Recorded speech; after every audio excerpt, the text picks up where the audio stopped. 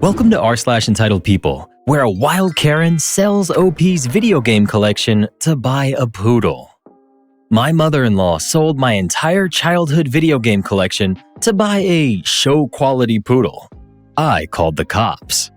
I've been a collector for over 15 years.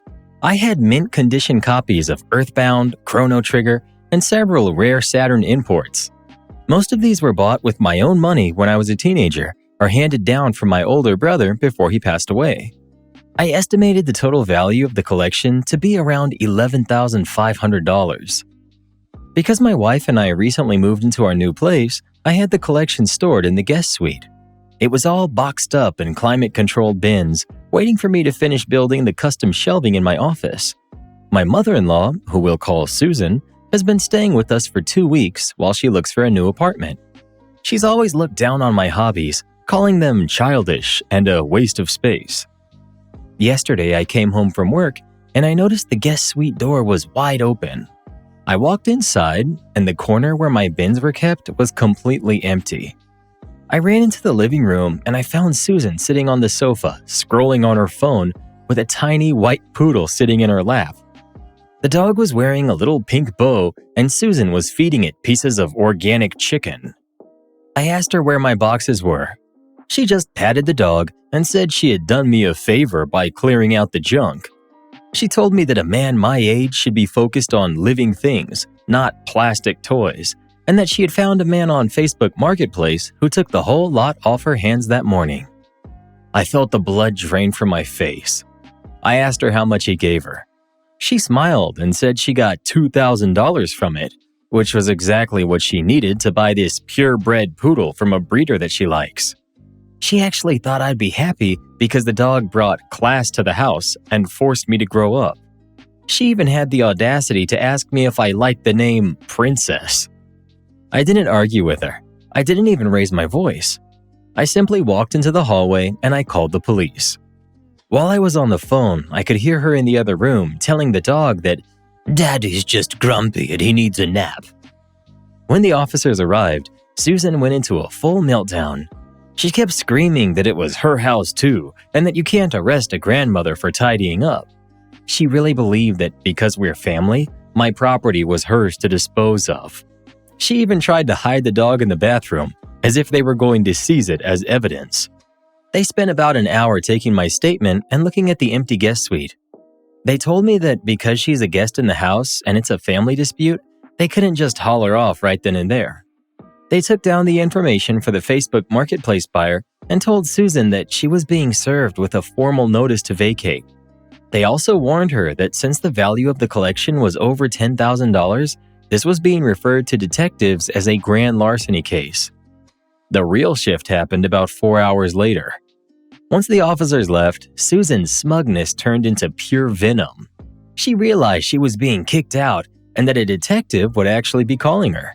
She started screaming that I was destroying the family over pieces of plastic. Now the drama shifted to the rest of the family. My wife's devastated. She knows her mother's in the wrong, but she's begging me not to follow through with the detective's interview because she doesn't want her mom to end up with a felony record. Her brother called me earlier and told me that I was being a heartless jerk and that family should matter more than Nintendo.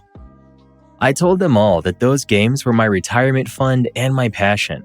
Susan stole 15 years of my life to buy a dog that she can't even afford to groom. I'm not backing down. I've already sent the screenshots of her Facebook messages to the precinct, and I've spent all morning calling local game shops to see if the buyer tried to flip my collection. My wife's currently staying at a hotel because she says that she needs space. But I can't just let $11,000 walk out the door because Susan wanted a fancy pet. If the games aren't returned by the end of the week, I'm signing every piece of paperwork the DA puts in front of me. Update 6 months later. It's been 6 months since my mother-in-law sold my game collection for a poodle, and things have finally settled down, though the fallout has changed everything. A week after my last post, the buyer from Facebook Marketplace actually reached out to me. It turned out he wasn't a malicious reseller. He was just a guy who thought he had found the deal of a lifetime. When he realized he had bought stolen property, he got spooked. He met me at a local precinct to hand everything back. He had already sold 2 of the smaller titles, but the heavy hitters like Earthbound and Chrono Trigger, they were safe. I didn't press charges against him since he cooperated fully.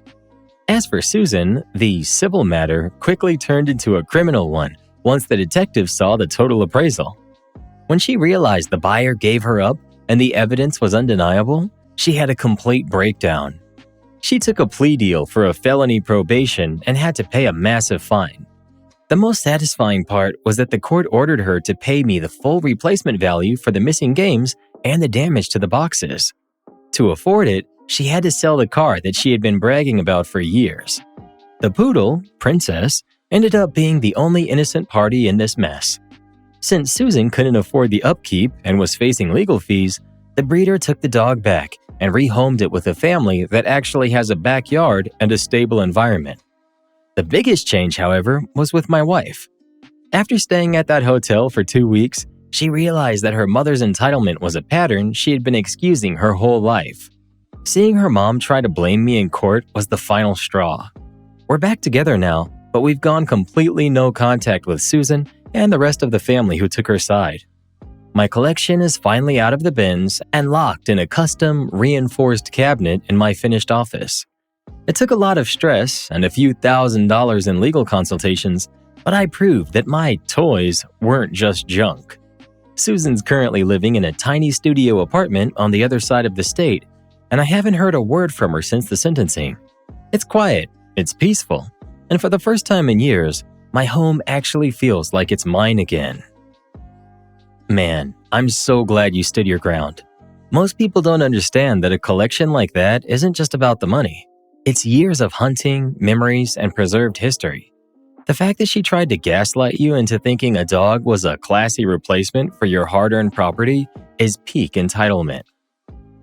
I'm surprised she didn't try to trade his car for a bag of premium dog food while she was at it. Don't give her any ideas, Reddit boy. In Karen's mind, anything that doesn't have a live, laugh, love sign on it is basically up for grabs. She was like, I sold your childhood memories for a dog that's gonna pee on your carpet. Why aren't you thanking me? It's a special kind of talent to commit a felony and then ask if you like the name Princess in the same breath. At least the poodle found a better home before Susan had a chance to corrupt it. The dog is definitely the big winner here. No more organic chicken served with a side of delusion. I think my husband may be having an affair with the girl next door. I'm also pregnant. My husband, 33 male, and I, 32 female, have been married for 4 years, dated for 7 before that. We have one son who is 2, and I'm currently 6 months pregnant. I love him deeply. That's what makes this so difficult to even think about, let alone say out loud. He's a very busy lawyer and often comes home late at night. That's always been part of our life together, and I never questioned it. I trusted him. I truly never thought he would cheat on me. But since I started getting bigger during this pregnancy, we've been having less intimacy. I tried not to overthink it. I told myself it was normal, that this is just a part of pregnancy and life. But at the same time, I couldn't ignore the feeling that something between us had changed. A few months ago, a woman who's 19 moved into the condo 2 doors down from us. She's very beautiful, but a bit aloof toward me. We invited her over to a dinner party when she first moved in, just to be welcoming neighbors. Everything just seemed normal then. But a few weeks ago, I noticed that my husband followed her on Instagram and added her on Snap. I asked him about it, and he said that she followed him first and he didn't want to be rude. I accepted that answer. I didn't want to come across as jealous or insecure. Then, last week, I started noticing him using his phone more and more. He seemed distracted, like his attention was somewhere else, even when he was physically present. When I asked him about it, he said it was just work stress. 2 days ago, I saw a Snapchat notification pop up on his phone, and it was from our neighbor. I asked him directly why he was messaging her. He said she was interested in law and had been asking him for career advice. At midnight, apparently, and via Snapchat. I didn't know what to say to that. It didn't feel right, but I also didn't push it further. Part of me didn't want to believe what it might mean. Then, yesterday, I was taking his suits to the dry cleaners, and I found a receipt in one of the pockets. It was from a sushi restaurant a few nights ago, on a night that he told me he was working late at the office. The restaurant is close to our condo, nowhere near his office. There were 2 meals on the receipt. When I confronted him, he said he took a client out for dinner. But there are so many restaurants near his office, so why that one? Why near home? That's when everything started to feel real. I'm almost 90% certain that he's cheating, and I don't even know what I'm supposed to do with that. I'm about to be a mother of 2. I built my life around this man. I trusted him completely. I never prepared for something like this happening in our marriage, and definitely not this soon. I feel like I'm standing in the middle of my life, and suddenly I don't recognize it anymore. I'm trying to stay calm because of my pregnancy and my son, but it's getting harder. Advice, please. There are 2 schools of thought here, and both are valid depending on the kind of person you are. One side says to stay calm, gather evidence, and don't tip your hand too early. Because if he is cheating, confronting him too soon just teaches him to hide it better. The other side says this isn't a courtroom, it's a marriage. If something feels off, you should be able to ask questions and expect honest answers without needing to build a case. That career advice at midnight on Snapchat line is doing a lot of heavy lifting here. People can debate privacy all day long, but secrecy is something else entirely. If this was innocent, it wouldn't need to happen at that hour on that app in that way. And the sushi receipt really seals it. One strange moment can be explained away, but multiple small inconsistencies start forming a pattern. It's rarely just one thing, it's the combination that tells the story. A lot of people are saying OP should have confronted him harder or sooner, but that ignores how people actually react in situations like this. When someone you love might be betraying you, your first instinct usually isn't anger, it's denial. You look for explanations that make things feel normal again, especially when you're pregnant and already vulnerable. Your mind tries to protect you from the worst-case scenario. The fact that she's even acknowledging her suspicions right now shows that she's starting to see things clearly, even if she's not ready to fully accept it yet. Update 1 week later. Thanks to everyone who gave advice on my first post. It's been an interesting week to say the least. A lot has happened very quickly. Last Friday after work, my husband left for what he said was a weekend golfing trip with 2 friends. The place he mentioned was only about an hour's drive away, nothing unusual on the surface. After everything that had already been happening, I couldn't shake the feeling that something wasn't right. Before he left, I texted the wife of one of his friends and casually asked if she wanted to get together for a brunch on Sunday. She replied that she already had plans with her husband. That immediately didn't line up, so I reached out to the wife of his other friend. She confirmed that her husband was home that weekend and not going on any trip at all. At that point, I knew something was very wrong. I didn't confront him right away. I didn't argue or panic. I just acted normal and said goodbye to him the same way I always do. Behind the scenes, I made a decision. I asked my retired uncle, who's 65, to follow my husband's car. My husband has never met him, so I knew he wouldn't recognize him. It felt strange asking for help like that, but I needed the truth. My uncle followed him all the way to the airport and took a picture of my husband walking beside our neighbor. He watched as they checked in together for a flight to the Caribbean. When my uncle told me, it felt like everything inside me just dropped. Even though I had already suspected it, seeing it confirmed like that was something else entirely. There's a difference between thinking something is happening and knowing it is. I thanked my uncle and offered him money for gas and his time, but he refused and just told me to take care of myself and the kids. That night, my son and I stayed with my uncle and aunt. They took us in without hesitation and gave me the kind of calm support that I needed. They advised me to find a good divorce lawyer right away. When my husband came home Sunday night, I didn't drag things out. I told him I was filing for divorce. He acted shocked and hurt and asked me why. I told him I knew about the affair and that I had proof so he could stop pretending. He tried to deny it at first and said that I was mistaken, but I asked him if he enjoyed his beach vacation. The look on his face was immediate and undeniable. That was the moment he realized there was no way to lie his way out of it. I told him I just wanted to understand why. He said that growing up he was shy and insecure and had low self-esteem. He said the attention from a younger woman made him feel validated and wanted, and he described it as a crush that went too far. I told him there was no way I could trust him again. He said he understood and that he was sorry it had come to this. He also admitted that he probably made a mistake getting married in his 20s, that some men are ready for that life and some aren't, and that he realized too late that he wasn't one of them. He said he still loved me, but that it was best if we went our separate ways. The part that hurts in a different kind of way is that he's now staying at her condo, just a few doors down from our home, while we begin the divorce process. It's surreal and doesn't feel like real life sometimes. The next few months are going to be long, but I'm already looking for a good lawyer and making sure my children's future is secure. That's my priority now. I'm lucky in one way, which is that I have a strong support system around me. My family has stepped in without hesitation, and that's what's keeping me steady right now. Once everything is finalized, I'm planning to move to another city and start fresh. I know it's going to take a long time before I can trust anyone again. I've never hurt like this before. There's no easy way to describe the feeling of being betrayed by someone you truly believed was your soulmate. Even now, I'm trying to hold on to hope. Thank you again for all the advice and support.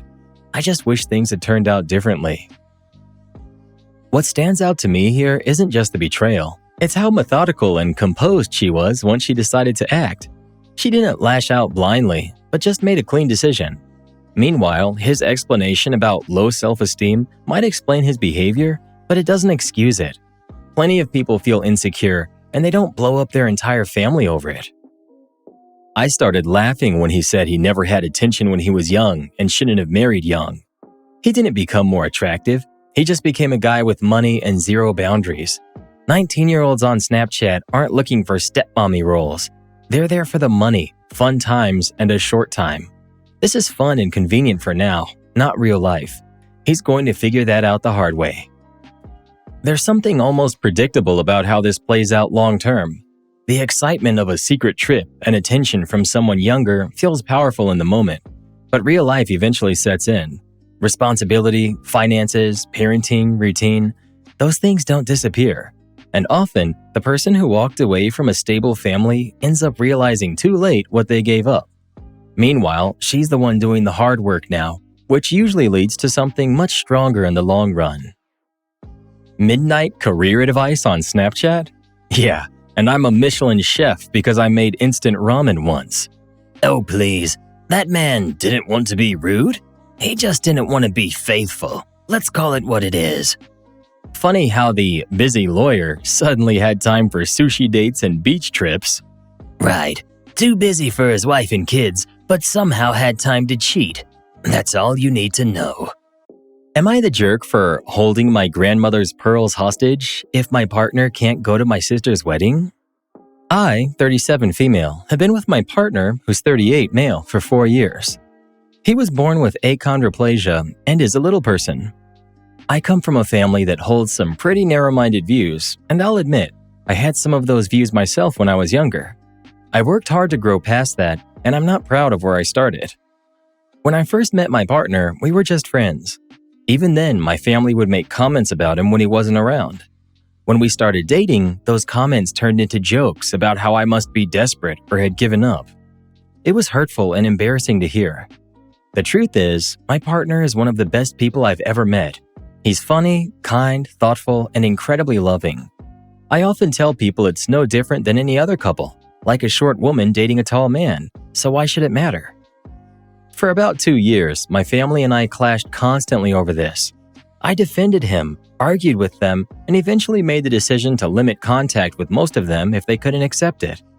My partner actually tried to talk me out of that, saying he could handle it and that they were just being ignorant. But I don't think he should have to put up with that kind of treatment at all. The one person I've stayed close with is my sister, who's 35. She had her own doubts at first, but once she got to know him, she seemed to move past them. She's getting married this June, and the plan was for me to loan her our grandmother's pearl necklace, which she felt would match her dress perfectly. The pearls were left to me, while she inherited our grandmother's sapphire ring. 2 nights ago, she messaged me asking if I would consider not bringing my partner to the wedding. She said she likes him, but she knows it would cause drama with the rest of the family, and she doesn't want that affecting her day. That really upset me. I told her that if he wasn't invited, then I wouldn't be attending either, because he's my family. She asked me to just suck it up for one day and keep the peace. That's when I lost my temper. I told her she could invite both of us or neither of us. I also told her she wouldn't be getting the pearls if he wasn't coming. I said she's a grown woman and should be able to stand up for her own values instead of caving to the rest of the family. She accused me of holding the pearls hostage to get my way, which really hurt. It made me feel like she cared more about having the necklace at her wedding than about having me there. I understand it's her day and she wants things to go smoothly, but I don't understand why my partner, who has always been nothing but kind to her, should be the one excluded to make that happen. For what it's worth, my partner is actually upset about the situation too. He told me I might regret not going and that he doesn't want to be the reason for any distance between me and my family. Honestly, if it weren't for him encouraging me to maintain some level of contact, I probably would have gone no contact with them a long time ago. So now I'm stuck. Am I the jerk for this? Should I just go without him or let her borrow the pearls and not attend? Edit. The pearls are legally mine. I inherited them. I still refer to them as my grandmother's because of the sentimental value. I admit I said the no pearls unless he's invited part in anger, and I could have worded that better. The pearls aren't really the issue here. They're just what brought everything to the surface. At the end of the day, this is about whether your sister is willing to stand up for you and your relationship when it actually matters. You're not asking for anything unreasonable, just that your partner be treated with basic respect. If she can't do that, it makes sense that you wouldn't feel comfortable celebrating with her or lending something that represents closeness and trust. I get why she wants a drama-free wedding, but the way she's handling it is backwards. Instead of addressing the people who would cause the problem, she's asking the one person who's done nothing wrong to stay home. That's shifting the burden onto you and your partner. And once you see that clearly, it's hard to just go along with it like nothing's wrong. Update 1 month later. I thought I'd come back and post an update on my situation, as so many of you were so kind and gave thoughtful advice. A few important things have changed since my original post. First of all, I'm engaged. It wasn't planned in the traditional sense. I was cleaning our room to prepare for new flooring we're having installed, and while going through things, I came across the ring. It turned into a bit of a funny moment between us. He got flustered and I started laughing, and everything just sort of unfolded naturally from there. He told me he had actually bought the ring back in January and had been waiting for the perfect moment to propose. But honestly, that moment we had, standing in a messy room, laughing together, felt perfect in its own way. It might not be the kind of proposal people imagine, but it's a happy memory I'll carry with me for the rest of my life. After that, I reached out to my sister and asked to meet for coffee. I told her about the engagement, and then I told her something else clearly and calmly. I said that if she couldn't accept my future husband, and if she was going to stay neutral while our family continued their behavior toward him, then I wouldn't be able to attend her wedding at all. He is my family, and I wasn't willing to separate the two anymore. She didn't take that well. She became angry and accused me of getting engaged just to spite her or to copy her wedding. She also questioned who would even attend my wedding, since I've already limited contact with most of our family. A few weeks ago, I might have reacted differently. I might have argued or raised my voice. But this time, I didn't. I just felt calm, or numb, but clear. I told her that my friends, and his family would be there, and that would be enough for me. I also told her something else that I'd thought through carefully. I said I'd be wearing the pearls at my own wedding, and they were no longer available to her, even if she later changed her mind. That part wasn't said in anger. It was simply a boundary. I told her that I love her and that I do want her in my life, but if she continues down this path, then it's best that we take some space. If she ever changes her perspective and is willing to truly accept both of us, she would be welcome back in my life. Until then, I think distance is the healthiest option. Her response was that if I didn't give her the pearls for her wedding, she didn't want a relationship with me at all, and that she would never apologize. That hurt more than I expected. My fiancé felt bad that things had come to this and worried that he was the cause of the conflict, but I reassured him that this isn't his fault. These issues were already there, and all this did was bring them to the surface. If my sister ever changes, we'd both be open to rebuilding that relationship, but it has to come from her. Since then, we've been focusing on our own future. We've been talking about our wedding plans with close friends and his family. One of my friends jokingly suggested that we plan our wedding on the same day as my sister's out of spite, which did make me laugh. But I'm not interested in going down that road. That's not the kind of energy I want around something that's meant to be meaningful. Our plan is something simple and personal. His parents have a beautiful garden, and they've offered it as a venue.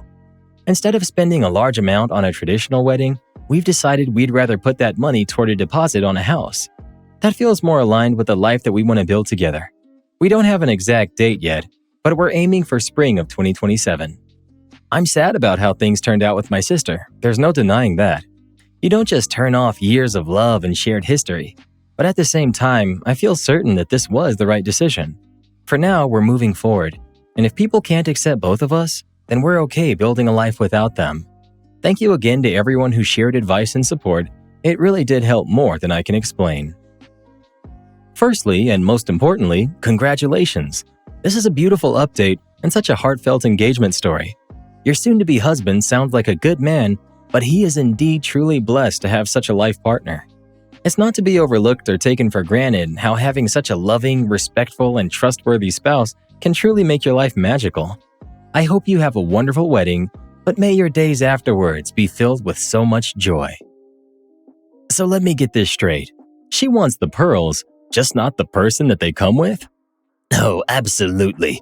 Full wedding package, minus basic respect. Very efficient.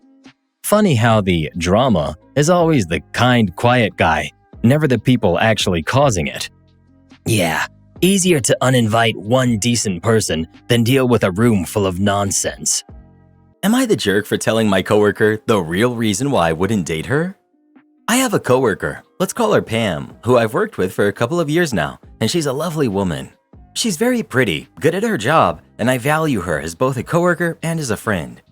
She got divorced about a year ago and has started getting back into dating in the last few months. Nothing serious though. I'm widowed and I have a 7-year-old. I'm definitely not opposed to dating another single parent as I have before. Problem is, her kid is honestly unbearable to me. It's hard to say how much is his fault as he does have ODD, and I suspect some other things as well. He's 13 years old, but regularly throws tantrums that you'd expect of a much younger kid. He's been suspended from school multiple times, and she's had to have him come into work with her to keep an eye on him, and he always gets into trouble here as well. He's the worst kid I've ever been around. About a month ago, we were at a work function, and dating came up, and she asked me if I was seeing anybody. I told her no, and she brought up the idea of us going out as we get along so well. I gave her the whole, we work together, and I don't date where I work thing, but she just let it go and mentioned how a lot of our coworkers had met at work, and it worked out for them. For what it's worth, we are in different departments, and we work on different floors, so while I see her at work a decent amount, it's not really a working together and seeing each other every day thing. The last week, the weather has been beautiful, and yesterday, management let us all off an hour early to enjoy the weather, and a lot of us went to the place next door. She brought us up again, and again, I gave her the same thing. She then pushed and said she doesn't believe me. She asked if I don't like to date other parents, and I told her no, it's not that. She kept pushing, and eventually I was honest with her, and I told her that her kid was just too much. Not that I don't think I could handle a tough kid, but I just have no desire to put up with that from a kid who's not mine. Let's just say she did not take that well, and she snapped at me about talking about her kid, and she left shortly after. Today I'm working from home, but I'm feeling a little guilty about all of this. Was I a jerk, and should I apologize, or just let it go? Not the jerk. You tried to sidestep, but she wouldn't let you. This probably ends your friendly relationship, and you have to think if you want to bring this proactively to HR or not. At the very least, maybe let your boss know so he knows the full story if HR starts asking questions. Her aggressive investigation of why you wouldn't date her was inappropriate in the first place. No one is entitled to an explanation as to why you don't want to date them. You could have refused, but she was so pushy. I don't think she would have accepted it. She's going to think less of you though. It's probably not either her fault nor her son's fault that he's like this. Am I the jerk for how I checked my pregnant neighbor for how she was acting with my husband? My family, me, my husband, and 2 daughters, live directly across from our neighbor, Addie, who is, from what I remember, 6 months pregnant. Our neighborhood grew close when her husband passed 2 months ago due to a drunk driver. The entire neighborhood basically came to help, and even now the community still does semi-monthly barbecues and stuff. We know how it feels to have a parent absent. My husband has been deployed before. So we often checked in on her, invited her over, conversations on how to handle being on your own while pregnant. For a couple of weeks now, she's been asking my husband to be her handyman. My husband has no issue with this, and neither did I until a week or so ago. She asks my husband for help over the simplest things and barely talks to me anymore. Most times she'll knock, ask if my husband is home, and if I say no, she tells me to let him know that she needs him and walks off. No talking, having tea together, nothing. I can admit I am a little bit jealous and I feel weird about this. It was like she was only wanting my husband around. I tried to push these feelings aside until the first incident. Basically, she knocked on my door and handed a covered plate of cookies. I got excited and started to thank her, how the girls love cookies. But then she interrupted me and told me that these were strictly for my husband, not for us. I had a sour taste in my mouth and I thanked her. It made me feel like she was trying to have a big house and a little house situation. I let my husband know what happened and how I felt. He assured me nothing was going on, no doubt, but he also agreed that what she did was disrespectful. We agreed he would stop going over there. He would give her the numbers of guys he knows who do maintenance. She has been cold with us. The second incident happened when the community was having a barbecue in the neighborhood park. The kids were running around and us adults were sitting with the lawn chairs talking about whatever. Addie piped up and said how she is grateful to all of us for helping her, even me after it was strange how I basically forbid my husband to go over and help her anymore. I got a little mad, like I was slapped by God himself, and I just said, well, baking a gift for my husband only and saying his wife and daughters aren't included is strange too. Another neighbor changed the topic and it was awkward. I'm sure there's gossip and whatnot.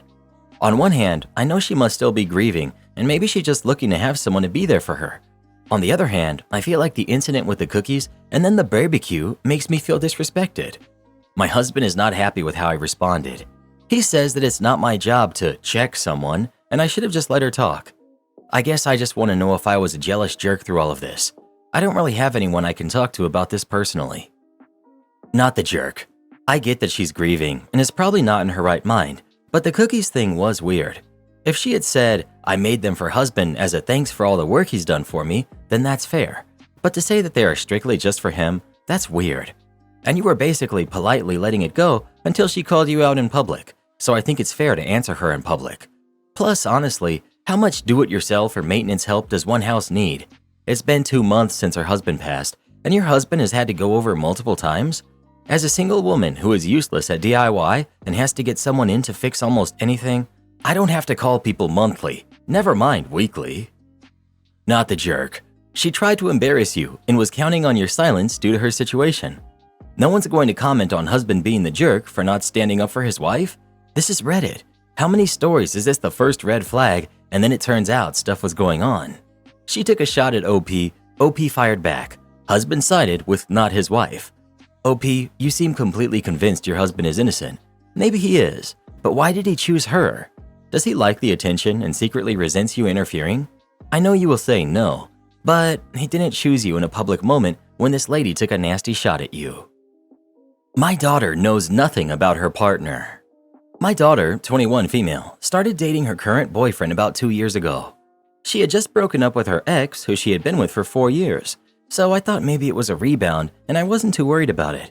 But as time went on, their relationship became more serious than I thought it was going to be. My daughter was happier and more energetic, started eating better, and actually started to take care of her health so that she could be better for him.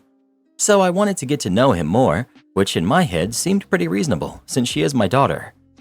But when I talked to her boyfriend, trying to get to know him better, for whatever reason, he was very vague and even seems dismissive about the topic. I thought that maybe he was just shy, so I asked my daughter about it. But she told me that he doesn't really like to talk about himself a whole lot, and even she didn't know a whole lot about him. Besides his few hobbies, the only thing she really knows about him was that he is either currently serving in or working with the military, travels a lot for work, speaks at least 4 different languages fluently, grew up without parents as an orphan, and where he lived. And as a mother, the fact that my daughter didn't know much about her partner was an issue for me. He wasn't active on social media or anything, so I couldn't go the old name search route. So when I learned that he was either currently serving or working with the military, I asked my father, a retired vet, to talk to him. But after my father had a conversation with him, he told me that her boyfriend is fine and that I shouldn't overthink it without any further discussion. In fact, he supports their relationship, and they seem to have become pretty close, spending time together talking in the garage, going out for drinks and food, watching old movies, and even going shooting together. I feel like I need to know more about him since he is my daughter's partner, but I also don't want to ruin anything because I can tell my daughter is happier with him than she's ever been before. I've even considered a private investigator as an option. Feel like that's going a bit overboard. Should I just accept him for now and expect more details later, or what should I do? Edit 1. I was never going to hire a private investigator. I just mentioned it in my post just to show the severity of my worry. And it is possible for a parent to be worried about their kid without any hidden agenda. I was once her age, and all I want is for her to live a better life than mine. Edit 2. I'm 46. I haven't really tried to force him to tell me everything about himself. I've asked him twice over the years, and both times he just dismissed the topic. For people asking me what languages, I know he speaks English and French because those are the two that I speak. My daughter has seen him speak Spanish and mentioned that he's been teaching her German. My father has mentioned that he thinks he might know either Dari or something else. And for everyone saying that he is a guaranteed super top secret government person, I think chances of him being a con man with a secret family halfway across the country is higher than him being Jason Bourne Jr. My daughter has on multiple occasions expressed the discomfort of not knowing much about what he's doing, but she told me that she is willing to just accept it and go with it for now. So 1. Don't trust a secretive military spy-sounding dude that you don't know much about. Fair. 2. Don't trust your daughter's judgment at all. So you either didn't raise her to think critically and can't trust her judgment, or you just have a very hard time letting go of control. Problematic. 3. Don't you trust your dad? After you went to him for help in the first place? What the heck? OP. It's not that I don't trust her judgment, but the fact that she doesn't even know any basic things about him, such as what school he went to, or his middle name, or whatever. I trust my father, but I also don't know what my father did in the military, and I barely ever got to see him as I was growing up because he was busy with his military stuff.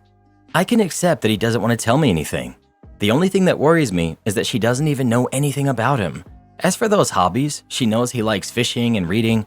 I also barely ever saw my father when he was in the military. Is it really that hard to understand that a parent can just be worried about their kids without any hidden agenda? Update. Forget all of you who told me I'm a narcissistic, nosy helicopter parent. I talked to my daughter last night about my concerns. I told her that I'll always worry about her, even if she ends up hating me or pushing me away. When I told her about my concern about her relationship, I expected her to hang up or get upset with me, but instead she broke down and cried a bit because she also sometimes feels those worries. She told me that although he does make her happy, she feels that they haven't really grown any closer or made any progress in the relationship, and the fact that she still doesn't know a lot about his life made her overthink and stress herself out. She also told me that she thought maybe he was cheating on her or something since they've never actually hooked up, but he showed no real signs of cheating. We talked on the phone for about 3 hours, and she decided that she will invite the boyfriend over to my house this Saturday, and we can ask him to tell us anything he can tell us. We don't plan on forcing him to say anything he can't. At the end of the call, my daughter told me that she loves me and that she's lucky to have a mother like me that worries and cares about her. I also talked to my father and told him that although I love and trust him, I still would like to know more. He wanted to know why, and I told him just in case if the boyfriend is a con man, what are the chances he might be able to BS his way into my father's safe zone? He thought about it for a while and decided that I had a point and that he didn't want to take those chances if there was any. So forget all of you who said I was being an overbearing, bossy, and controlling mother who will end up getting cut out of my daughter's life, because my daughter thinks I'm being perfectly reasonable, and she's glad that I care about her. A lot of people on the previous post told me that he could be a special force, operation, SEAL, 3-letter, or a spy. Then he should be able to tell us a cover story, or just tell us that he can't talk about it, rather than just dismissing the question awkwardly when it comes up. And he wasn't just doing that to me. Whenever any member of our family asks him a question, he shuts it down. And seriously, life isn't a movie. There's a higher chance of him being a weirdo who's secretly hiding a family halfway across the country than the chances of him being James Bond. And to the one Redditor who told me that I should hook up with him, no, just no. Edit. No, it wasn't my place to interrogate the boyfriend. All I mentioned to her was my discomfort of the fact that she knew so little about him. Well, what do you think? Is OP the jerk for her concerns or not? Please let us know. 2 things you never want to get from Reddit: parenting advice and marriage advice. Am I the jerk for calling off my wedding and telling my fiance to move back home with mommy? I'm not gonna try and swing this in my favor here by leaving out details or sugarcoating anything. I was mean about it. He was crying. I've been with my fiance for 7 years, and we've been engaged for 3 years. We've gone ahead and tried to do a save the date 4 times now, and every single time, his mom convinces him to postpone. It's always a, well, don't you think you have bigger things to worry about?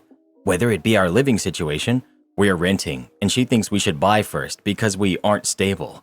Or our money situation. This was her excuse after we loaned her $8,000 so she didn't lose her home. But we have plenty of money as my husband is an RN and I'm a lawyer. It's just always something. We planned for a family gathering in my mom's backyard. She has 3 acres and a beautiful pond, and it's just perfect. And we're doing a potluck, so very low-cost wedding. Plus, everyone we know lives within an hour of the location, so only giving a month or 2 notice is perfectly acceptable in our case. With all this said, his mom has 0 reason to try and sway against it. But her newest argument is that we need to wait until our daughter is at least 3 so she can be our flower girl. She's 7 months old. Well, in December, my husband and I talked, and we decided we wanted to get married in August. I told him, don't let your mom dictate it. And he said he wouldn't, and that he was tired of listening to her. Fair enough. But last weekend, my mother and his mother both came over for dinner, and I was talking to my mom about what dress I wanted her to wear as the matron of honor. My husband's mom asked when we planned to tell her we had decided on a date, and my husband said, when we told everyone else. She just said, oh, and got quiet, and took leave maybe 20 minutes later. He had already made plans to go over to her house after dinner to help her with her cable box, so he left shortly after that to head over to her place while I drank some wine with my mom. When he got back, he was super quiet, but said he was just tired and went to bed. But last night he said, at random, my mom kind of has a point. Maybe we should wait until we buy a house, so our living situation is a bit more stable. She's not wrong in saying that it should be something we're worried about. I just went silent and didn't comment because I was ticked off. But he kept making comments like, it'll only be a couple of years, 5 at most. I just took my ring off and handed it to him and said I was no longer interested. He immediately started protesting and trying to put the ring back on my finger, but I wouldn't let him. I said I was no longer interested in marrying him and maybe he should move back home with mommy because I know for a fact that that woman will make up another excuse the second we buy a house.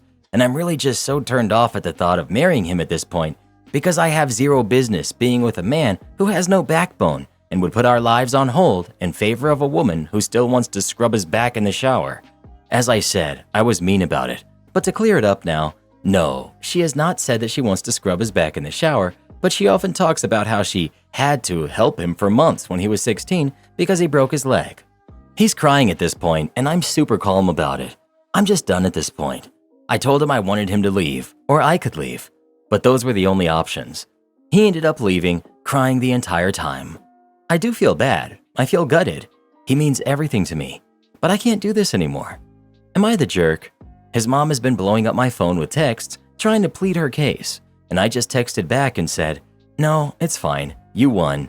Now you can have your baby boy back full time, and I blocked her number. My friends think I'm wildly overreacting. And sorry for the confusion. I call him my husband by habit and have since before we were engaged. Not the jerk. People think that when a relationship really ends, it's this huge production, but in reality, it's quieter, just like what happened here.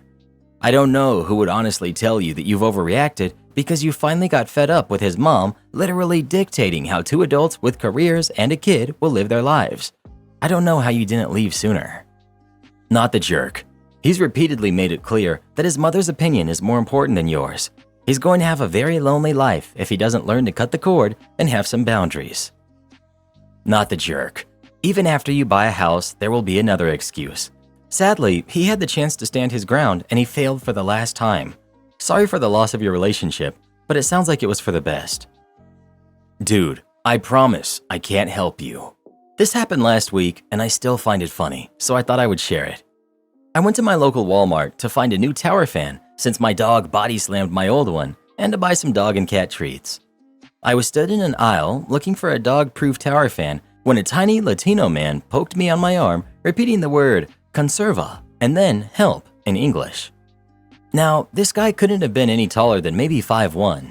He looked like he was in his 60s or early 70s and he started asking me where some kind of food or plant was, along with repeating conserva. I don't speak any Spanish, but I understand some easy words. I tried to explain that I didn't know what he wanted and that I didn't work at Walmart, but it was clear that we didn't understand each other, so I walked away to find me some dog and cat treats. The guy keeps following me around the store and kept asking me things in Spanish, so I don't really understand anything he's saying. After a few aisles of him doing this, I stopped, looked at him, and all I said was, "Dude, I promise I can't help you." He finally said okay in English and walked away. I figured he had given up after understanding what I said, or maybe he realized that the guy in the grungy clothes wasn't his guy. I eventually found some cat treats, and while walking down the aisle to where the dog stuff was, the man approached me again with one of the managers in tow. He was talking to the manager in rapid-fire Spanish, who was then responding in very slow Spanish back to him. And the manager asked me, "What did you promise this man?" I responded, "I promised him nothing, except that I couldn't help him." The manager looked back down at him and asked him something. Then the manager said to me in a very confused tone, "He said you promised him something." Now y'all, I was at the end of my line with this guy, so I raised my voice a bit. All I said back was, "Did he also mention the 15 minutes he spent following me around the store, hounding me for stuff in a language I don't speak? I don't know what he's telling you or how that affects me, but can I finish my shopping?" The manager apologized for stopping me and walked away while arguing with the guy in Spanish. So I thought it was over. I took my basket to check out when the very same tiny old annoying guy stopped me again at the checkout line, with whom I'm assuming was his daughter on FaceTime. He pointed his phone screen at me.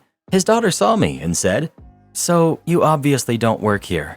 Said something to him in Spanish angrily, and then he said something back and got huffy. Then I got to stand there next to him while his daughter went off on him for bothering random people. The daughter at least said sorry as he was walking away, but I couldn't really hear what she was saying because he was walking away from me so quickly. This doesn't really have a point besides making my day worse when it happened. However, I did buy a fan online, and it's been completely dog-proof so far. At least that part went well. My long-lost daughter is demanding I pay for her college. It's been one heck of a month, so some things I say might not even make sense. I, 40 male, recently found out that I have a kid who we'll call Jane, who's 18. I wasn't convinced at first, but everything checks out. When she came to me, she told me that she just wanted to get to know her father. I wasn't really interested in a relationship, but I felt it would be cruel and unnecessary to deny her this. We talked for a while, and I didn't really say much, but it was interesting. So after we talked for a while, I asked her about her mother, Grace, who's 40, and she gives me her number. I really didn't want to have to call her, but I needed answers. So Grace and I decided to meet up at our local coffee shop. We have some small talk for a while before I ask her why she never told me. Silence. I ask again. Silence. I ask a third time, and she told me that she just didn't want anything to do with me and wanted to get back at me. I point out that all she did was deprive her kid of a father. I ask her when did she tell Jane? She says at age 12. So I get confused, and I'm wondering why she only contacts me now. So I ask her why. Grace says that she was angry that I wasn't present in her life. We talk some more about life before we say goodbye and go our separate ways. I don't ask Jane why she didn't call sooner because she was a hurting teenager, and that's life. So Jane and I spent the next week bonding. Then she sits down and asks to talk. I say sure, and I sit down. Then she goes on to explain about how difficult her life was living in a single-parent household and how money was always tight. Long story short, she asks me to pay for her university fees. Now, I'm well off enough to pay for it without struggle, so I asked to see her grades, and to be truly honest, they weren't very good. Not bad, but nothing to give a second look. I tell her that I'll think about it, and she says thank you. So here's where I might be the jerk. I don't want to pay for the fees because, in reality, she's just a stranger with my DNA, and I feel like Jane might just be using me. I mean, she's had 6 years to start a relationship with me, and is only doing so now that she needs money. I just want to wash my hands clean of her and Grace and move on with my life. I don't want Jane to think I'm her financial lifeline or anything like that. So Reddit, am I the jerk? Edit to add some stuff because of the comments. 1. I did a DNA test. It was what she wanted me to do to prove herself. 2. Child support laws are different in my country in the sense that A. You can't claim unclaimed child support if you had the option to claim it. B. Child support can't be settled after 18 unless the father knowingly disappeared, and that would take months to process, let alone prove. 3. Jane had the ability to contact me. I don't know how much influence her mother had on her choice, but I do know that I was a dial away. 4. I was never mad at Jane for not contacting me. I knew that she was a hurting teenager who doesn't know her father and could be scared to do so. I was confused in the moment. Not the jerk, but neither is Jane. Grace is a tremendous jerk to both of you. I do encourage you to seriously consider contributing to Jane's university expenses. Not to say you should or should not contribute, just seriously and honestly consider it. Think about her position. No father in her life, and a mother who won't answer any questions she's had for the first 12 years. Then who knows what context Grace gave when she finally did tell her. I'll bet she never said, "I told your father about you because I wanted to spite him, and I didn't care what effect that had on your childhood," despite that being the truth. Instead, she undoubtedly made you into the bad guy. Jane had no way of knowing better, and you should be sympathetic to that. I don't think you're a jerk, no matter what you decide. Just don't do anything to spite Jane. She's had enough of that already. There's no reason OP should need to feel sympathetic or be a jerk for not being sympathetic here. Jane, while yes, is his biological daughter, is really a stranger and only really reaching out for cash. This is my view. I'm also forced to wonder how much contact Jane will keep up after getting a payout. It's pretty crazy to ask for that kind of money only a week after meeting. Not the jerk.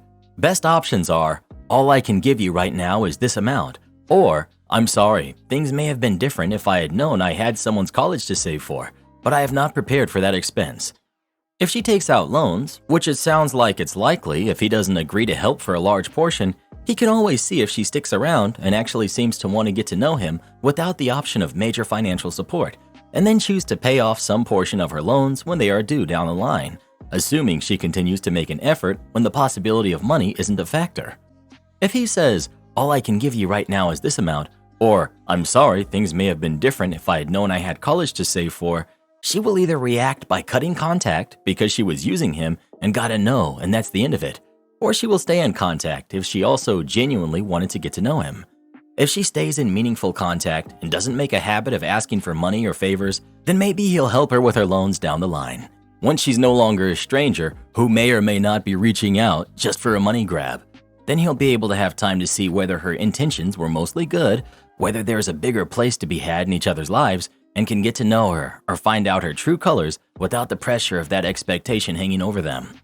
Alternatively, I don't think it would be unreasonable to just gently refuse and cut contact if OP really wants to. Her mother had ample time and opportunity to include him in and prepare him for the responsibility, and she chose not to.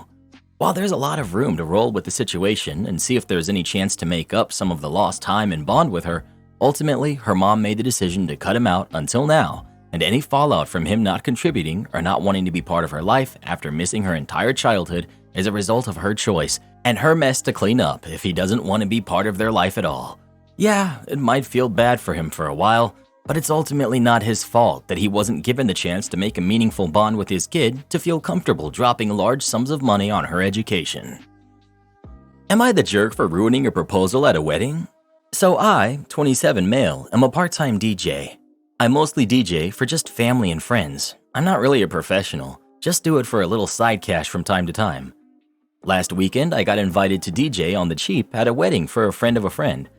At the wedding, while everyone was on the dance floor, one of the guests, who we'll call Kevin, approached me and asked if I could play the song Golden Hour. It was an odd request because at the time, all the guests were literally hopping around and dancing, but I was told to take all requests, so I did it anyways. When I started playing it, the dance floor started to clear up, and then Kevin invited a woman onto the dance floor. They started slow dancing for a bit. A few people joined them, including the bride and the groom. Then at one part of the song, Kevin got down on one knee, and I knew right away that he was going to propose. I didn't think it was right, especially because they were in the middle of the dance floor with all eyes on them, and I kind of felt like if this happened, I would take the fault, because I was the one who put on the romantic song out of nowhere.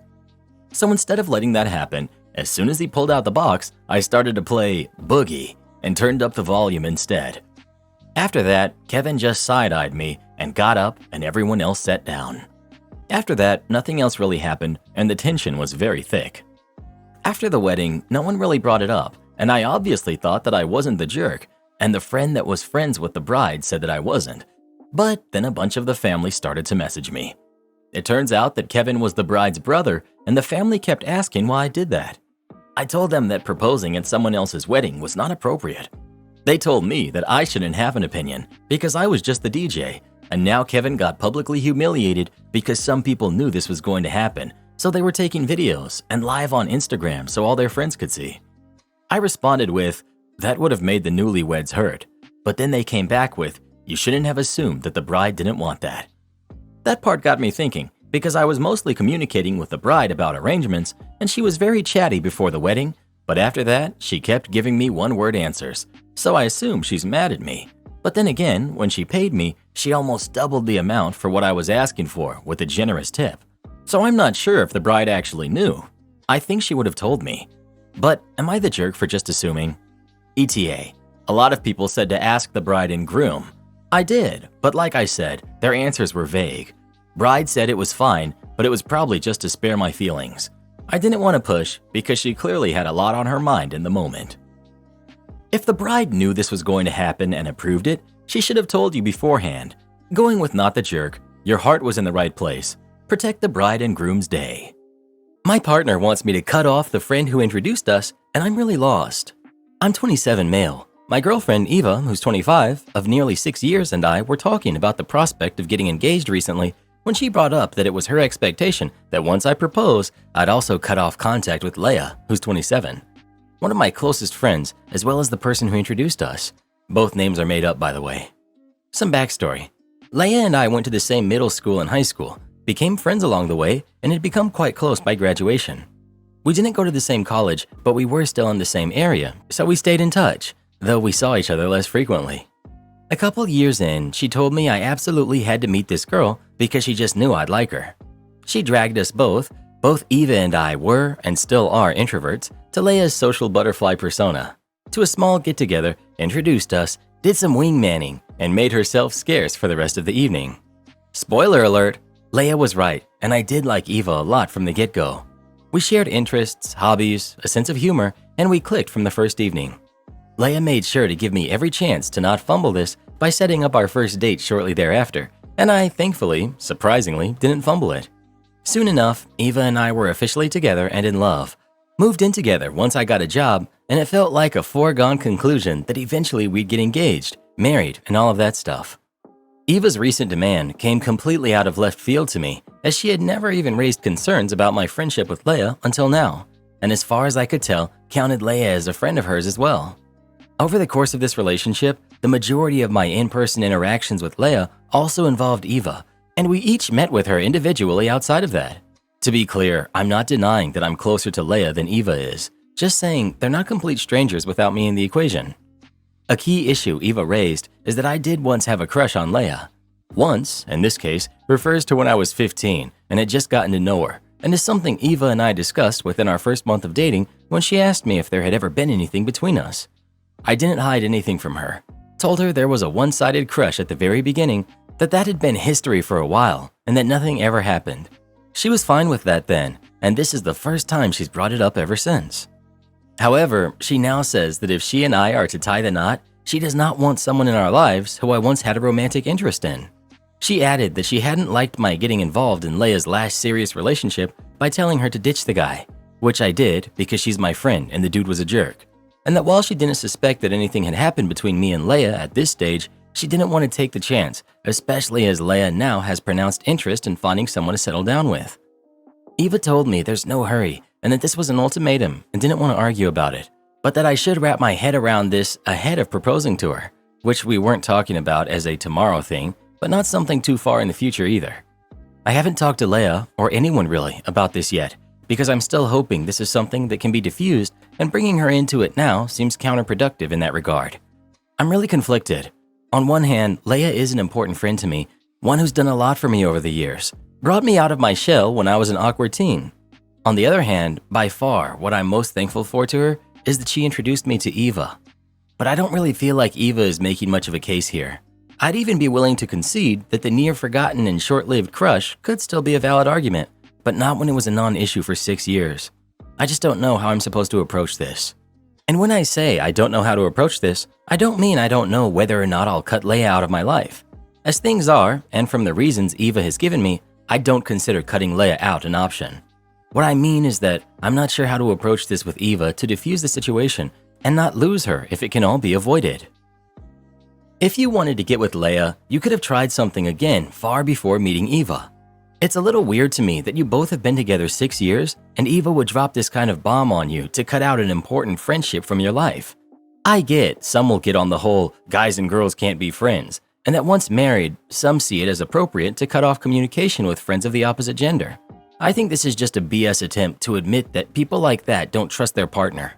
She said she doesn't want to give an ultimatum, so tell her, I love you, but I'm not going to cut out important people from my life as grounds for a proposal. Don't even go the route of asking her to cut her male friends out. As for a silly crush back when you were 15, this is just part of her trusting you to not do her over. After all, what else is love than that? I wonder if she knows something about Leia regarding you, or if Leia said something like, "You're so lucky, I'm so sad I missed my shot with him." OP. I did ask her if anything had triggered this stance from her, and specifically mentioned if it was something I or Leia did or said, and it was in that context that she brought up my intervening in Leia's relationship, which was a year and change ago, but she didn't point out anything that Leia said or did. Update. So this weekend, after getting my thoughts in order, I let Eva know we needed to talk and what it was about. She initially pushed back, reiterating she didn't want to argue, but I insisted and told her it shouldn't need to be an argument and we should be able to discuss this.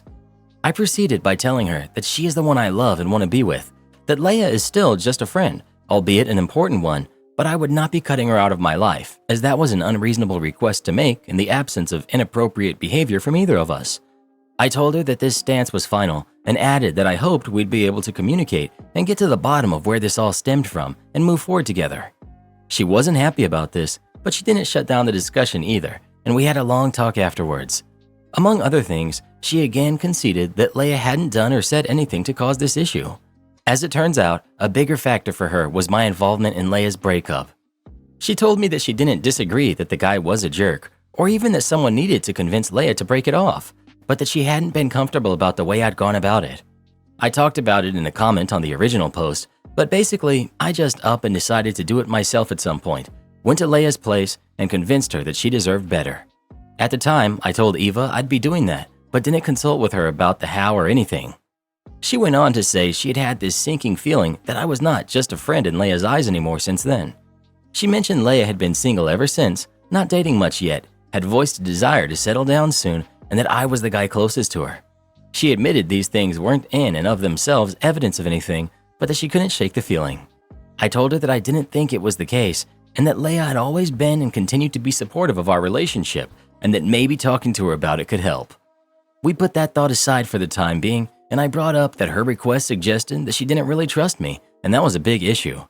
Eva didn't really know what to say to that, aside from reiterating she wasn't accusing me of having done anything or of having any intention to, that this was about Leia, and that if she was right about her seeing me differently now, our proximity would be a problem whether anything happened or not.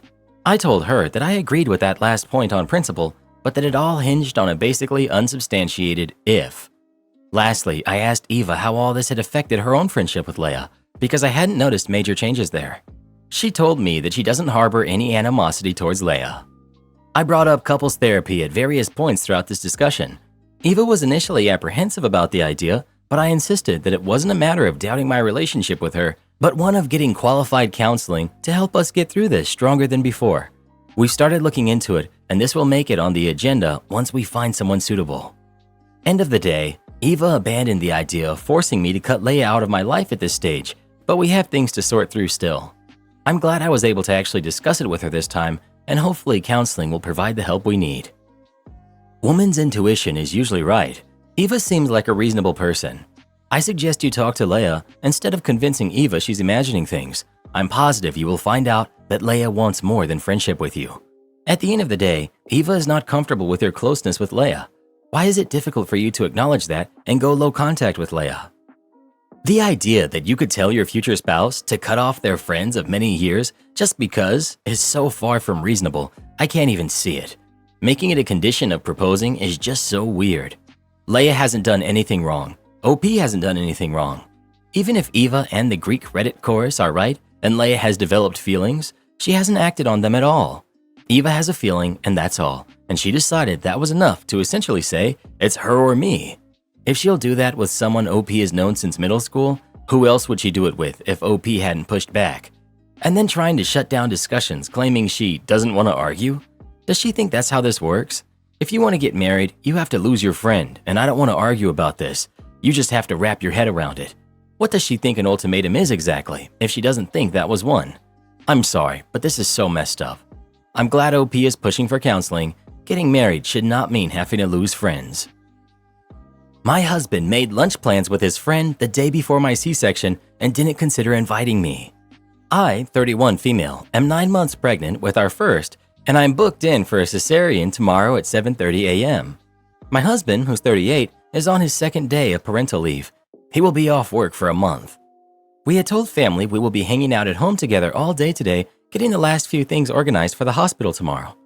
It was my understanding that we would be spending the day together, essentially pottering around the house and spending time together. This morning, his mom suggested she come over for coffee to see us before the baby arrives. He said again we would just be home today, so that would be fine, and to come over whenever she liked. When it got to 11 a.m. and she hadn't arrived yet, he then said he was annoyed because he was going to be late for a pub lunch with his friend. I was surprised to hear he had made lunch plans and said to him, "You're going for lunch? What about me?" He said he didn't think I'd want to come along and it wasn't a big deal. I felt disappointed as he has a habit of not considering inviting me when making plans during our time off together, which has mostly been our weekends up until now. His mom came over for a visit, which was enjoyable and uneventful. His lunch was brought up by him, and his mom agreed with me that it was a bit strange he had organized to do something without me today. He said again he didn't think it would matter and it's his last day before becoming a father as well. After she left, he asked if I wanted to come for lunch. By this point, I decided I didn't want to because I felt like a third wheel and unwelcomed, so I said no. I was setting up the baby monitor when he came in to tell me I should cut him some slack because he's going to be looking after me and the baby for the next month, which is an exaggeration, but fine. So he should be able to go out for an hour if he wants to. He also wanted me to tell him he wasn't going to have to hear about this again, meaning I understood it was fine and wouldn't bring it up again. This caused an argument as I wouldn't say it wouldn't get mentioned again, and I ended up telling him that I felt disappointed when he had made plans without me and I felt unimportant. He got angry. I cried. He left for lunch, and I don't know whether I'm in the wrong or not. It's not really about him going out with his friend. Usually at 100% wouldn't matter at all. But as it's our last day together before our baby arrives, I would have just liked to have been factored into the decision making and not be told as an aside after plans are already made. Am I the jerk? Update. We're both feeling a lot with everything going on tomorrow, and emotions and tensions were definitely running high. He wasn't being his best self in the moment, and I've definitely had my moments of being hormonal and erupting lately. So while I agree I'm not the jerk in this instance, I'll accept that there has been some increased sensitivity and insecurity on my part that added weight to the situation. Husband apologized not long after I posted, returned home, and is currently hanging some shelves in the nursery. Sorry to those who suggested we ended, and super sorry to the one person who suggested he was out with a side chick. How are you surprised that he did not consider you? He's shown you what type of person he is, so believe him. You're not his priority when it comes to his free time. It's time you set clear boundaries and expectations around your time now that there will be a baby involved. Don't get me wrong, we all need time to ourselves without our partners. When I was married, we each had a day to ourselves to do as we wished without the other person each month. Both of you need to work on your communication or this issue will snowball. Am I the jerk for telling my son that I think he's taking advantage of his girlfriend? I'm 59, female. My son, who's 23, has a baby with his ex-girlfriend. The baby is 2. I don't want to break the subreddit's rules, but essentially, she baby-trapped him, and it was a very toxic relationship. There was a massive issue with the paternity of my grandson, but I'm very proud of how he dealt with the situation. He never stopped loving or caring for the kid, usually on his own, even when he wasn't sure if the baby was his. Now my son is dating a much nicer girl, Grace, who's 19. She's the best friend of my youngest son, who's 20. Grace loves kids. She adores my grandson and often calls him her baby. My grandson likes her too, and it's very adorable. I've known Grace for a long time, and I think she's just perfect. The issue is, my son has started to give her a lot of childcare responsibilities. My grandson's biological mother is hardly involved, and my son is usually co-parenting with her parents instead of her, so we have our grandson for most of the time. Once, Grace spent the night in the hospital with my grandson while my son was studying for an exam, and it seemed like her life slowly started to revolve around my grandson and his naps, his feeding schedule, etc.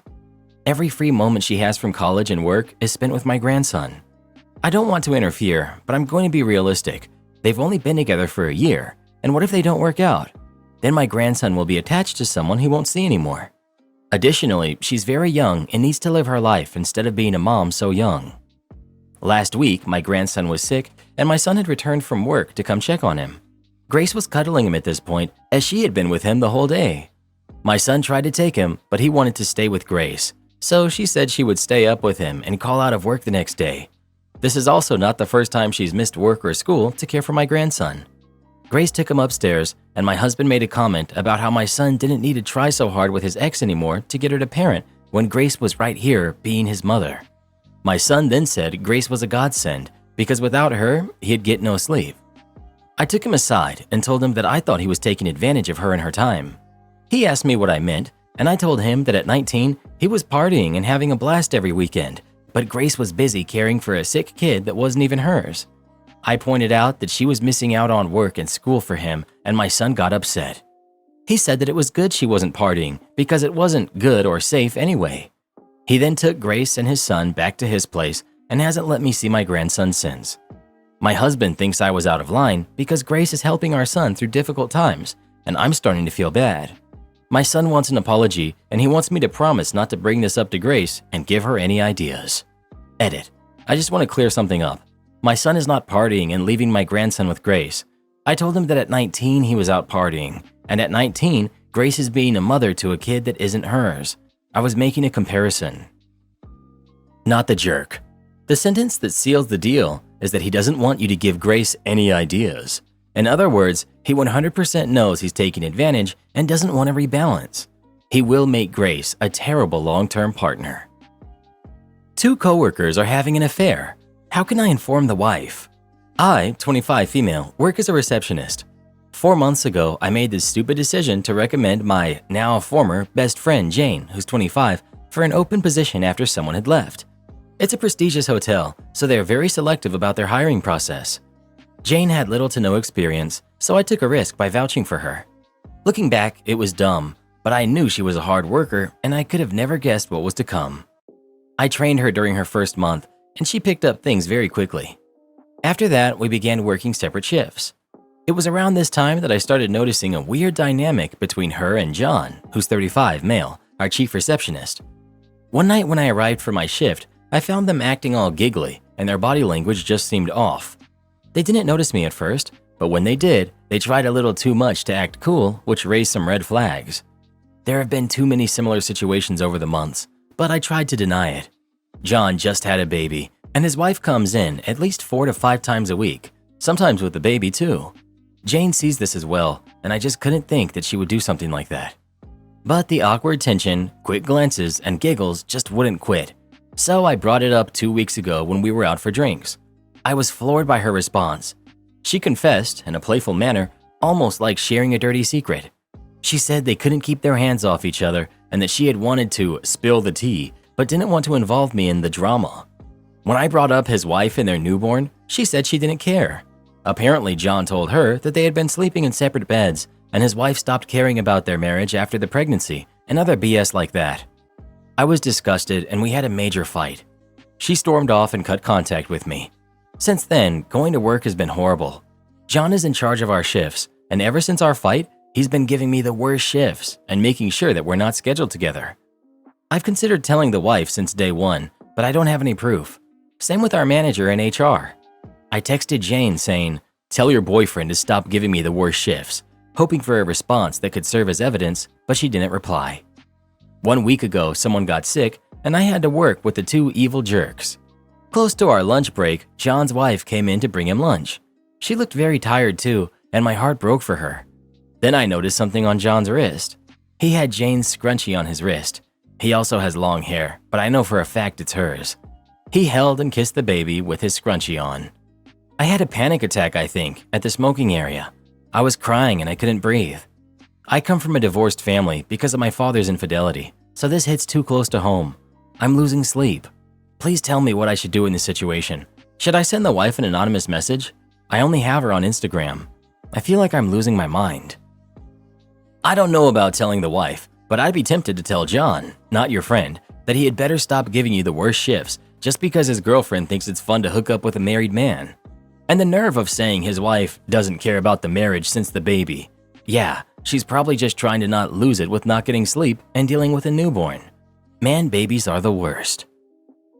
Am I the jerk for divorcing my wife after she refused to help me financially in difficult times?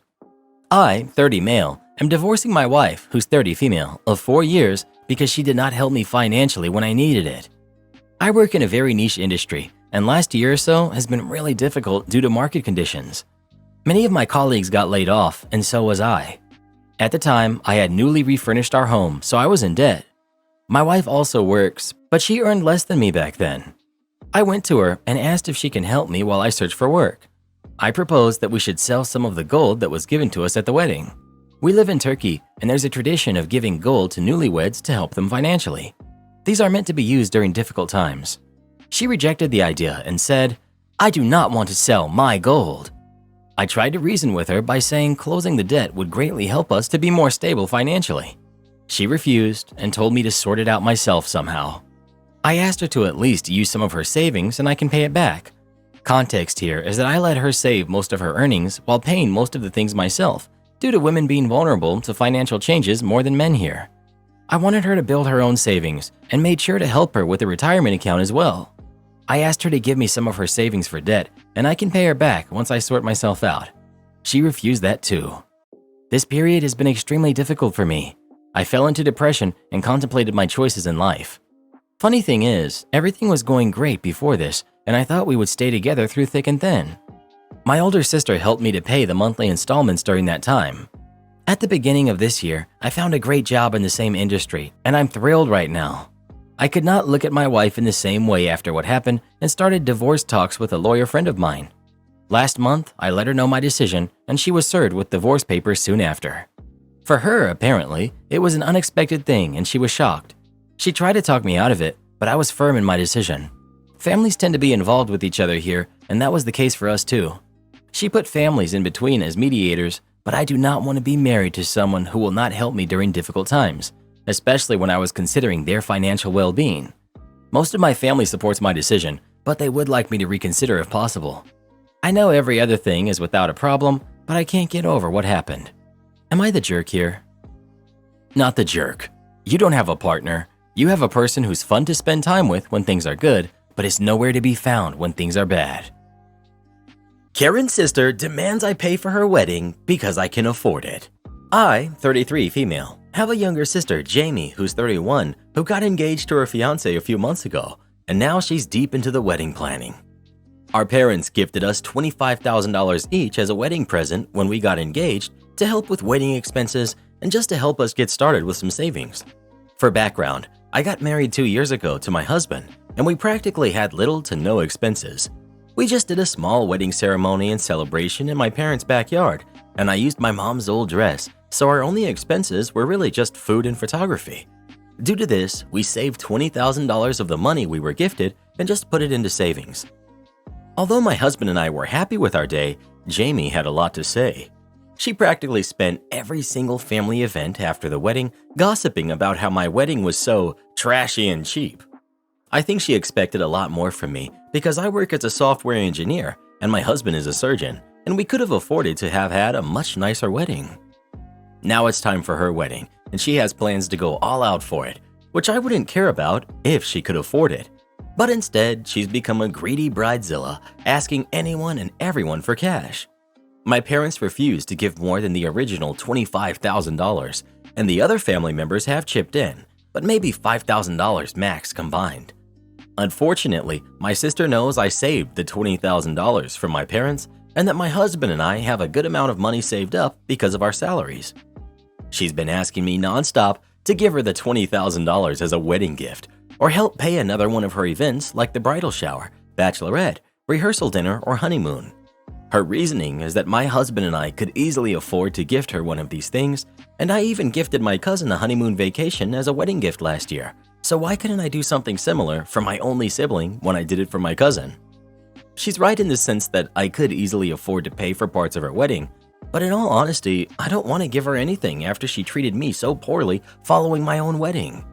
I told her my reasoning and that I don't want to financially support someone who didn't support me on my big day, and now she's been ignoring me, going around telling family that I'm extremely selfish and immature for this. Apparently, she's already put down deposits on a lot of services and vendors for her plans and just expected me to help pay for it. But now she has no way of paying the vendors and she can't get her deposits back either. So now my family wants me to help her out so that she doesn't lose the little money she already has. I just don't see how this is my problem. Am I the jerk? Not the jerk. She got a sum of money for it, and if she can't stay within that budget, nobody else needs to pay her a penny. You don't owe her even 5 cents. You were smart to have a low-budget wedding and have money for other things after. Smart, smart, smart. She was rude, rude, rude. Sister's audacity is so lacking in self-awareness that it's almost comical. Even if she hadn't spent the last 2 years publicly trashing OP's wedding, she still wouldn't be entitled to any money. And her behavior after OP's decision only shows that OP made the right one. Not the jerk. Why do people plan events that are outside their budget and then expect others to make up the difference? $25,000 is a lot of money if spent wisely. It seems she banked on having the $20,000 you saved from the outset. No, just plain no. Forget your HOA and its ridiculous rules. Back in high school, I was all about my car. Don't get me wrong, it was a rolling piece of junk, but it was my car. It had a trade-in value of maybe $5, but it was my car. I was learning how to take care of it, by which I mean I found where the dipstick was and how to pull it. I hadn't yet moved on to tire inflation, one step at a time. One day after school, I drove over to my friend's place. We jump out, pop the hood, pull the dipstick, check the oil, and it was fine, so put the hood back down. I had no idea what an HOA was, nor what it meant. I was just a happy, ignorant teenager, eager to demonstrate how responsible I was with my wheels. A few days go by, and we're hanging out at my friend's place when his mom comes home. She starts giving us the business in that I'm annoyed but trying not to be voice about a warning she received from the HOA regarding repairing cars in your driveway, complete with a photo of my car with the hood up. Really, she was being pretty good, though clearly annoyed. We explained that we weren't repairing anything, that I was just checking the oil levels and didn't even need any tools. Picture, it just had the hood up. She softened quite a bit, and the focus of her annoyance shifted from us to the HOA, since it's entirely reasonable for anyone to check the level of oil in a car. She finds her copy of the HOA rules, and we all read them together. Sure enough, there's a bylaw that says you can't repair a car in the driveway. I protest that I wasn't repairing anything, I was just checking the oil. Reading the exact rules on exactly what was forbidden sparked an idea. I look at my friend, raise an eyebrow, and say, "Fight the power? Fight the power." I propose my plan to his mom and ask for permission since she's going to have to deal with the fallout. She's on board since she thinks this is supremely stupid, and we set in motion. Cue the malicious compliance. Every day after school, my friend and I drove our cars to his place, parked in their driveway, raised the hoods, and just looked at the engines. No tools. We weren't even near them. We didn't check the oil, we didn't so much as touch them, nor wipe them down with a rag. All we did was expose them to the birds, the sky, and God above to just let them breathe. After a while, I got bored, so I started setting up an easel and drawing my engine 10 minutes at a time. My friend had to one-up me, so decided he needed some tasteful artistic photos with his engine. He judged the best photos would be him laying over the engine shirtless and fake kissing it. Just absurd, over-the-top, moronic high schooler stuff. Predictably, the HOA was on us quickly. The warnings quickly turned into fines, complete with pictures of both vehicles with their hoods up. Then more pictures with mine with its hood up and an easel in front. Then even more pictures with my friend's with its hood up, him laying on the engine compartment and me taking pictures of him with the camera. Soon enough, his mom let us know that it was time for the monthly HOA meeting. Of course, all three of us had to go in person to protest the fines. So the motley pair of us show up along with his mom and his mom's stack of fine notices. I bring along my engine drawing, and we printed some of my friends' engine photos larger than normal. After a while, it was new business time, and my friend's mom steps up. I'm pretty sure they expected her to play the "My son and his friend are morons. Please make these fines go away since I didn't know what they were doing" sympathy card. Nope, not a chance. She politely but firmly attested that she was being sent fines for something that wasn't in the bylaws and asked the board to stop. One of the board members spoke up, saying that working on cars was against the bylaws, and clearly that's what was going on since both hoods were up. Oh, you should have seen their faces when she corrected them that the bylaw said no repairs were allowed, that there were no repairs going on in any of the pictures since no tools were visible, and that we were just doing art projects for school. Even longer faces were seen when she showed my, truthfully, completely terrible drawing of my engine, along with the date stamped a couple of weeks ago pictures. This was back when film cameras stamped the date directly on the picture of my friend kissing his engine. The HOA president called for a 5-minute recess, during which the board huddled in a corner of the room. After the recess, the president succinctly said, "Ma'am, we're going to dismiss all of your fines. Have a nice evening." We darn near danced out of that meeting. Being the obnoxious jerks that my friend and I were, we had to do the drawing and photo routine a few more times just to make sure they weren't going to start sending more fines. They wisely didn't, and being victorious, we soon found other ways to annoy them. Am I the jerk for refusing to pay for my girlfriend's plane ticket after she decided to stay longer on her trip without me? So here's the deal. I'm 28 male, and my girlfriend, who's 27, of 2 years, we planned a 2-week vacation to Italy together. I paid for the flights, hotels, everything, because I make more money than she does, and I wanted it to be a stress-free trip for the both of us.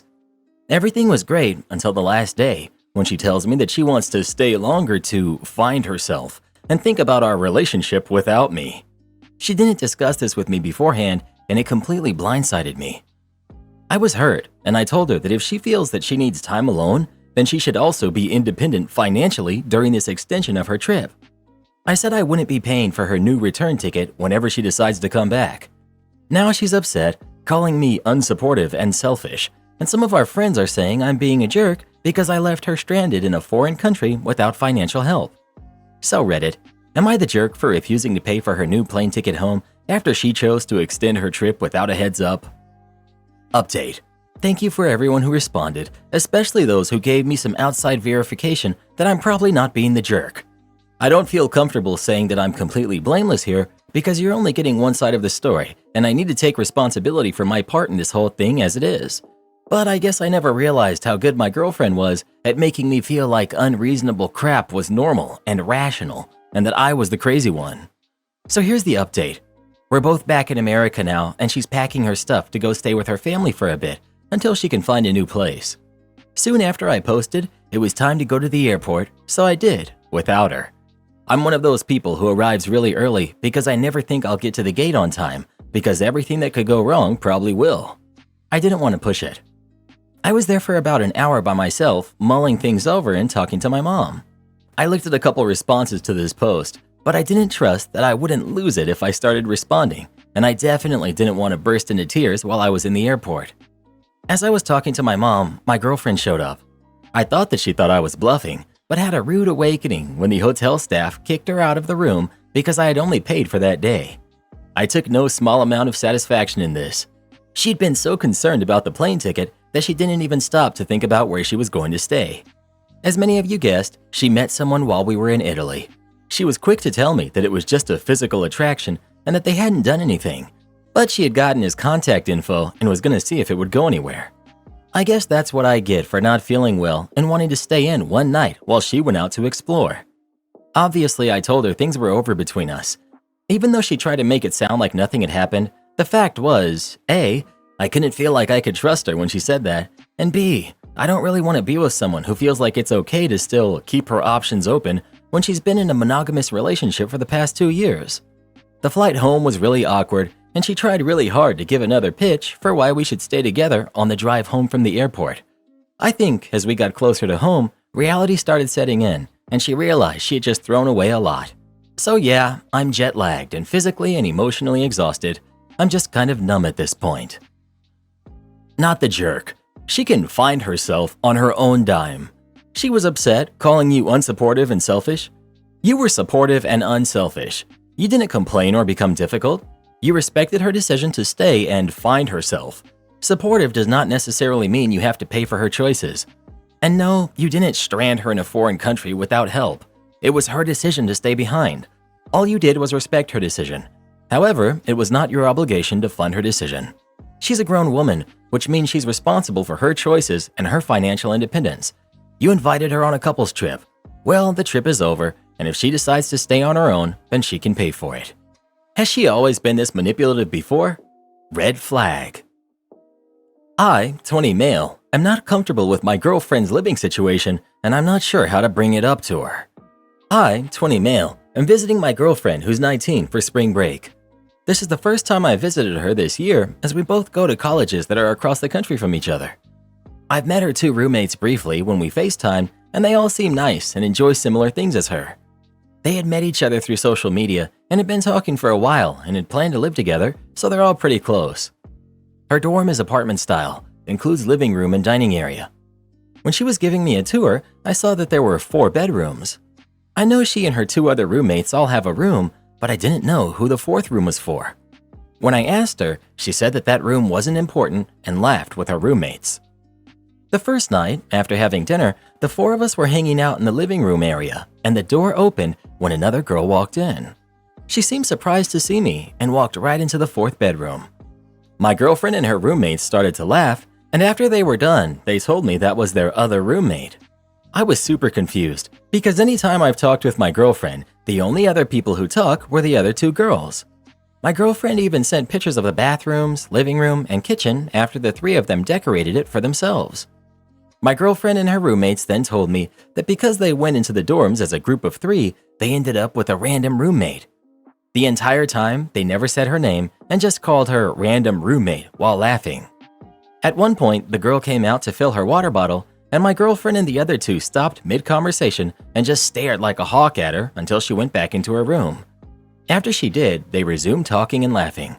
The girl didn't come out for the rest of the night. Before we went to bed, I asked my girlfriend more about her other roommate and why they all act like that. At first she was confused, but then said that the girl is really nice, she's just not like them. She said that in the beginning of the year, the girl was really talkative towards them and friendly, but the other 2 girls did some stuff, and now she just goes to her room all the time. She said that she says hi to her sometimes when she's getting ready for class, but that's it. She said that she was just different from them, and not all roommates have to get along. I asked if she knew I was coming and staying for a week, and she said no, but she'd be fine with it. The past 3 days I've been here, I've noticed that while my girlfriend and her roommates all hang out in the living room, the other girl stays in her room and only comes out when she leaves. My girlfriend gave me a more in-depth tour, and the girl gets 1 door shelf in the fridge and half a drawer/cabinet in their kitchen. The rest is used by the other girls. I asked why she doesn't have more space, and my girlfriend just shrugged. I'm not sure why, but I just feel really soured about this entire thing. My girlfriend has never been a mean girl, but something about this just makes me uncomfortable. On one hand, I'm really happy my girlfriend was lucky enough to have roommates she gets along with and that are her friends. But on the other hand, I feel bad for her other roommate. I don't know if I'm just overthinking this. How do I bring this up to my girlfriend, or should I just leave it alone? Update. Shortly after I posted and read through your comments, I realized this relationship was about to end. A lot of you brought up great points, and I just couldn't justify staying with a person who acts like this. That night, we all went out to a couple of parties, and seeing her act just kind of reinforced my previous thoughts. Her and her friends were just so rude. I don't mean flat out. They actually were pretty fun and nice to a bunch of people, but the 3 of them just had no regard for everyone else except for them. It was like they had no awareness of their surroundings and didn't even care. Towards the end of the night, I was so upset about everything that I asked my girlfriend if we could head back early.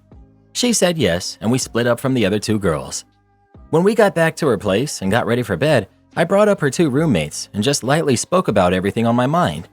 She fully admitted that she knew those 2 girls were rude and literally called them horrible jerks, but there was nothing she could do because they all lived together. I brought up that she willingly signed a lease to move in with them in an apartment next year, and if she didn't like them, why did she always entertain them? She said that she didn't know what to say and just kind of shrugged it off. I then asked about her other roommate and found out what the other 2 girls did. Apparently, when the 3 of them went out, The girl made her dinner and ate in their living room while watching a movie. When they came back and saw her, one of the two walked into the living room, unplugged the TV in the middle of her movie, and said, "You did not pay for this. This is not yours. Do not touch," while the other girl took the remote and laughed. The TV belonged to one of the roommates who brought it from her room at home. The apps on it were all split between the roommates, and I think one of the accounts belonged to the girl. So my girlfriend and the other girl also didn't pay for the TV. I was shocked. That is legit mean girl stuff that you see in movies. When I asked my girlfriend what she did, she said she did nothing, and in the moment laughed because she was embarrassed for her, and that's just what she does when she's uncomfortable, which is true. My girlfriend passed out after that, and I spent a little bit packing my stuff and preparing for what I was going to tell her. The next morning, I straight up told her that I really don't see a future with her. I said that she has become a bully, and I don't want to be with someone who surrounds herself with people that are horrible people.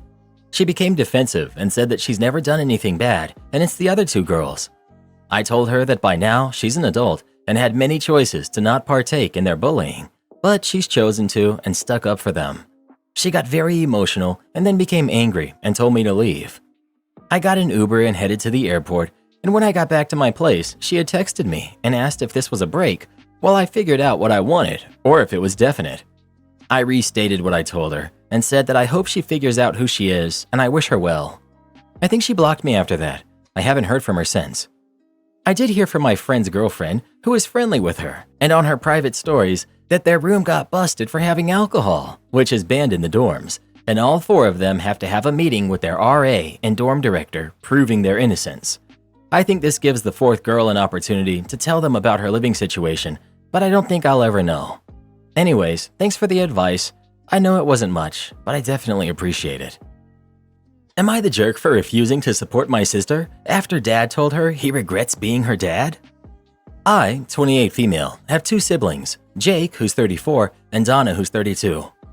When Donna was 10, dad found out mom had cheated on him, and Donna was not his child, which confirmed this. Our parents divorced, but nothing changed with dad and Donna. He still treated her the same, but he also told her if she ever wanted to know her biological father, he would love, support, and help her in that journey too. When Donna was 20, she asked dad for help finding her biological father. He paid for the DNA test and other expenses, including travel when she found him. He paid for therapy. He held her hand throughout. He told me and Jake that this changed nothing, and he told us to support our sister because he was worried we wouldn't like her finding the guy. Donna chose not to stay in touch with her biological father at that time. 3 years after this, Donna started a relationship back up with her biological dad, but told nobody for 2 years. The first we learned about it was when Donna got engaged, and she invited the guy to her engagement party.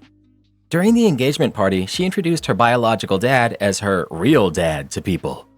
Dad took it in stride and said it was sometimes hard to find the words. Donna asked dad if he would pay for her biological father's hotel room for an extra night because he could only afford that one night, and she wanted to see him a little longer, and dad did this for her.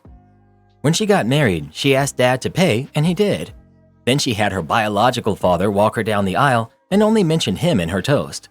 Dad was so heartbroken. She also refused to take a photo with just dad and us without her real dad in it. Then she got mad that dad asked for it. She called him out for it after the wedding. Then 2 years ago, she refused to take part in dad's 60th birthday because it wasn't fair to her real dad. She also announced that she was expecting a baby and didn't want to confuse her kid about who their real grandpa was. So she wasn't going to pretend dad was her dad any longer. She also announced her real dad had adopted her, so she was no longer legally dad's kid anyway. She didn't try to include dad in her baby's life at all. But now her real dad has let her down, and she went crying back to dad and said she wanted him to be in her life again. She wanted him to reassure her that nothing was wrong, etc., and dad refused. She told him he shouldn't reject his grandchild, and he said he never rejected his grandchild, but she made it clear he didn't have one. She said it wasn't fair, and he promised nothing had changed. He said he wished he hadn't done any of it. He wished he had left her to her real dad since he meant nothing to her clearly. She went to Jake, who told her that she got what she deserved. Then she turned to me. I didn't say that, but I told her I wanted no part of her pity party and would not support her after what she had done to dad. She told me we had always been close, and it was so cold and cruel to reject supporting her when she needs it the most. Am I the jerk? Not the jerk. You should send her this post so she can see just how royally she is messed up. If she was 16 to 21, I may have given her a pass, but she's a grown woman who chose to stomp all over the heart of the one man who has stood by her throughout this whole mess your mother created. Not the jerk. She got what she deserved, and I don't know what people say, but I hope she feels the emotional pain she caused to you and your family. I really feel for your dad, and I can't imagine how hurt he must be after raising her like his own kid despite knowing that she wasn't his. Your sister not only betrayed your father in favor of her biological father, she milked him for money first. She is a despicable person. She probably expects an inheritance when your father passes too. Not the jerk. Am I the jerk for telling my friend to take her kids and leave? I, 27 female, have known my best friend, let's call her Stella, since we were teenagers. She got married at 23, and by all accounts, marriage is great. Her husband is a great guy, and they now have 2 kids, who are 2 and 6 months old. Been a part of their lives, babysat for them on multiple occasions, and love them all dearly. Fast forward to 2 nights ago, had a bunch of people over for dinner. My fiance and I just moved into a new apartment, and we plan to get married at the end of the year, and we both mutually agreed from the start that we don't want kids. Not that we're against them for others, it's just our choice and isn't what we want. Stella insisted on bringing both of her kids for dinner, even though there was going to be alcohol and adult chatting going on. I cautioned against it, but since they couldn't get a sitter, I folded and said they could hang out in the spare bedroom. Evening was going well until it basically became a babysitting party. Need to keep the music and chatter down so her kids could sleep, being insensitive to them, etc. Having to Uber Eats kid-friendly food so they didn't go hungry. I snapped when her 2-year-old spilled dip all over our new rug, and this is where I might be the jerk. Kinda ruined the whole vibe. But it had just felt like enough was enough. She started out with the whole, "You could never understand because you don't have kids." And I reminded her that it's mine and my partner's choice to not have kids. Doesn't mean I have to deal with it and pay to get the rug cleaned ourselves because she's insisting she shouldn't have to chip in. A few people chimed in though to say that they're just kids and it's not their fault. But I'm now paying dry cleaning for a rug and the whole group is really divided. Am I the jerk for how I reacted? Edit. Just to update, the Uber Eats I paid for was a few kid-friendly items like pasta and fruits, which I was happy to pay for. It wasn't until the rug and dip spill that I felt like losing my cool. I know I could have reacted better, but it honestly felt like too much. My mom stole $8,000 from me and opened credit cards in my name, plus updates. I haven't talked to my mom for a little over 1 year now, but this is the story of my mom's lies. Growing up, my mom was always in and out of jail for stealing. Last time she was arrested was in 2015. I was 19 at that time. She always said she stole to provide for our family, but we never lived in a stable home. She would just blow money on expensive gifts and tell us we aren't poor, we have this, how many poor kids have this, as we lived from hotel to hotel. Growing up, I became the financially responsible kid. I worked multiple jobs, got good grades, and did community service. I was able to save up $8,500 for college with multiple scholarships. During my hard work in high school, I also helped my mom with bills and paying for whatever she needed help with. When I left for college, she was arrested again and had to be dropped off states away by my aunt for my first day of college. I asked my mom for my college money, and she said she would transfer the money when she got out. When she got out, it all magically disappeared. She blamed my dead grandmother for stealing my money. In 2019, I discovered multiple credit cards and an apartment laid on bills that were opened in my name. I cried to my mom about all these issues, and she comforted me and asked for more money. I gave her more money. I graduated with my BA and went to grad school. I was able to be in grad school for 1 year with my savings before I needed to take Grad Plus loans out. I applied but was denied due to all of the negative items on my credit score. My mom told me to just pay it off. I didn't. I dropped out instead. I was devastated, but I wasn't going to pay for other people's fun ride. I called all the credit companies and got the address for all the credit cards. It was my mom's address. When confronted, she broke down saying it was my grandmother, and how dare I blame her for this. She demanded an apology and didn't speak to me for a week. My grandmother passed before all of the credit cards were open. I filed a police report against my mother. She doesn't know yet, but when she finds out, I'm sure I will receive the best kind of text message. We stopped talking for another reason. Edit for all the comments. I have not spoken to my mother for a year, almost 2 years now. She's been blocked on everything. The reason we don't talk is on a previous post I made about how happy I am my boyfriend ruined my relationship with her. To the comments asking about why I kept giving her money, it was hard. It was either help with the bills or have no electricity, water, gas, or roof over mine and my brother's head. I didn't want to be homeless again, and I didn't want my brother to suffer either. I felt like I needed to help my family because for so long I had the mentality that blood was thicker than water. I also now know that it isn't my responsibility. I was just young, and I thought I was doing the best I could to provide for my family from the ages of 16 to 23. I'm 26 now. Credit stuff. I've gotten a good amount taken off. Only 2 cards and 1 bill are on my credit score. Thank you for all of your support and kindness. Edit 2. I am a ball of rage. I had recently unfreezed my credit card account to apply for care credit to get an emergency surgery done. Not even 2 months of unfreezing my credit, my mom applied for a new credit card in my name. I'm done.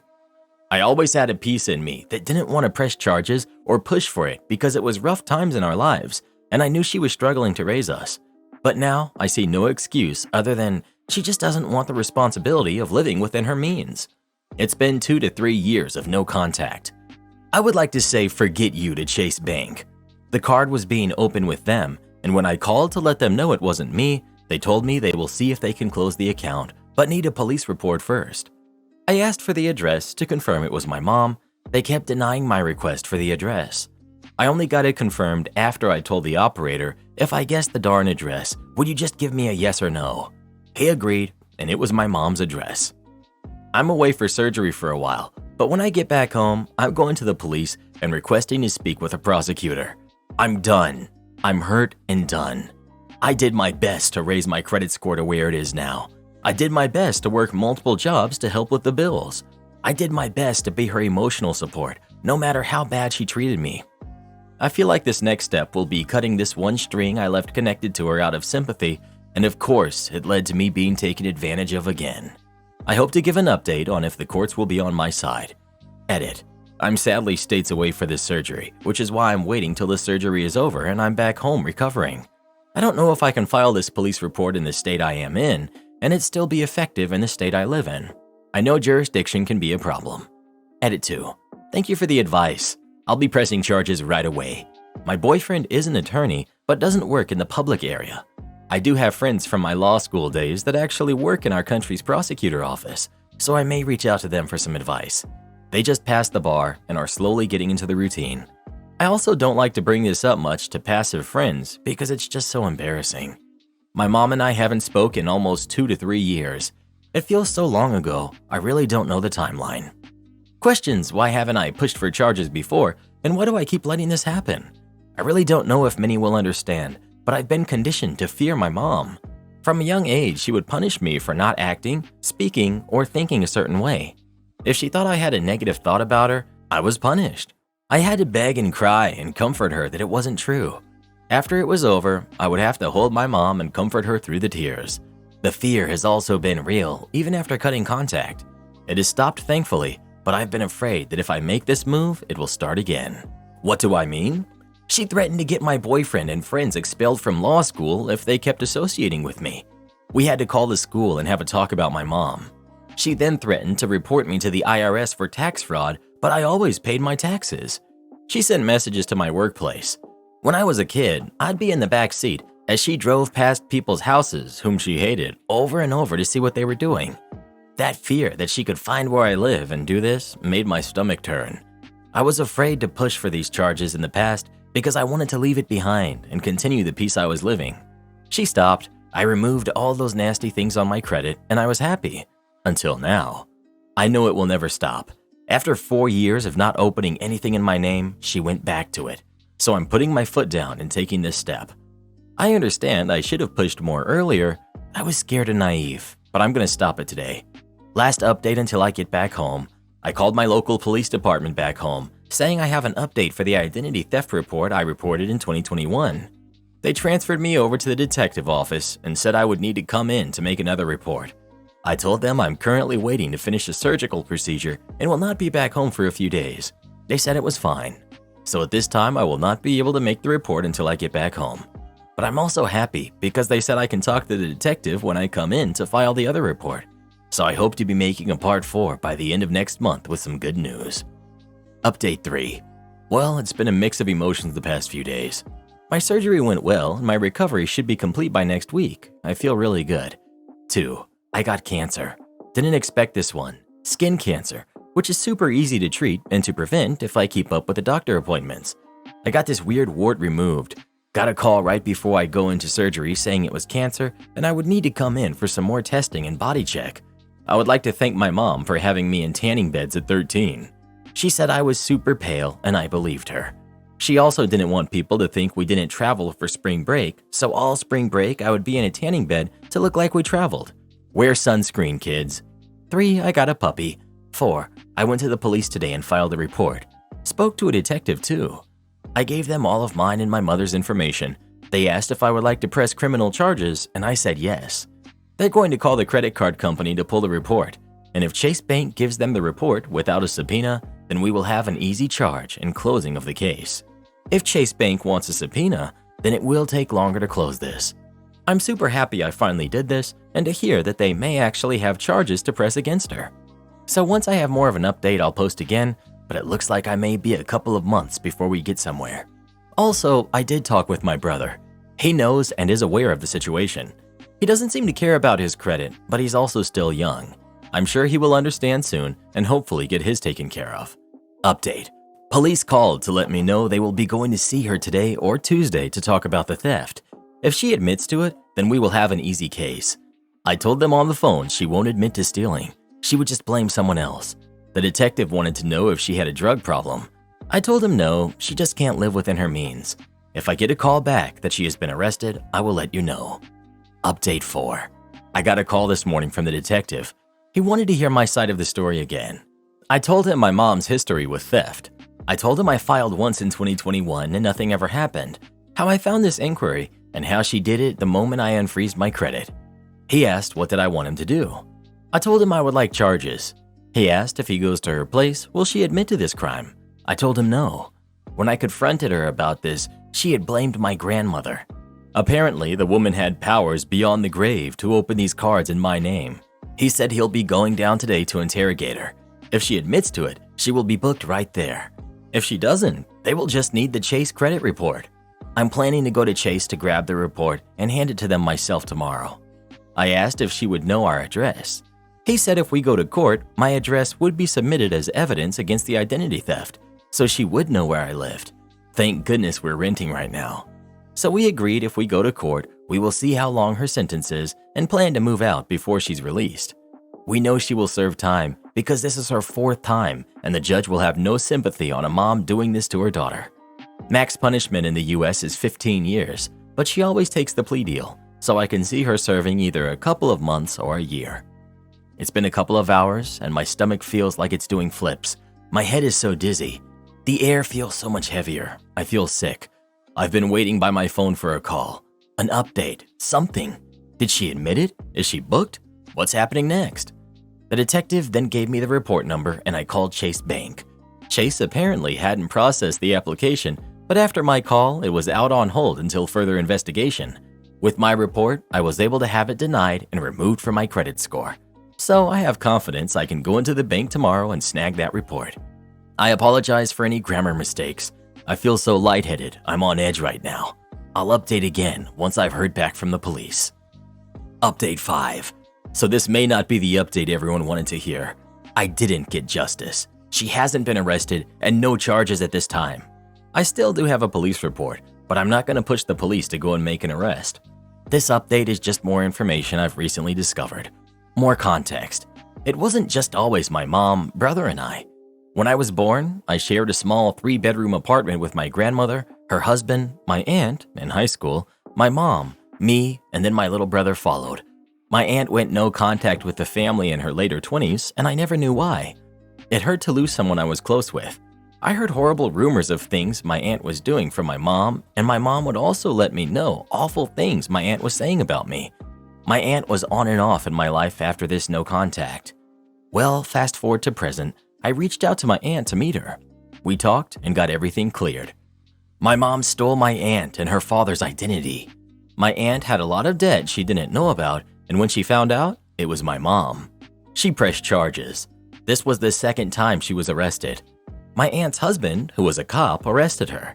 I knew he couldn't stand my mom, but never knew why. My aunt then gave me a list of family members who she also stole their identities, and everyone in the family knew it would happen to me and my brother. The issue was, how are we going to stop her? She was our mom. My aunt told me she wished my mom would have given us up, so my brother and I could have lived with her and had a normal life. I don't know why, but those words broke me so much. To know I had family that knew we were being treated like this but couldn't do much to help us. To know they wanted to save me and my brother. My aunt then proceeded to tell me my father tried to go to court to have my social security number changed and locked until I was 18. This way, my mom couldn't steal my identity. It obviously didn't work, and here I am. She told me how happy and proud she was of me. She told me she struggled when she went no contact because she felt like she left her babies behind and she was afraid of how we would turn out. I love my aunt, and I'm so happy I reached out. I'm even more angry with my mom. How badly she isolated us into her own delusional world and in the end destroyed our relationship. I told my aunt I didn't care that we struggled in poverty. I don't blame her for that. I blame her for how she handled it and put so much pressure on two kids to become billionaires for her to continue her reckless spending. Am I the jerk for not letting my mother-in-law name my child? I, 29 female, have been married to my husband, who's 31, for 2 years. We went to university together and worked at the same coffee shop. We instantly clicked and became best friends immediately, and after a while, we decided to date. The first time I met my mother-in-law, she wasn't very accepting of me and my personality.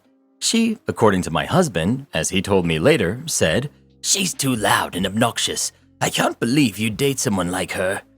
I was appalled, obviously, but decided to ignore it instead of confronting her for fear of her openly rejecting me and not approving of our relationship. I never mentioned this incident, and according to my husband, she hasn't said anything since. After my graduation, we decided to get married.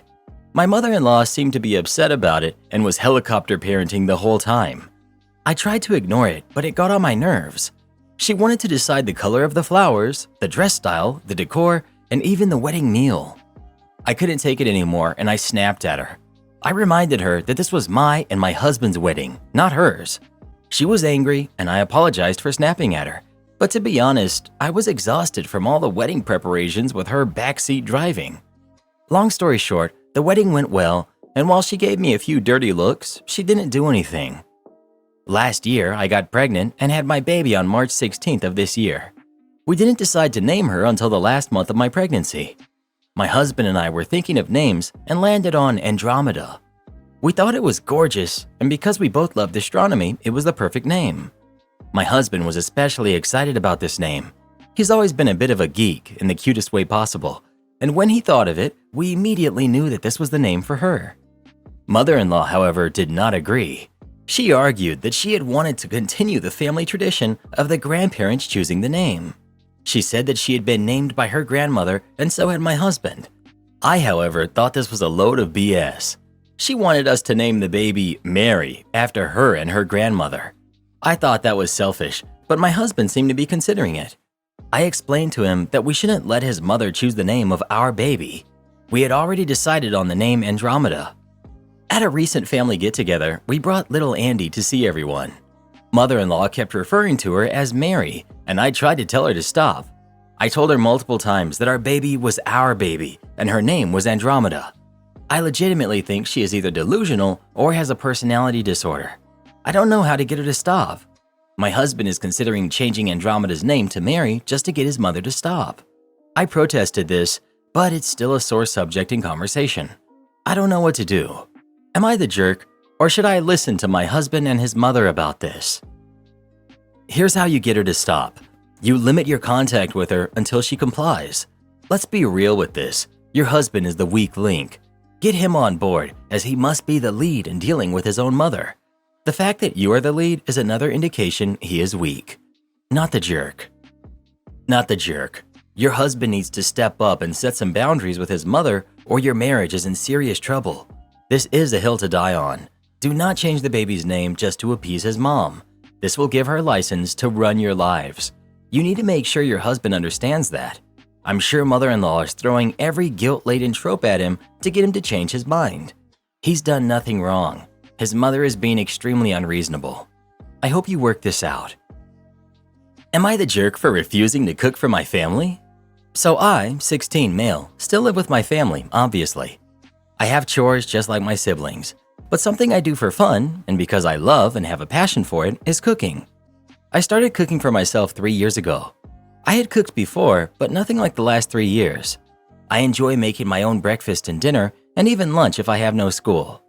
My parents saw I was cooking more, and they added that to my list of chores because Mom said they didn't want to waste food, and Dad said it was rude to cook for only one person. And I didn't mind cooking for everyone, but they were so ungrateful, my siblings and parents alike. Complaints I got were, too spicy, wanted potatoes instead of rice, wanted rice instead of noodles, wanted beef instead of chicken, wanted something plain instead of spicy, blah blah blah. None of this was constructive either. It was whining and complaining, and I did start out asking what I should do, but everyone wanted something different, and I'm still in school. I can't spend 6 hours cooking dinner on a school night so my siblings can have pizza, fries, nuggets, tacos, and my parents can have steak and potatoes and gravy. I even made a weekly meal plan for a while, and they wouldn't complain until after they ate it. I spoke to my family about the way they were behaving, and my mom told me that's the reality of cooking for a family. She said my siblings and dad had always been like that with her, and she just said that it's part of life. A few times, my dad or one of my siblings would say I wasn't a very good cook, and they hated eating my food. So I said I wouldn't cook anymore, and Dad and Mom would get upset, and my siblings called me lame. So I stopped cooking for them. I cook just for myself again, and my parents are furious. They all come home hungry, and I have nothing ready for them, not even my siblings. My parents told me that it's disrespectful, and I can't continue, and I said they were the disrespectful ones. They told me I shouldn't be okay with letting them go hungry, and I said they all deserve to be hungry. My parents said it was a disgusting attitude, and they grounded me for 2 weeks. Am I the jerk? Not the jerk. It's your parents' responsibility to take care of you. Cooking is a wonderful interest to have, and I hope your enjoyment is not ruined by your family's behavior. It's one thing to share your dishes alongside the rest of the food during meals, but another thing entirely to be responsible for feeding all of your family members.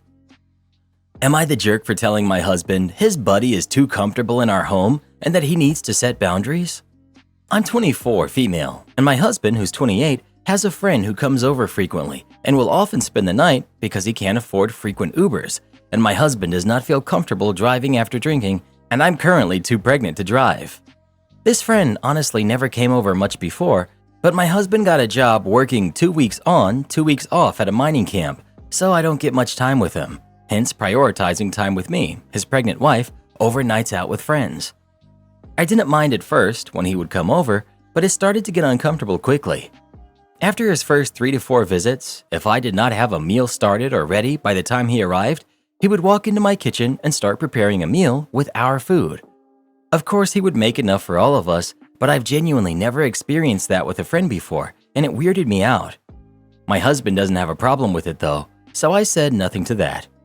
This morphed into him bringing stuff to make us, which I did appreciate, but was still uncomfortable because if I offered to help or cook, he would tell me to go relax, as if I were the guest in my own home. What really irked me is last night he stayed over again, and my husband and I had slept in, although I had gone to the washroom a couple times because pregnancy. His friend, I guess, got bored and walked into our room without even knocking, asking if we wanted eggs. We both turned him down, so again he just goes into the kitchen and helps himself to our food. I find it extremely weird and really don't like that he didn't knock. I've never acted like that at any of my friends' homes and have never been treated like that before. Of course, I would be fine having someone help themselves to any drinks or snacks, but going and making a full meal, and just for yourself since neither my husband or I were hungry, it really weirded me out. I spoke to my husband about all of this and how I don't appreciate being treated as a guest in my own home, almost as if I'm a bad host, and especially not having my privacy intruded on. My husband agrees for the most part, but also says his friend is just doing this stuff to be nice, and he doesn't want to create conflict. I told him he needs to set some boundaries because I will not be made to feel uncomfortable in my own home. This upset my husband a bit, and he's accusing me of not liking his friend, and saying his buddy will think that I hate him. Am I the jerk for asking for some boundaries? Not the jerk. You need to establish what you consider acceptable and simply state that to your husband as what you want. For example, he may think it's nice, but I would like to have meal times on our schedule, not his, and I would appreciate it if you could make it clear to him that if he wants to prepare something, he needs to clear it ahead of time. I'm guessing from your narrative that you probably are a bit meek on the telling him what you want side, but a friend like this requires a firmer tone of voice and choice of language. I would like this, and I'm going to be unhappy if that. So, would you please do whatever? No jerks here. The buddy is trying to be helpful, cooking for you both while you're pregnant, taking care of his own needs when he's been invited to stay over, etc. He obviously has no idea it bothers you. Talk to your husband about what precise boundaries you want. Not coming into your bedroom is a good start. Limiting the days he comes, so you get more time alone with your husband, also sounds like a good one, and so on. Then, he needs to tell his friend and present it as from both of you, not a request from you alone. Am I the jerk for blowing up at a friend who is obsessed with my rich parents? I'm a first-year engineering student. This doesn't take place in the US, so tuition for a 4-year degree is about $35K. I'm 18 female, and my friend, who's also 18 female, we'll call her Jane. She won't stop complaining about and telling everyone we meet that my parents are loaded. When she first came to my place, she would not stop making comments about how it must be so nice to have parents that pay for everything, so I can afford to live in such a nice apartment. The thing is, they don't pay for everything. My parents aren't even notably well off. My mom is a school teacher who works part-time, and my dad is an engineer in a field so bad, he somehow makes less than her right now. When I was born, my parents set up an education savings account for me and added to it very consistently. The agreement between me and my parents has always been that I will move out after high school. They will cover tuition, and I will be in charge of everything else. I understand that I'm very lucky that my parents cover tuition, but I still cover rent, utilities, Wi-Fi, food, and literally anything else I buy, all of which is considerably more expensive than annual tuition where I live. I was able to do this because I've worked since I was 15, had great summer jobs, and applied to no less than 40 scholarships in my senior year of high school. I explained this to Jane. She literally doesn't absorb any of it. When we go out for snacks, she'll try to get me to pay for her because my parents pay for everything and I have a lot of money. She'll constantly make comments about how easy my life is because I get an allowance from my parents. I don't, in front of other people, very loudly. When we go to study, she'll say, "We should go to OP's. Her parents bought her this fancy apartment." They didn't. She tells me how nice it is that I didn't have to budget. I do. I'm on a tight budget, and it has very little wiggle room in order to be able to afford a place near campus. I've tried talking it out with her, and nothing changes. This all came to a head the other day when she told our friend group that I could drive us to the mall because my parents had bought me a car. My parents did not buy me a car. I don't even own a car. I have no clue why she would say this. I blew up at her and called her a jealous jerk. I said that if she can't conceptualize the fact that I pay for my own crap through my own hard work, maybe that says more about her than it does about me. She left quickly after that, and it was super awkward. She was being a total jerk, but some of my friends are saying I took it too far, and I should have been calmer and kinder. So Reddit, am I the jerk? Not the jerk. She fully deserved this. Even if you were personally the richest person of all time, this is unacceptable behavior on her part. You didn't come close to taking it too far. These aren't your friends standing with her, they're her puppets. Cut them all out. Not the jerk. She sounds weird and a little unhinged, and you shouldn't engage with her further. Seriously, do not let this girl in your home. She's jealous and delusional and could be an actual danger. I, 25 female, have face blindness. My boyfriend, who's 24, likes to test me. How do I make it clear this is not okay? I've been with my boyfriend for almost a year now. I love him dearly and he loves me too, I'm guessing. But there's one thing that's causing a lot of issues for us. I suffer from face blindness, which means it's really hard for me to recognize people's faces. I usually go by other characteristics to put a name to a person, like hairstyle, facial hair, marks, skin colors, accessories, etc. But it's still really tough. It's caused me anxiety and other mental health struggles. I'm lucky to have wonderful people around me though, who are aware and try to help. They'll introduce themselves when we start talking, wear something they know I've linked to them or whatever. Usually my boyfriend does this too, but sometimes he likes to test me, and it's incredibly stressful. He shaved off his beard once. A few times he wore a completely different style of clothing or changed his hairstyle, all without warning me. In those moments, he won't tell me who he is or say someone else's name, just to see if I'll figure out it's him. He'll make jokes saying he's trying to switch with one of his friends and see if I'll stay loyal. I usually do realize it's him, but it causes me a lot of anxiety. We've had big fights over this. He says he's allowed to change his look and that he's not a cartoon character. I ask him to warn me. Don't get me wrong, he cares about me, but I don't think he gets how stressful it is. How do I make it clear? We have a lot of great times together, there's just this bump. Update. I went to talk to him, showed him this, and told him he can't do it anymore. The conversation was a lot. First he was angry I made this post, then he was angry I was taking it all so serious. Lots of apologies and so on. He again said he was just trying to make a tough situation more light. I said it's too much. He said I can't take a joke and I need to let him be him. That he always tells me when he's been joking, and if he was really keen on hurting me, he would just do things and not tell me. So him telling proves that he cares. At one point, he said he just wanted to test if it was real, because I could just be using it as an excuse to do anything. I left after that because we were going in circles. There was a lot of me making an issue of one small thing. I'm exhausted. He's still blowing up my phone with love and apologies, but you guys made me realize a lot. I'm trying to stay rational, but it's hard because I do care about him a lot. Update. A lot has happened in the last few days. I'm really grateful to all of you. I wasn't aware of the real meaning of his pranks and what it said about him and our relationship. I went to talk to him the same evening I made that post with the intention of making clear he can't pull all that anymore. The conversation escalated. We talked for hours into the night, and every day since, there's been a lot of messages. He got angry about the Reddit post I made. I showed him. He was angry at you guys, angry that I couldn't take a joke and that I listened to strangers. Said things like, in the beginning, he didn't believe I actually suffered from it and would use it as an excuse to cheat on him. That now he does believe it, but due to bad breakups in the past, he has a hard time trusting I won't use it as an excuse regardless. Said he was joking about it because he wanted to make a tough situation lighter, and that's just his sense of humor. That if I loved him, I'd accept that.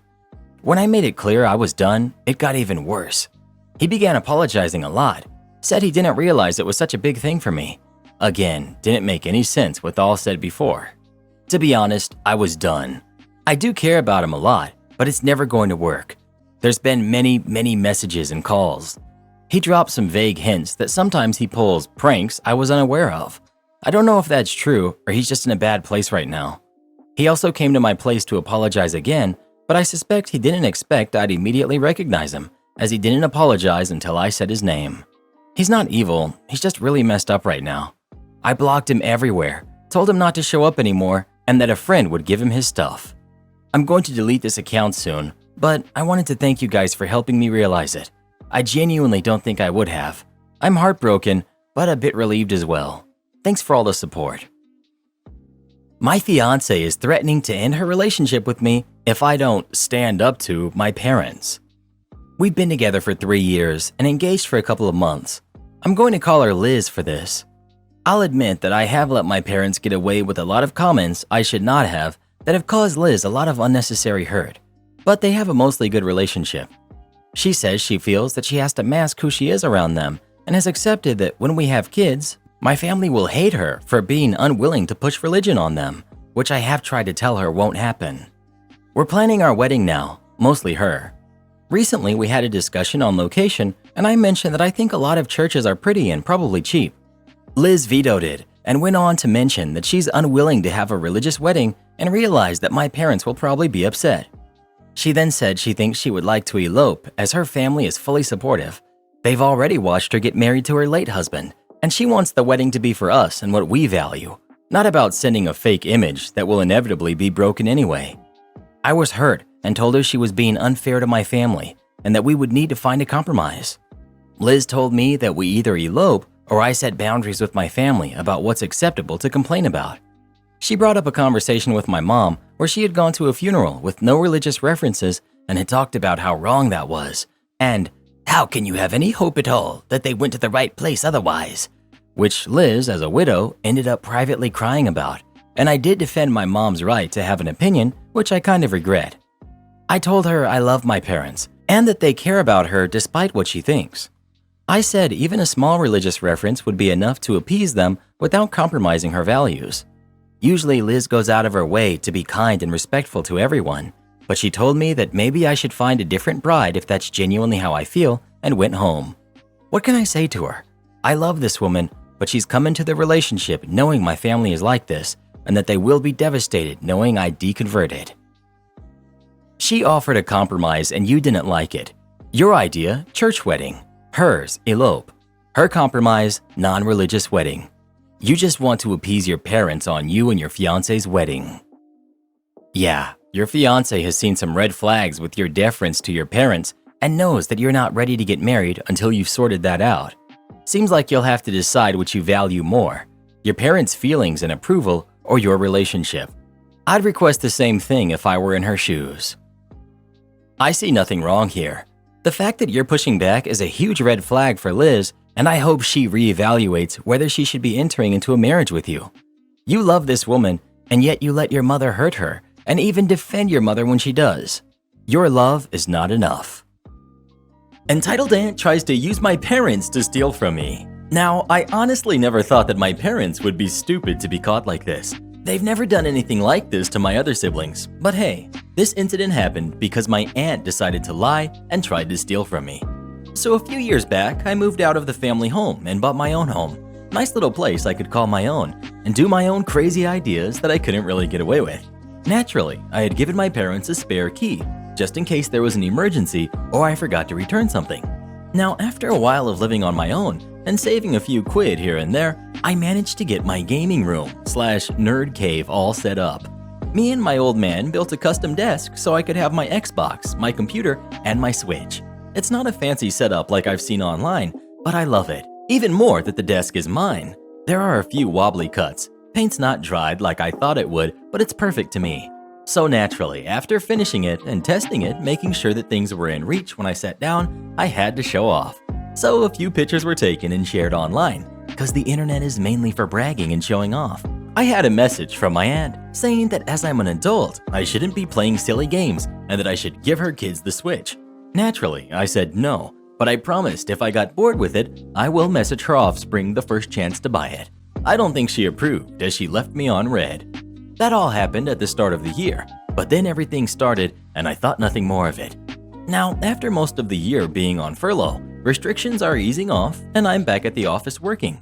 The other day, I get a phone call from my mom. She's at my place with my auntie to pick up the Switch I had promised to my cousins. Now, I had let a friend of mine borrow it because him and his wife were thinking about one and wanted to try it. I told my mom, just wait, I'm finishing in a few minutes and I'll be there.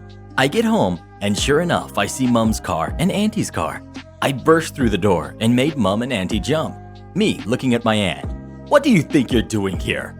Aunt, I'm here for that Switch. You said I could have it. Me, I said if I get rid of it, I'll sell it to you. Mom, you told me you bought it off of him. Me, well, it ain't here. Aunt, well, I'll take the other thing. I started walking to her before mom calmed me down. Me, get out now, and I never want to see your face here. If I do, I'm phoning the police. Aunt quickly left and mom started apologizing to me and told me how aunt said she bought it off of me, but had said that we were struggling to organize a time for her to pick it up. I looked at her and all I could say was, I want my spare key back. Now I'm being bombarded by my sister and brother about how I made mom cry, but I asked them, how would you like it if mom was going through your stuff and giving away your expensive crap? Speaking of Switch, what's better, the Xbox or the Switch? Please let us know. Neither. PC gaming for the win. Am I the jerk for telling my brother to move out when he objected to me having a baby? I'm 26, female, and 7 months pregnant. The dad won't be involved, but I have a girlfriend who will be. There was no cheating. My brother is 20 and he's staying with me while he attends uni. He's heading into his final year where he'll be writing his dissertation. I own this 3-bedroom, 1.5 bathroom flat with a mortgage. The deal is that while my brother stays here, Dad pays the mortgage and I cover the expenses, both of which are about £500 a month. I told my brother about the baby a couple of months ago. He just sort of said, okay, and had no strong reaction, good or bad. I felt it was a little underwhelming, but didn't question it. A few hours later, he asked if he can still stay here when the baby comes, and I said of course he can, and that was it. About a month after that, he asked me about my childcare plans. I outlined my fairly comprehensive plan. He said that's good, because he's not helping out. I said I didn't expect him to. Then 2 nights ago, I finished up the nursery in the spare bedroom, though the baby probably won't be in there for at least a few months after the birth. Brother asked me what the nursery at my girlfriend's place looks like, and I responded that my girlfriend doesn't have a nursery at her place. My brother asked if that meant the baby would be here every night. I said that I'm the mother. Of course the baby will be here with me. My brother then went off on me, saying I should have made that clearer because this is going to mess up his studies. Evidently, he thought that as I spent about half my time at my girlfriend's place, this would continue, and me and the baby would also spend half our time at my girlfriend's place post-birth. I explained that as I am the birth mother and I'm the one with enough space for the baby will be staying here every night. My brother then said that's unreasonable. He's doing his dissertation. How do I expect him to sleep with a screaming baby in the flat, function on the daily, or bring girls back to the flat? He then said that I should move out because I'm the one moving a baby in. Never mind that I literally own the flat.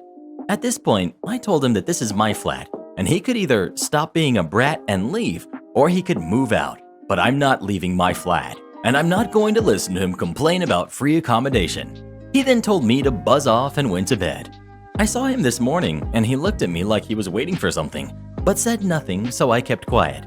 Dad has since texted me saying that my brother told him everything, and while I was in the right for most of the conversation, I lost the high ground when I called him a brat, told him to buzz off, and rubbed the free accommodation in his face, and I should apologize for what I said. Am I the jerk? If yes, I'll apologize. Well, who do you think is the jerk? OP or her brother? Please let us know. I think Uni Boy needs to find somewhere else to write his dissertation. So, my hair isn't acceptable? Let's see about that. This takes place in the early 2000s. I was working in a video/DVD rental store at the time and was only a couple of weeks into the job but was enjoying my time there. At the store was me, 2 managers, other guy working the register, and the regional manager for the area. I've always liked having a splash of color in my hair, and it had never been an issue with employment until this instance. At the time, I had my natural brunette hair short and spiked up with a blue patch at the front, which happened to be the same shade as our employee shirts, which pleased me. One day, a few weeks into the job, the regional manager walked in, a woman with a chip on her shoulder the size of her ego. She did her checks on how the store was running, etc., and was talking to me as I was the newest employee there, making sure I knew what I was doing and stuff. As she finishes up, she says offhand to me, By the way, you'll have to take that color out of your hair. I want it gone before my next visit. This surprised me, as I'd read the employee handbook to make sure I was following all uniform guidelines and made sure it wasn't an issue with the 2 shop managers, so I asked her why I had to change my hair. She instantly got huffy and puffed out her chest and said, Because I told you to. Are you questioning me? Me? No, I was just wondering what guidelines I've broken, as I've read the employee and uniform regulations and didn't see anything about hair color in there, and want to be sure I haven't missed something. Regional manager. Because I told you so, and it's an unnatural hair color. You'll have to get rid of it. That annoyed me, as I've never liked having to do something just because, so I told her. Well, other guy at the register has bleached tips. Manager 1 dyes her hair blonde, and Manager 2 has maroon hair. None of those are their natural colors, so I don't understand why I'm getting singled out. Regional manager did not like this, and since she couldn't give me an answer, just repeated, Because I'm your boss, and I told you so. And if you don't want to change your hair, you can leave. I will be here next week, and I want that color gone. So I said, I understand, I'll fix it, no worries. But just to be clear, so I'm in keeping with your guidelines, other guy, Manager 1, and Manager 2 have acceptable color and styles? To which she said yes, and I asked, and is my hairstyle okay? Did you want me to cut it a certain way or anything, or is it just the color? She started getting annoyed again and said, You can keep it like that. Just get rid of the color. So I confirmed that I would have it sorted before she came in next week, which seemed to satisfy the beast, and she walked off in a cloud of smugness at having laid down her law. As soon as she was out of the door, I told the shop managers what I was going to do, and they laughed, but said they'd have my back when she came in again. So my blue patch of hair had to go, no problem. Colored tips, dyed blonde hair, and maroon hair like the other staff had were all hunky-dory. So that weekend, I did all three to be on the safe side. I bleached all my hair near transparent blonde with maroon tips, spiked up in my usual style, as apparently that wasn't an issue. Well, turns out that that's not what the regional manager had in mind. Well, surprise. She came in the next week and lost it. Took me in the back with the two shop managers, shouting about how I was blatantly ignoring her and that she was going to see to it that I was fired. I acted innocent and surprised and said that I had checked with her that this would be okay before she left. My hairstyle was fine, colored tips on the other guy was fine, and she had confirmed that the maroon hair the shop manager had was fine. She was not backing down and assured me she'd report me to the head office for my disrespecting a regional manager like that. She stormed out of the shop on her merry way. So again, I told the two shop managers what I was going to do, which was get in touch with the head office's HR department myself, as I was following all written company regulations as well as the regional manager's arbitrary rules, and she seemed to be discriminating against me personally for whatever reason, and I would be pursuing unfair dismissal as there was no reason to fire me. I was good at my job and got on well with all the customers and staff. It was only the regional manager out to get me. So I did just that. Emailed the head office's HR saying what had happened, and the two shop managers also emailed on my behalf, backing up that I was following all guidelines, including the ones the regional manager made up, and that I was a model employee, for them anyways, but I liked them. And they would attest that I was being singled out and harassed by the regional manager if I got dismissed because of this. The next day, the shop managers called me in to say that HR had been in touch and that of course I wasn't going to be fired and there is no company guidelines for things like hair color and not to worry at all about it. Have my hair any way I wanted once it wasn't unkempt. Awesome, that's all I wanted. Happy ending. Now, let's do this super duper happy ending. Couple weeks later, the new regional manager walked in to introduce themselves. Turns out, I wasn't the only one having issues with the regional manager being on a power trip. After they had several complaints from staff and managers in different stores throughout the area, she was demoted to a regular store manager. I was the straw that broke their back, it seems. Have you ever had a manager single you out for something? If so, what did you do about it? Please let us know. I'm singling you out right now for forgetting to smash that like button. Don't be like that, bruh. Am I the jerk for telling my bro that he can only have my secret recipes if he pays me for them? So, my brother is a tech whiz. He developed an app for his daughter who just started kindergarten. It's customized for her, addresses her by her name, that sort of thing, to help her with her sight words and counting. This is not something he's planning to sell or anything, it was just a fun little project. Anyway, during a Zoom chat a little while ago, he had Niche show off all of the fun new skills she's learned thanks to his app. I was like, that's amazing, and asked if he could share it with me so I could get my own daughter using it. She'll be in kindergarten next year. He initially said no because it was customized for Niece. I asked how hard it would be to modify, but he said that's not the point. He said if I wanted a custom-built app, I'd have to pay for it. When I asked how much, he sent me a quote. Suffice to say, it was way more than I had expected. I asked if instead of making all the changes for me, could he just send me the source code so I could figure out how to customize it for my daughter on my own time? I'd never share it or sell it. He again told me no, saying it wasn't fair to ask him to hand over the end result of his hard work without appropriate compensation. Fine, fair. I accepted this and didn't bring it up again. Fast forward to a couple of weekends ago. We were having a socially distanced potluck at my parents' house. My mom asked for me to bring two specific dishes, a main and a dessert, which are kind of family favorites that I have made for many gatherings in the past. These are both recipes I've spent years perfecting and include ingredients/techniques that aren't found in any of the generic recipes I found online.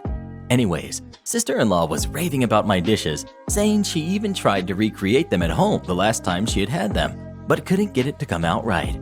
Bro then asked if I would email him my specific recipes. Here's where bro thinks I became the jerk. I said I'd have to work out how much they were worth. When he asked what I meant, I said, "It's not fair to ask me to hand over the end result of my hard work without appropriate compensation." Well, he got mad and started calling me petty and saying the two situations are entirely different.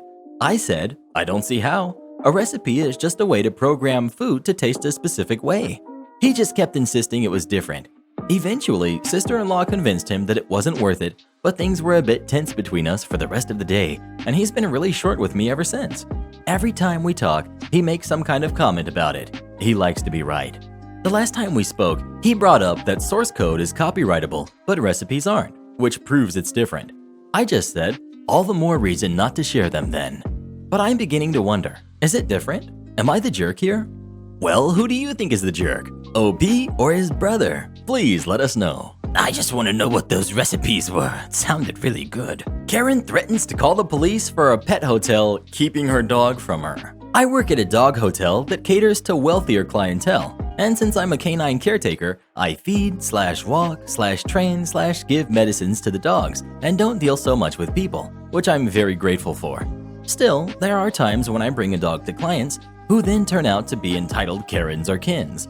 Not much fun when they act stuck up and arrogant, right? Well, here's a story about the night shift yesterday at work that gets interesting. I was taking a poodle mix named Curly out for a walk, and I got a call on my walkie saying that Curly's owner was waiting to pick him up. It's hotel policy to take the dogs out to go before they've returned to their owners. This entitled Karen didn't get the memo, so when I passed in the hall with Curly heading outside, she was shrieking so loudly that I could hear her through 2 closed-door hallway sections. In the hotel, each hall is blocked by doors, so if a dog escapes one of the suite rooms, they'll still be partially contained. Anyway, Curly did his business, and we were headed to the lobby and to Karen. Her conversation was recorded on security cameras, so our conversation went like this. Karen: I want my dog. Give me my fur baby. Come here, Curly. Karen storms into the building, even though no one's allowed in without a mask or permission, which of course she had neither. Karen: Curly, my baby boy. Receptionist: Ma'am, you can't be in here. The canine caretakers take your dog outside to you. Shut up and give me my dog. Receptionist: Do you have a leash? It's hotel policy. The dogs can't go without… No, I don't have a leash. Give yours to me. Referring to me. Me: I'm sorry, ma'am, but this is my leash. If you'd like a leash, I'll get you one of our spares. No, I want yours. Ma'am, please don't yell. I'd hate to have Curly feel anxious. Then give me your leash. I'm sorry. No. Fine then. I'll just take my dog and go. Don't expect me to do business with you again. Me gives Curly to Karen. Me realizing my mistake. Ma'am, it's hotel policy that we can't let dogs leave here without a leash or harness. I'd still be happy to get you a spare if you'd like. Karen: Just give me my dog. I don't have time for this bull or for you, B. Me getting sarcastic. But Curly is a boy, ma'am. How can he be the B? I knew I could have gotten fired over this, but it was a worth it comment. Karen: If you don't give me my dog, then I'll sue you for keeping him from me. This is illegal. I'll have you in court. By now, one of my coworkers was running to Karen and me with one of our spare leashes and gave it to her. She yelled at us several times, but left and swore never to do business with us again. We have Karens and Kens like this all the time who say they'll never come back to the pet hotel again. After the Karen left, my manager came up to me and told me I had some courage. Then this morning, he texted me and said that Karen came back with Curly because she had to go to the city and Curly couldn't go with her.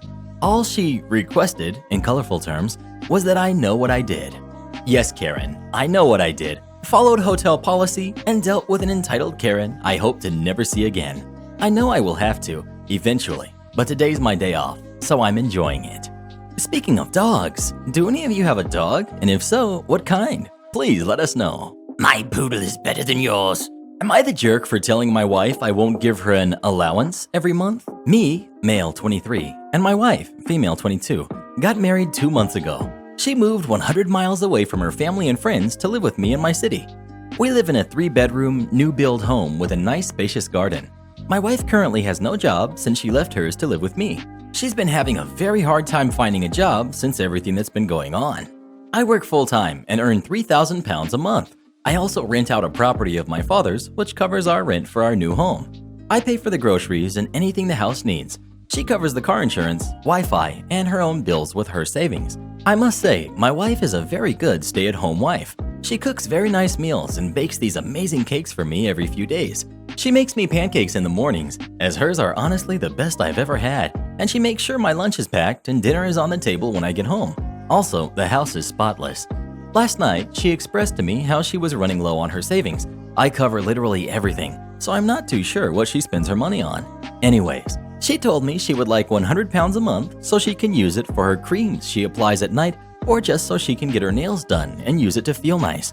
I told her I won't be giving her any allowance, and if she needs anything like her nails done or her creams, to just ask me instead, and I'll transfer her the amount. She got into a mood because I said no, but I reminded her how I'm the one who's covering everything anyways, and how I don't even want her to work because she doesn't need to. Am I the jerk for refusing her request? Because she did get into a mood the entire evening and acted just off. Well, what do you think? Is OP a jerk or not? Please let us know. Bruh.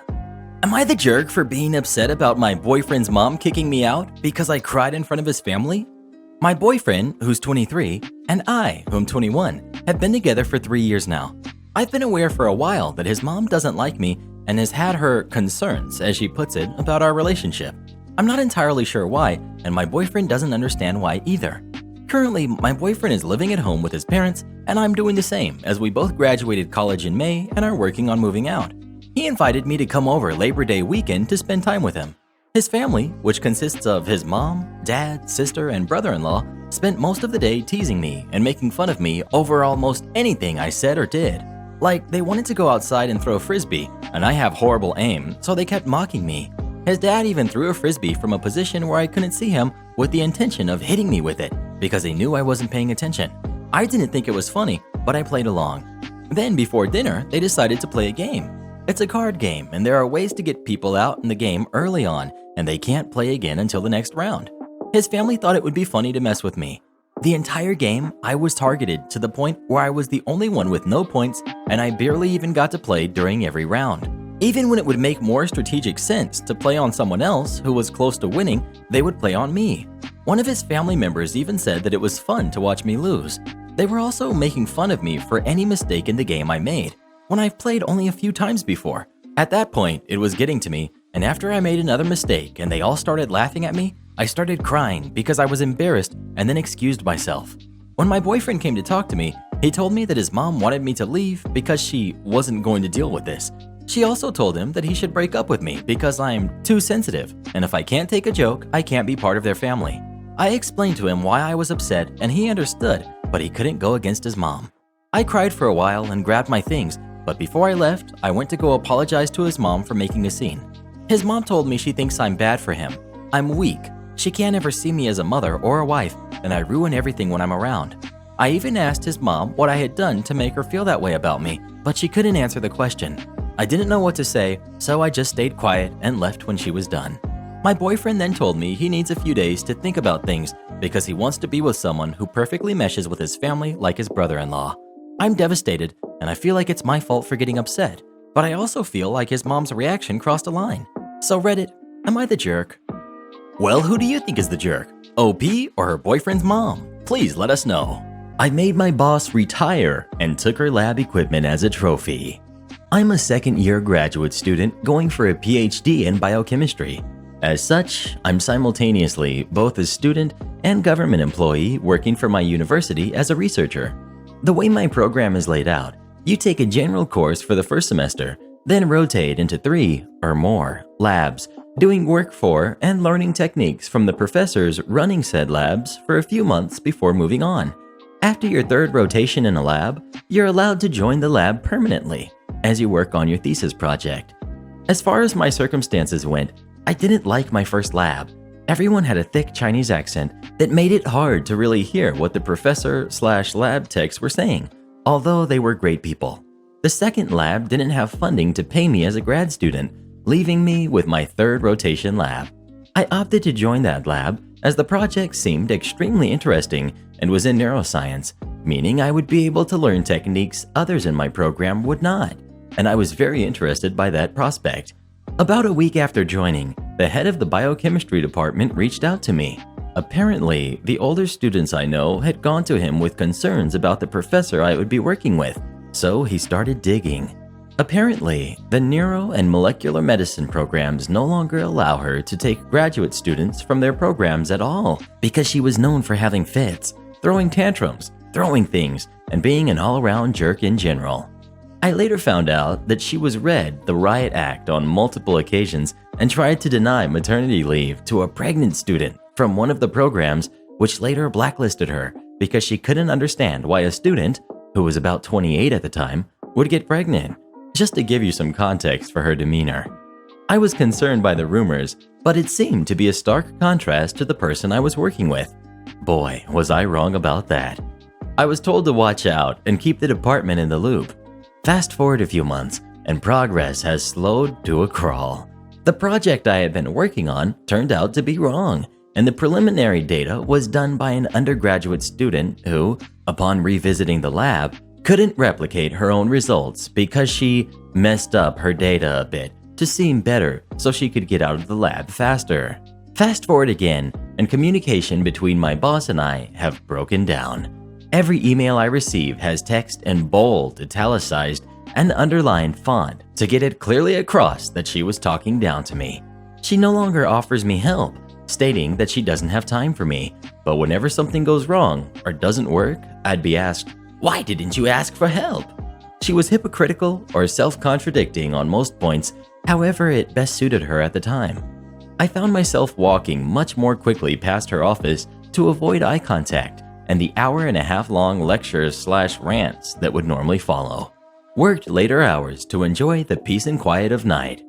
One project I was working on involved injecting lentivirus, an HIV-based agent used essentially as a molecular syringe to get cells to express whatever DNA we wanted them to into the brains of mice, which were either a disease model or a control model. I won't go into detail here, but essentially I had to do practice runs before we spent thousands of dollars on disease model mice and ultra-pure lentivirus.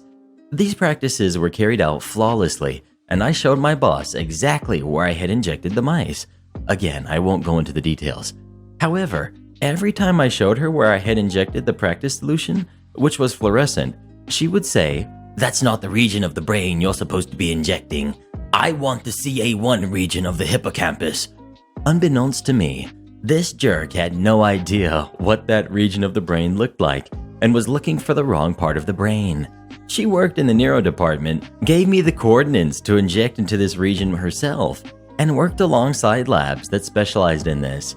After we had well exceeded the amount of practice surgeries permitted in her grant, I realized that she was an idiot and showed her a mouse atlas, highlighting the area of the brain to be injected, and showed her a side-by-side image comparison to my real injections. Furthermore, the atlas had coordinates that showed you that my injections were as accurate as possible. After a bit of stammering, she brought me outside and pointed to a poster on the wall. "I wanted you to do this injection. Why didn't you inject this?" She was pointing at a different, further forward region of the brain. I showed her the coordinates she herself had provided me with for the surgery and told her, "Because you didn't tell me to." By this point, we had 1 week until the actual surgeries were to be done. In a panic, my boss told me to do a practice run with brand new coordinates. This was crappy, because it took me a week just to find out if the coordinates worked or not, and if they didn't, I wouldn't be able to test any corrections before the surgery. Additionally, she had apparently put off mandatory veterinary training and demanded that I do the new coordinate surgery in front of a vet, who, if he had a problem with my techniques, be it with the animal or with sterility of my tools, would not allow me to do the surgery and would effectively end my project. While this wouldn't normally be a problem, my crappy boss was using a neighboring lab's equipment which I had no way of cleaning or sterilizing prior to the surgery. Everything rested on the other lab.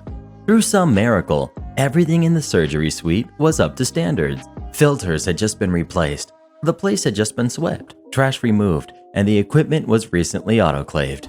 I got a pass from the vet on my technique, but was told that I couldn't do the surgery for safety reasons. I would have to do it in a more controlled environment with more personal protective gear if I was using lentivirus, which again was impossible since we were borrowing another lab's equipment which couldn't be moved. After some discussion, I'm told by my boss to just throw on a respirator and do the surgery anyways. The day of the surgery comes. I'm ready. I anesthetize, knock out 2 of the mice, and start the surgery. About half an hour into the surgery, I noticed that they've both stopped breathing. This had never happened before. I grabbed the neighboring lab staff to help, and they tried to resuscitate the mice with an adapted form of CPR, but it was no use. They were gone. After 30 practice mice injected this way ended up just fine, these expensive mice had died. I would just like to point out that I have never before nor have I since lost an animal during surgery. There's one thing I haven't mentioned yet. These mice were supposed to be anesthetized with a drug mixture injection, but since my boss never got the license to obtain that mixture, she disobeyed her approved protocol and had us use other means of anesthetizing the mice. It turns out that this particular line of mice was exceptionally fragile and wouldn't be able to live under our method of anesthesia. However, we were collaborating with another lab which was doing half of the surgeries for us. This lab had the license to obtain and use the mixture. Those mice survived.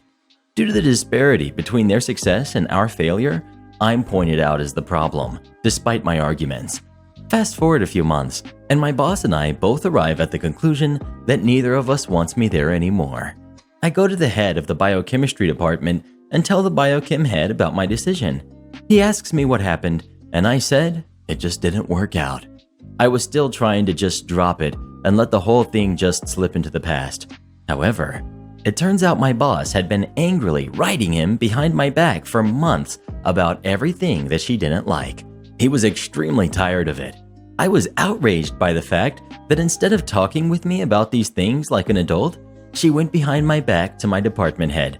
But what really upset me is that she was also apparently spreading lies about me to the head of my department, hoping she could get me kicked out of the graduate school so her reputation wouldn't get tarnished further and she would continue to take students from my department. After this essay of exposition, cue the revenge. The head of the biochemistry department just set me down, told me that he would give me a list of grievances levied against me by my boss, and asked me to address them in a formal letter which would be sent in to a governing committee, which would deliberate on what course of action the department should take with me leaving the lab. The letter included lies that I would have to disprove. This was easily done, and I was able to cite witnesses as well. Blamed me for the deaths of the expensive animals and wasting the lentivirus, and several other points. I took my time writing a rebuttal letter. After approximately 24 pages, I was satisfied with my work. I outlined how the premise for my project was based on falsified data, how my boss ignored her IACUC-approved surgery protocol for convenience, which actually led to the deaths of the animals, appended with an email from the veterinarian regarding this to support my claim. How my boss unnecessarily used animals for training surgeries beyond 3 times the allowed amount in her protocol solely because she couldn't even identify the region she wanted me to inject.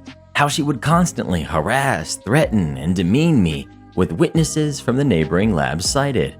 How she would constantly forget even talking to me about things and claim that I was lying about things she witnessed. I honestly think she had Alzheimer's, but the neighboring lab thinks it's a form of traumatic brain injury. I even included a note to EHS, the safety department, about the breach in safety protocol regarding use of lentivirus without proper airflow control and without proper personal protective equipment. Every single documented safety violation, protocol violation, harassment, or threat was included in my letter. I didn't hear back from the head of the department, but word got around fast through the department even though it was supposed to be secret. The professor was blacklisted from the university as a whole and could no longer take on students from any program, meaning she could only hire lab techs and postdocs. Additionally, the only other person in her lab who basically carried the lab and knew everything just left today. With that, the lab has officially been retired. My old boss is no longer with the university, and I even got to enjoy going through her lab equipment to appropriate for my new lab, since it was all technically property of the university. It was the greatest feeling of satisfaction I've ever had. Aunt takes advantage of my grandparents to steal our house. She gets put in her place. Backstory: my dad has an older sister who we'll call entitled Aunt, and always, even as a kid, my grandparents treated her like an angel and treated my dad like crap. For example, when my dad was in college, he wore clothes that had holes that were about 3 inches wide, and the tradition in China is that you get a brand new set of clothes in the new year. His mom told him that they were going to get him a brand new coat for the winter, and my dad got really excited. A few days before New Year's, though, his parents said that they can't get him a coat. The coat they were going to get him cost 1,000 yuan, 143 US dollars. But can you guess where that money went? Entitled Aunt's boyfriend. How can you treat your son like that? Here's something worse. The coat they gave the boyfriend was 2,000 yuan. You could have just split the dang money so they both could have had coats. The second my dad was out of college, he started working his butt off.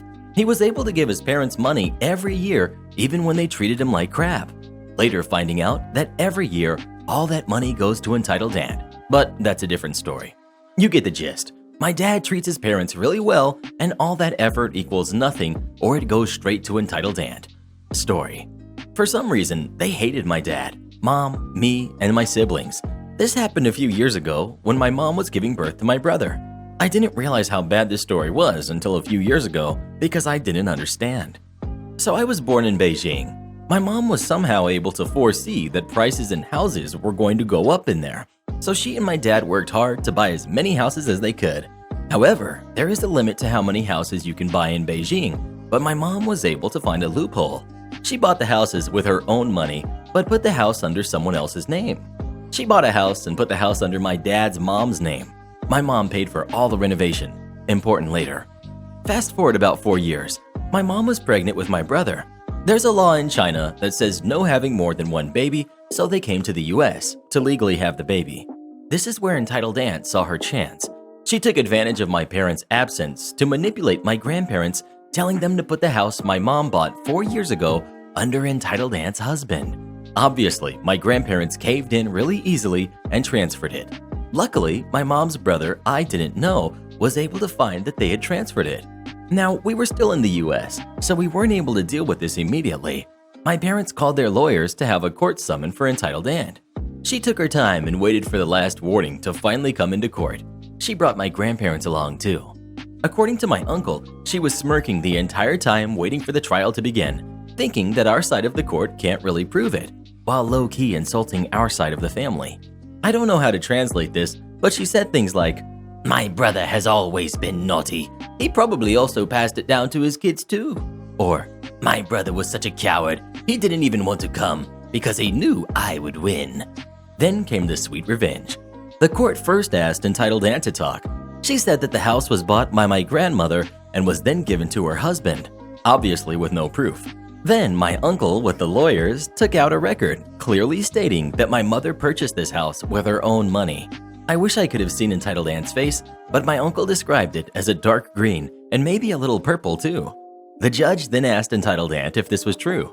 The judge stated that if she was to lie, she would end up with much worse than just giving the house back. Surprisingly, she still stood her ground and claimed that the house was indeed her husband's, who got the house from grandmother and paid for renovations. That's when she messed up. My uncle and the lawyers triumphantly took out another paper saying that my mother paid for all of the renovations, clearly not my aunt's husband. And that's when she broke down. She started crying, screaming in an undecipherable language. She was then taken to jail for about 1 to 2 years. I forgot. But wow, she deserved it. That got a load off my chest. This annoyed me for the longest time. My mom also told me a lot of other stories about entitled aunt and my grandparents, and they're pretty dang triggering. Have you ever had an aunt that you just couldn't stand? If so, what was wrong with them? Please let us know. Oh, my nieces and nephews love me. Skip on a high school senior tradition? How about a double serving of malicious compliance instead? This isn't my story, but it happened to some high school classmates of mine in the late 90s. Unfortunately, I wasn't smart enough to be a part of it. The AP Calculus class teacher had a tradition that held up for at least a decade, where if you brought your college acceptance letter, you'd be invited to his breakfast club. Essentially, instead of taking the math final exam for the year, he'd provide transportation to the local IHOP, buy everyone breakfast, and shoot the breeze together. The gesture was a popular and welcome one. After all, these were the brightest kids in the school, the top 10%, including the valedictorian and the salutatorian, the captain of the debate team, and others. Taking a final exam when they were already assured their places in Ivy League schools was a pointless formality after all. The year this story happened, however, there was a new teacher who made a big deal about how unfair the breakfast club was. Funnily enough, her name was Karen. The school's vice principal came in and told the class that they would stay in the school with everyone else and take the final exam, or they'd face in-school suspension. The AP Calculus teacher had his hands tied, so on the day of the test, a Friday, the whole class came in and took their test, which consisted of a single question. What's your name? The students looked up to see a crap-eating grin on the teacher's face, and they quickly caught on. Everyone filled in their papers, submitted them, and then they went off to IHOP. Perfect test scores for everyone. By the time the weekend was over, the whole school knew the story, and Karen must have complained to the vice principal one more because he came in and gave in-school suspension tickets to the entire class. It was truly an odd sight to see the school's geniuses file into the ISS room, only to find their AP Calc teacher who had volunteered for monitor duties or swapped with a normal monitor or something. And he had brought bags of bagels, cream cheese, whitefish spread, and butter for everyone serving suspension that day. Mr. Buckley, you're a legend. Speaking of in-school suspension, did you ever get suspended for anything? And if so, what was it? Please let us know. Am I the jerk for tweaking my roommate's mom's recipe, which led to my roommate having a meltdown? I've been living with my roommate for the past year. We're not friends by any means, but we do get along well. She's vegan, and I suspect she might have OCD, but I've never questioned her. We've had a few problems here and there, but overall, we respect each other and get along well. I met her mother once when she came to visit long before all of this started. One day, she made this amazing vegan lasagna for her daughter, and she saved me a plate too. It tasted amazing, especially the sauce. I asked her for the recipe, and she gladly gave it to me. I tried that recipe once before, and it tasted very close to the original. I saved some for my roommate, and she was also impressed. Then all this craziness started, and both of us were stuck in the state and haven't visited our family in months. A few weeks ago, my boyfriend wanted to have a date night at my place. I decided to cook for him. I cooked the chicken lasagna. I used my roommate's mother's recipe for the sauce, and I also changed the substitutes. I used ricotta and mozzarella instead of cashew cream. I used Parmesan cheese instead of vegan Parmesan. We were almost done with the dinner when roommate came home. She said she wouldn't be home until much later. She immediately recognized the smell and then said, "Please, please, please tell me you saved me a plate. That smells amazing." I told her I didn't make extra because it wasn't vegan and she wouldn't eat it. Boy, that was the wrong thing to say. She screamed at me about how much of a jerk I was and how wrong it was for me to use her mother's recipe in a way that she won't even be able to touch. She told me it was cruel of me to do this, especially because of how homesick she was. She also told me it was disgusting that I turned a vegan recipe into something immoral like this. And I don't mean that she yelled. She screamed at the top of her lungs, and I think she might have started throwing things around soon. Then my boyfriend got upset and asked her to please be respectful and to calm down. He told her that it was no big deal, and recipes get tweaked all the time. This agitated her more, and she started pulling her own hair painfully. At this point, I just asked him to go to my room and tried to calm her down. This also didn't help. She kept pulling her hair more and was looking around wildly. In the end, she went to her room and slammed the door. I could hear all sorts of noise from her room, like crying, throwing stuff, etc. I thought of talking to her, but I didn't exactly know how to handle this, so I just went into my room. My boyfriend thinks she was way out of line. My roommate obviously thinks that I'm being cruel to her for no reason. I am terribly conflicted, and I don't know if I overstepped. Am I the jerk? Am I the jerk for working less after my divorce, even though it means my ex gets less child support? For the last 10 years, I've been working my butt off to earn money so that my family could enjoy an excellent standard of living. This was apparently the wrong thing to do since it led to my wife deciding that since I was never home, she should hook up with other guys. When I work out of town, I earn about $240,000 a year.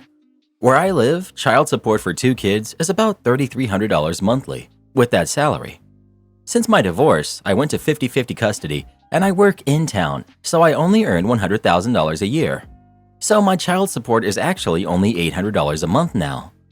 My ex is going nuts because she isn't getting what she thought she would. My lawyer has tried explaining that child support is based on income, and since I'm not working crazy hours to make lots of money for vacations and a huge house that I don't need, I don't earn as much. She's telling everyone what a jerk I am for cutting back on my work to deprive my kids. That's BS. I have my kids half the time, and since I cannot be out of town, I earn less. My kids have everything they need. Am I the jerk? You're cutting your hours to be there for 50-50 custody, and because it's 50-50, you don't need the extravagant lifestyle choices. You cut back hours to be there for your kids more and live a more normal standard of living. Not the jerk. If you would have said you cut your hours strictly to avoid child support, then you would be the jerk. But be forewarned, she could appeal it and go back to court and get a ruling on assumed income and tell them that you cut your hours to avoid paying. So watch what you post and how you phrase it completely. Not the jerk. Your wife has to deal with the consequences of her actions. Does your ex-wife work? I feel like that's a stupid question. OP. She's a teacher. Not the jerk. She wanted you to be more present for your kids. You're doing that. I don't understand why you have to pay child support at all if you have 50% custody. Some states require whoever makes more to do a percentage-based child support. I have a buddy in California who pays his wife 15% of his monthly income when she only has the kids every other weekend because he makes so much more than her. My boyfriend hung out with my bully and he kept it from me. I, 21 female, am currently in a long-distance relationship with my boyfriend, who's also 21, because we're in different colleges. Today, I asked him what time I should call him in the evening, and he said that he had plans to meet somebody. I asked who, and he told me an old friend. I said, "Oh, from school?" He told me, "No, she's a family friend." I said okay, and I didn't think anything else of it. My boyfriend does these solo outings with his female friends a lot, where he goes on one-on-one hangouts with them, so I didn't think anything of it. I've never had any problems with it before because I'm not a jealous person and I trusted him, but now I'm rethinking that. A few hours ago, I was scrolling on Instagram and switched over to my photography account, and I noticed my boyfriend had posted his story. I opened it, and it was a repost of a picture of him sitting in some restaurant drinking a milkshake, and the caption on it was, "Milkshake Stealer." I see the account that posted it, and it's the girl that bullied me all throughout middle and high school. I literally had a panic attack after I saw that. I'm still in shock. Also for context, I've been dating my boyfriend since senior year of high school. When we started dating, the bullying stopped because he was kind of the popular guy and I was dating him. He knew of her but wasn't friends with her. I told him about the bullying and he even joked once that he saved me from her. So he knows what she's done to me and how I almost landed in the psych ward because of this girl, and he still lied to me about meeting her. When I switched back to my main account, I noticed he had blocked me from his story, but he probably forgot to block my photography account and that's why I saw it. I haven't confronted him with it because he's asleep, but I'm feeling so betrayed and hurt right now. I can't even type properly because I'm shaking. I don't know what to think of this. I don't know if I'm more upset at him hanging out with her or keeping it from me, or both. I usually pride myself on being a chill girlfriend despite my insecurities, but I'm really upset right now. Maybe the bully has changed. OP. I've thought about that, and if she genuinely apologized to me, then I would forgive her. But when my ex told me that she seems like she's changed, I felt bad because it almost felt like he was minimizing the hurt she caused me. Like, it's not his prerogative to decide that. This girl is the reason I have chronic, debilitating mental health issues since I was 10. I used to be a very confident kid before the bullying. I would forgive her, but I'd never forget what she did. I don't think I'd ever be able to see her as a good person. He knew she was bullying you back then, so he lied about them being family friends. OP. They're not family friends. He knew her in school because we went to a private school, but they weren't friends. And he knew that she was bullying me after we got together because I told him. She stopped harassing me when we got together, and then we graduated, and I never thought I'd have to deal with her again until now. Update. I did break up with him. I ended up pulling an all-nighter because of anxiety and decided to call him immediately after he was up. This is how the conversation went. I asked him if he had blocked me from his story, and he denied it. So I told him I saw it from my second account, and he went silent. Then he asked me if I was mad at him. If I hadn't posted here and gotten feedback from you all, then I would have probably downplayed it, but I was firm with him. I said, of course I was mad. What did he think? He's hanging out with someone who ruined my life. He said, "You're twisting it way out of proportion. This is why I didn't want to tell you." I asked how, and he said he was just meeting someone who asked to meet up because she was in the area and he couldn't say no. And one really big detail I forgot to mention, when he was justifying meeting up with her, his reason was that he befriends everyone, so it's not exclusive to her. And he also told me, "She seems like she's changed now." We kept arguing back and forth, and he kept gaslighting me, which I notice more now. And I finally told him that he broke my trust and betrayed me, and I want to break up. I was expecting him to be mad, but he said, "If that's what you want." That just made me cry more, and I asked, "Do you not care about me at all?" He said, "I do, but not when you're disrespecting me like this." He also got mad at me for confronting him right after he woke up, but I couldn't wait because the anxiety was getting to me. I think what he said at the end was what stung me the most. He said, "Don't dump your insecurities onto me. I'm not your therapist." He has said this before as well when I've tried to talk about issues in our relationship, where he's told me not to come to him like that. I was like, Who else do I talk to about my relationship problems other than the guy I'm dating? He said, I don't know, but not me. Go to a therapist. That never made sense to me, but I believed him because I didn't want to lose him. In the beginning of the relationship, he would be there for me when I was anxious or depressed. But in the past year and a half, every time I'm down, he tells me not to come to him. Is that normal? I know he was not my therapist, and I wouldn't dump my problems on him, but I just wanted some support. Update. He just unblocked me and started calling me on Instagram when he realized I blocked his number. I finally blocked him back. I'm feeling really anxious and overwhelmed, but I think I made the right decision. You dodged a bullet. At least you didn't get married. OP. Yeah, that's the only thing keeping me from completely breaking down right now. I saw my parents' marriage get destroyed because of my dad. I don't want that to happen to me. Heartbreak right now is better than long-term suffering. It'll just take time because he was my first everything, even breakup. Update.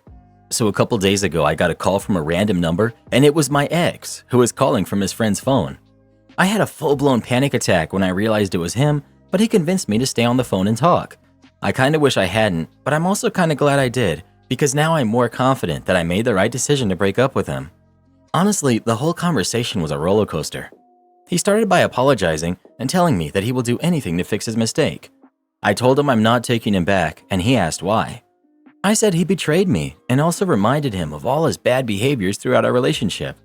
He just kept justifying himself. I then accused him of cheating on me with my bully.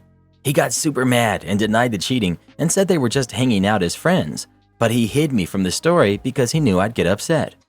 I told him that that didn't make sense, and either way, he probably cheated on me with other girls as well. He said, well, you could have cheated on me too. How would I know? I said, how would that make sense when I literally mostly talked to him? Then he said that we should forgive each other because I've also hurt him. I was a little baffled. Then he had the audacity to say, I'm going to give you one last chance to fix this mistake. I asked, what mistake? He said, this breakup. I'm not gonna lie, that just made me laugh. And I think me laughing made him mad because he started calling me names and asked me if I was a psycho.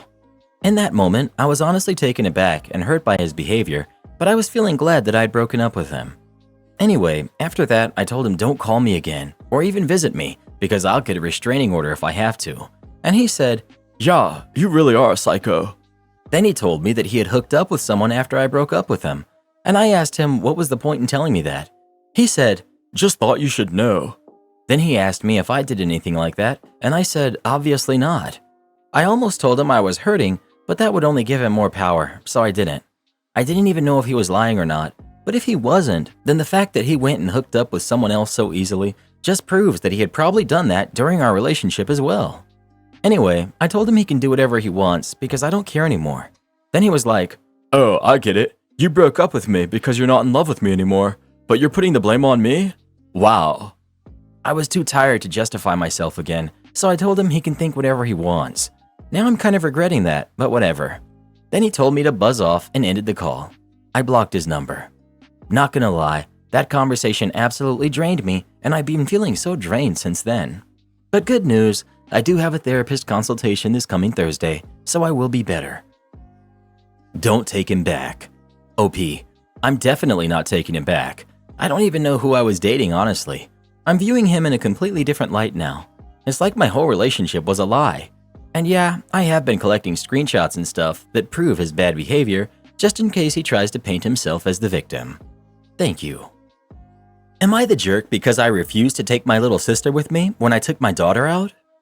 So I, 22 female, have a daughter, Maisie. She's 4 years old and she's everything to me. I don't go to work without feeling bad and missing her because I have to leave her with her dad, Tony, who's 24. And even though they have a great time together, there's always that lingering guilt. Last week, I took a few days off work so me and Tony could take Maisie on a small trip over the weekend. Me and Tony spoke about it all week with our family as we were excited to go. We didn't tell our daughter as it would be a little surprise. My mom was helping me pack for the weekend and she casually dropped in a conversation that my little sister, Liv, who's 9, wanted to come with us when she heard about the bouncy castles at the place. My mom said she had to go out of town to take care of a family member who sometimes needs their house cleaned. I stopped packing and told her to basically buzz off. I love Liv, don't get me wrong, but it's supposed to be a family thing with just the 3 of us.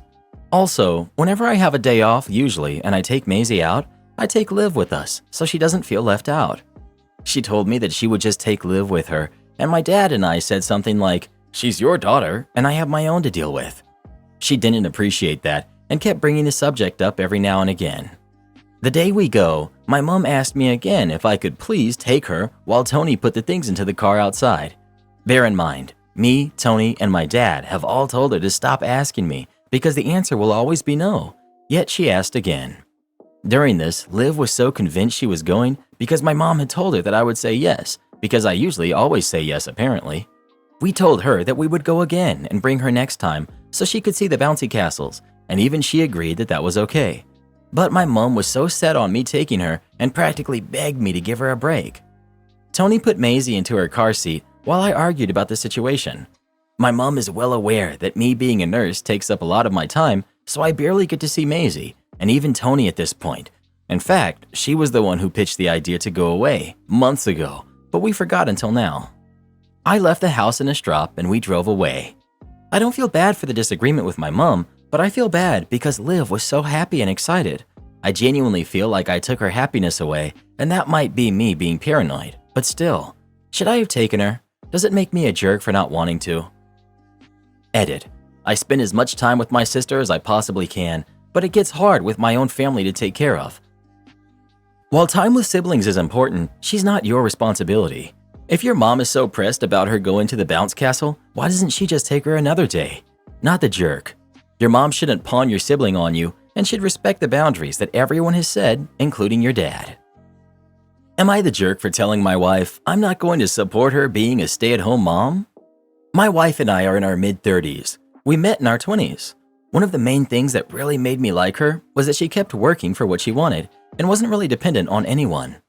So for some context, I come from money on my dad's side.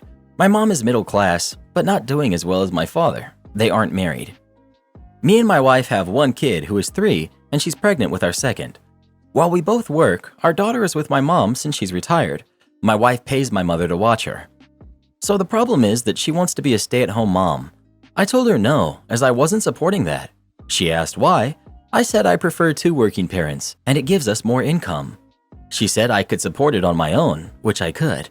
I still told her no. She asked again and said that she wants to be one of those Instagram moms and do more for the kids. I told her I would consider it. She's been bugging me about it. I told her if she wanted to do part-time she could, but she would have to take on more of the chores in the house. She said no, as she would still be working on Instagram. I told her Instagram is going to pay less than $5 an hour at first, so that's not a real job. She's been crying and bugging me about it for a while. I asked one of my friends, and they say that they wouldn't want a financial leech either, which is kinda mean, but I can see that. So, am I the jerk? So a main question I keep getting is why only my wife pays for childcare. The answer is she makes less money than me, and we don't split bills 50-50, so it's easier for her to just pay the cheaper bills. She only pays my mother $100, as that's all she will take and won't take any more. Where do you and your wife's incomes go, and how do you split the costs? OP. Because my income goes to the bills and other stuff, while that's what my wife takes care of. I make more than her, so I take care of the more expensive stuff, while my wife takes care of the cheaper things. Who's taking time off when the 4-year-old gets sick? You? Or is that on your wife because she makes less and her job isn't as important? OP. That's the great thing about having my mother watch our kid, is that my mother doesn't mind sick kids as she used to work at a daycare. How is she going to build her brand as an Instagram mom when she's keeping the kids offline, as responsible parents who think about their kids' safety do? OP. I have no clue, as I'm not trying to give her an idea that I'm going to agree to it, but if I do agree to it, then I would need to see everything before she posts it. And what if your mom becomes ill or decides that she would rather enjoy retirement rather than chase a toddler around that's not hers? OP. That's not going to happen, as my mother doesn't even want to take the money she gets from taking care of our kid, and she feels it's her time with her grandkid. Also, if that did happen, then one kid would be in school and we can send the other to daycare. Update. So after reading some comments, I had to talk with my wife and told her that if she wanted to be an Instagram stay-at-home mom thing for a year, I would support it. If she isn't making minimum wage by that year from the Instagram thing, she would have to find a real job. We agreed to split chores 60-40, and she will have to teach our daughter the same things my mom does. And since she will be staying home, I'm not going to pay the extra money for my daughter to go to pre-K. Now, we did have a conversation about what she could and couldn't post on social media. I told her my only things were no family pictures. She could not show their faces, and if she did, it would be an instant divorce. As far as money, I told her she could use the rest of her money to fund her Instagram life or whatever, and I will pay the bills, and then put $1,500 in the account for other things, and the rest would go to my other things and savings. I hope you put all of this in writing, because I can see how things might not go the way you think they will. OP, I will. Seems fair, but you should still send your daughter to pre-K. It will really help her to have developed those social and executive function skills, teamwork, making friends, patience, etc. OP, yeah, we said we're going to find her club and put her in some sports. I'm sorry, but I'm so sick and tired of people not respecting moms who want to be a stay-at-home mom. Taking care of your kids, not grandma raising them, is a natural maternal instinct from women. I wasn't able to financially be a full-time stay-at-home mom like I wished I could have been. My husband did reluctantly agree for me to work part-time. After year 3 of me part-time, he saw the value in it. I don't think we should expect grandparents to raise our kids so we can make more money. It's so materialistic. Kids don't stay little forever. What's wrong with wanting to be a mom and just be with your kids? I'm not knocking grandparents or parents that have to work. I'm just saying kids need their parents too. My girlfriend, who's 24, accused me, 25, of leading her on when I said I don't want to get married. When my girlfriend and I first got together, we had a discussion about how we see things further down the line to make sure we were on the same page about having kids or getting married, etc. Neither of us wanted kids, and she asked me about my views on marriage. I was honest and told her I didn't really want to get married. I didn't see the point of it and thought weddings were a waste of money. I reiterated that this meant that we wouldn't be getting married in the future. She said she agreed with me, and we left the conversation there. We've now been together for over 3 years, and she recently mentioned one of her best friends is engaged. She then asked how long before I start looking for a ring. I asked what she meant since she knew my views on marriage. She said since we've been together a few years, she thought I would have started thinking about proposing. I asked why she thought that when I made my feelings about marriage perfectly clear, and she even said she agreed. She just said it's what people do when they've been together for a while, but I just repeated that I have no intention on getting married. She said I've been leading her on, but I pointed out that I've been honest from the start, and she's the one who chose to just ignore what I had told her. She just repeated that I've clearly been leading her on and that I'm obviously not serious about her or the relationship. How would you handle this? I'd start preparing for the breakup. She's not wrong in wanting to get married. You're not wrong in not wanting to get married. This is an incompatibility. While people's views change over time, her putting the blame on you implies that she may have been dishonest in her view of marriage and expected that she could get you to change your mind.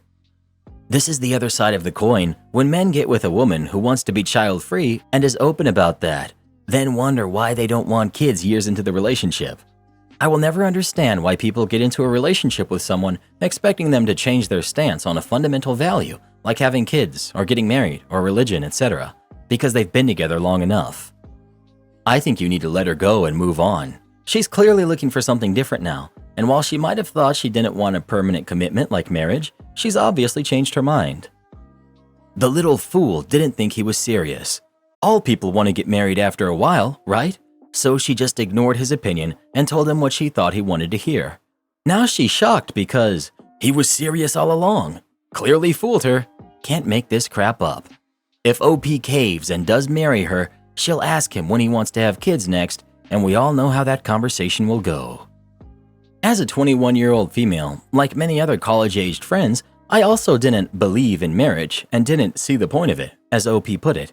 As I evolved and gained more life and relationship experience, my views matured, and I learned that of course there are a lot of financial, medical, etc. benefits to marriage. Still no interest in a wedding though. Karen gets completely shut down. Once again, I have an adventure to tell you all about a trip to Walmart. There's me, my son, Karen, store employee, and manager. Today, a few hours ago, my son took me to Walmart to do some shopping. Shopping itself was uneventful for the most part until the Karen of the story came into the picture. My son was doing his job and helping his mother, me, shop by getting things down off of a shelf and placing them into our cart, being as I am permanently wheelchair bound. I was reading off a list of shopping, he was getting the items. We stopped a moment in the frozen food section. He retrieved an item or two on my list and put them in the cart. At that moment, we stopped shopping for a minute while I took out an inhaler. I have trouble breathing at times. That's when we heard a loud snapping of fingers and a loud, rude, ahem. Then the dreaded loud voice. Now that you're done helping her, you can help me with my shopping. My son turned. I don't work here, lady. I was and am shopping with my mother. You want help? Go find an actual employee and go away. You work here, she screeched. Otherwise, you wouldn't be helping her shop. Again, lady, my son said. I do not work here. Want help? Go find an employee and stop bothering us. She started yelling. I'm getting you fired. Manager! Manager! At her yelling, an employee came to see what the yelling was about and asked if she could help. Yes! She deliberately dragged out the S on the word. Your employee has been extremely rude and threatened me when I asked for help. The employee looked confused. Ma'am, he doesn't work here. Yes, he does. You're just trying to cover for him. Now, get me your manager, now! She walked over to a post and pressed a red button on a display on it. Manager needed in frozen food, she said into the speaker, also on the post. Be right there, a voice said back. Now we'll see how long you're employed here, the Karen said as she stood there with a smug look on her face. Before long, the manager arrived. Before he could even ask what was going on, the Karen launched into a heavily embellished tale, painting herself as a victim and demanding compensation for the horrible insults she had endured and demanding both my son and the employee be fired immediately. I remember you, the manager suddenly said. You're banned from Walmart if I remember correctly, but got interrupted by her screeching. The response of the manager was a wonder to behold and caught us all by surprise. Shut up, he yelled at the Karen. This is the second time, and the reason you were banned for 6 months to begin with, harassing other customers and making up wild tales and trying to get one of my employees fired.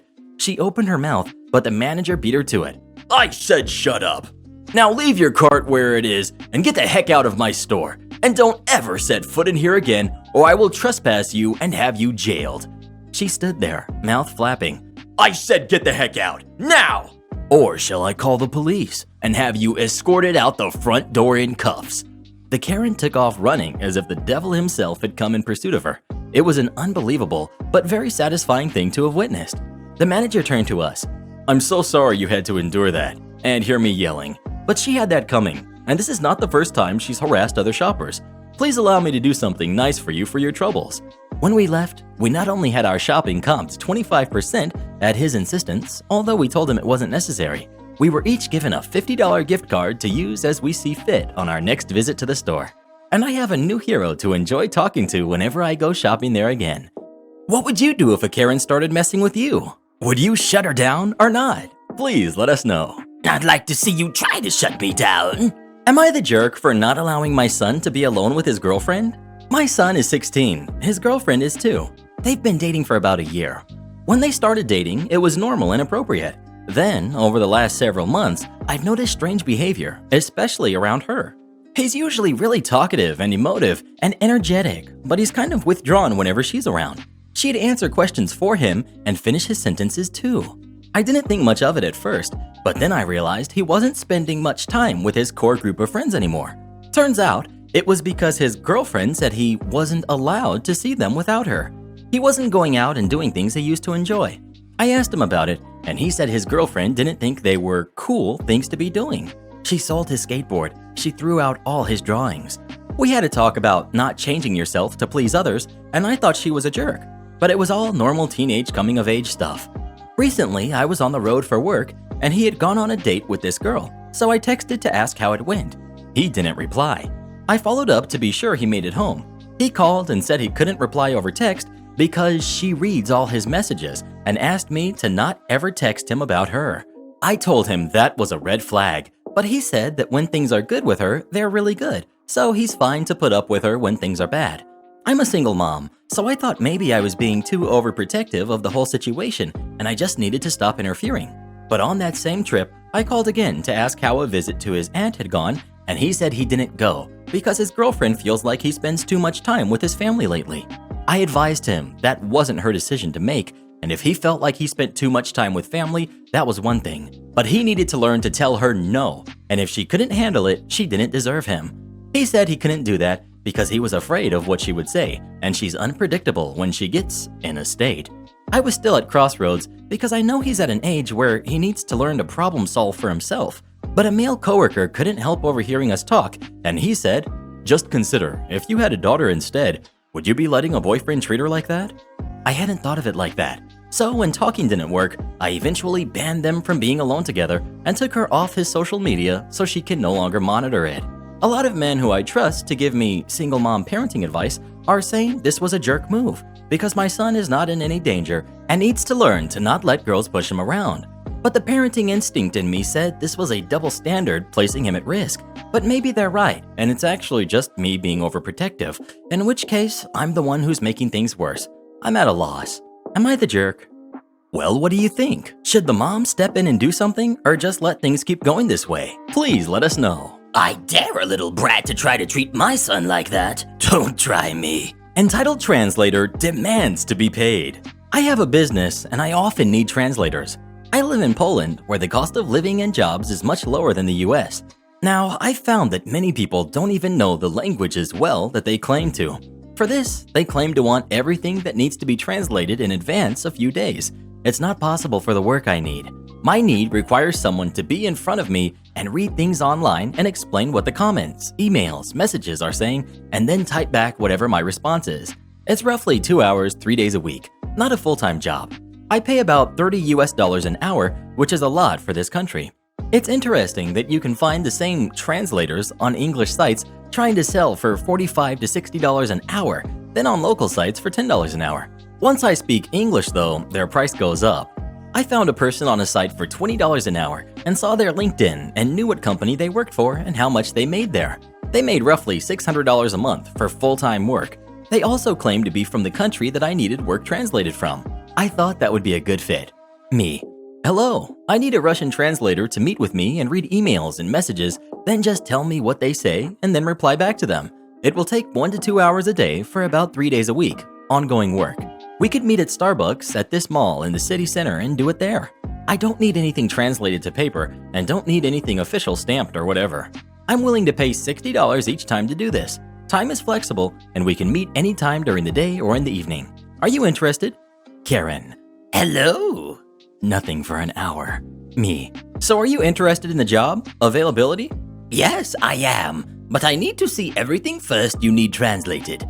Me. That's not possible. I need you to read it in front of me and explain and then reply. There's a lot of last-minute messages and emails that need to be responded to as fast as possible. Karen. Okay, I don't know how much it will cost, but I have to tell you after I see everything. Me. I'm offering to pay you by the hour, above your rate you claim to offer live translation services. Is this for a company? For my company, but it's not a full-time position. 3 days a week, paid for 2 hours at $30 an hour. I see. Again, nothing for hours. Me. So? Okay, I will need to tell you what the price is after I see it. Will we meet at your business? Me. I already explained what I'm offering and explained where we will meet. In a public place at Starbucks in the mall. I don't know if it's safe there. Me. Excuse me? It's Starbucks in the mall. Would it be safer meeting at a private office in a building you don't know? I don't know you. Okay, well good luck finding work then. I'm a girl and don't know who I am meeting. I don't even respond. I figure it'll be a pain in my butt, so I don't even care. Next day, Karen. When we meet, I will tell you how much you need to pay. Me. No, we won't even meet. Your English is horrible and you can't even understand what I'm asking for now. Goodbye. Karen. I need the work and you texted me and I need to be paid. Me. No. I need the money. I can meet you there. You can't agree on the price I'm offering, which is more than the price you listed online. Yes? What yes? Yes, I do not agree. I will tell you how much you will pay each time. No! Again, good luck finding work. I need the money. You have a job. I need extra money. My job does not pay enough. Goodbye. Next day, Karen. Will we meet today? Hello? I will do the work for $100 an hour. You owe me $100 for the time I spent texting you. Question marks. You hired me, and now you won't answer? $70 then, and I will not report you. Question marks? Really, the worst one I've dealt with. Speaking of languages, do you speak any other languages besides English? Please let us know. I'm fluent in Karenese. Am I the jerk for not siding with my wife after she took my daughter's diary? I'm 38, male, and I got married to my wife, Nora, who's 31, 5 months ago. My daughter, Madison, who's 12 from my previous marriage, is currently living with me and my wife. My daughter is not on good terms with my wife. There's constant tension between the two of them, even though my daughter has been very respectful and keeps to herself. My daughter, Madison, has a diary where she expresses her thoughts and feelings and writes about what bothers her without having to bother anyone by listening. It's her choice to do that, and I respect her wanting her own space. Last week, while I was at work, Madison called me and she was crying. She told me that her stepmom took her diary and read through it and refused to give it back. She said she wanted me to come home immediately. I got home to find Nora and Madison having a screaming match. I asked what was going on, and Madison told me that her stepmom snooped around in her room, took her diary, and refused to give it back. Nora denied and said she had no idea what my daughter was talking about. I asked my daughter to confirm it, but she didn't. She just kept saying her stepmom took it and must have hid it because it was gone that morning. Nora said she didn't do it. I got stuck. I didn't know what to do. My daughter told me to look for it. I started looking, thinking she might have forgotten where it was, and I was surprised to find it in our bedroom. I gave Madison her diary back and lied about where I found it. I secretly confronted Nora about it, but she broke down and said that I was supposed to comfort and support her because she read the awful stuff Madison said about her in her diary. I told her she was in the wrong for taking Madison's diary in the first place and to cause an issue. She got mad at me and went on about how she was treated and how I was supposed to defend her from this much hate and resentment. I walked out of the bedroom. Nora stayed there all day and refused to eat dinner. I brought her dinner upstairs, but she refused to take it. I bought Madison a small box to keep her important stuff in so she won't lose them. Madison and Nora don't even talk to each other. I don't know if I handled the situation properly. My wife is so mad at me and disappointed that she's hurting, and I didn't do anything to make it right. Well, what do you think? Is OP the jerk for how he handled the situation? And what would you have done if you were him? Please let us know. How you gonna do your daughter like that? You wrong for that, bruh. I wanna speak to this guy's manager. Guy from work tried to undermine me, but I quit a week ago. This happened only a month ago, so the memory of the incident is fresh. I got accepted into college and had to quit my job of 2 years. I put up my resignation papers and had 2 months of notice period left. I had informed my manager and team, but didn't account for Mr. S, who was technically on my team, but worked from the client offices overseas, so I don't get to see him ever. Background on Mr. S. He was hired as a mediator between the client and us, but had years of technical experience, so he often helped out with the technical work, but was always a snob about it. He made sure to CC every possible manager in every email to show that he was doing a lot more than his role was required to do. Everyone hated how commanding and rude he was. Most meetings with him were just the entire team listening to him complain and moan for 20 minutes. He had no boundaries and would call up at odd hours of the night just to prove his point. He would promise clients certain results with unreasonable timelines without consulting the team, leading to late delivery and terrible client ratings. Since I had 2 months left to go at work, I wasn't quick to give up responsibilities and transfer knowledge to my colleagues. I handled an important client-facing task, and I've been doing it for the 2 years I worked there. I never taught it to anyone else because it was a relatively easy task and it hasn't been messed up in 2 years. We get info from the client that my task was undergoing major upgrades and needed to be done extra carefully and on priority for the next week. I know the drill and get to work as usual. Mr. S calls me up on Skype to re-emphasize the importance of the task this week. I just reply to him that I've been following all protocols every week and will continue to do the same as usual, being careful of the upgrades. He considers my answer as unprofessional and inconsiderate and proceeds to tell me how I'm not that important to the team and my job was easily replaceable. He then cut the call and proceeded to reassign all my tasks for the next 2 months to someone else, while also formally emailing everybody that no new tasks were to be assigned to me. There I sat, maliciously complying, watching my teammates struggle to run my task, unable to help. I sat around doing nothing for the last 2 months of my job. Luckily, I was working from home, so that meant 2 months of paid leave. Dock 15 minutes off my pay? Okay, I'll go for a 15-minute stroll. This happened about 9 years ago at one of my first jobs. I was working in sales over the phone. They had this odd policy of docking your pay 15 minutes if you were even 2 minutes late. Just for context, at this job, we took credit card details and the like, but as our security policy, we couldn't be alone when working. There would at least have to be 2 people at any time. There was rarely only 2 people on, so it was never really a problem. One day, I had to come in earlier than usual at about 9 a.m. I walk in about 10 minutes early, go to my desk. No one else is in yet. I'm the first in, so I put my bag down, turn on my computer, got to the kitchen, make a coffee, and bring it back, then go to the toilet. I walk out to my desk at about 9:02.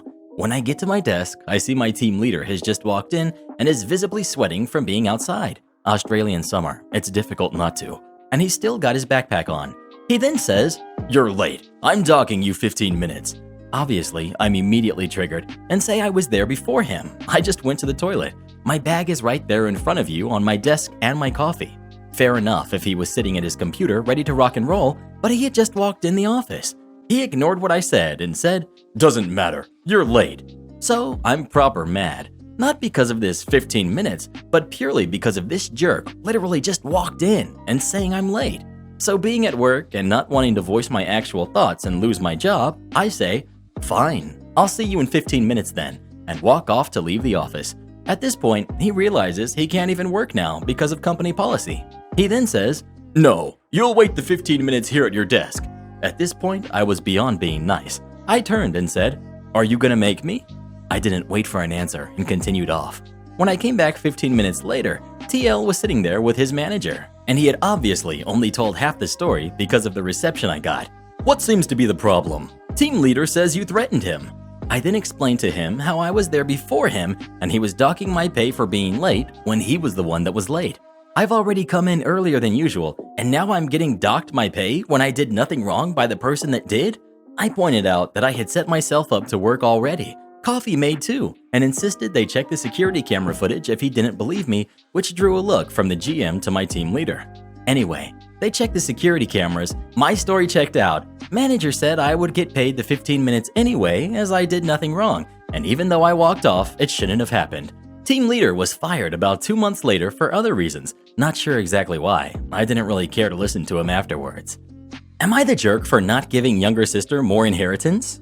I, 46 female, recently lost both of my parents in quite quick succession. I have an older brother, 47, and a younger sister who's 32. Yes, I was 14 when my sister was born. She was a menopause baby. In fact, my mother thought that most of her early pregnancy was symptoms of the menopause. We were all excited to have a new baby though, especially me as I was the youngest of all the cousins and none of my friends had young siblings when we were growing up. My parents were always very fair with all of us when it came to money and time spent with us. They encouraged our hobbies and liked to spend time with us. Our dad passed first and everything went to our mom. When she passed, everything was split between the 3 of us apart from things that were stated, such as a set of golf clubs going to my brother and jewelry left specifically to my sister or to me. We decided to sell our parents' house and split the proceeds equally as none of us wanted to live in it. Last week, my brother and I received an email from our sister. She believes that she should have been given more inheritance money or the entire proceeds of the house sale.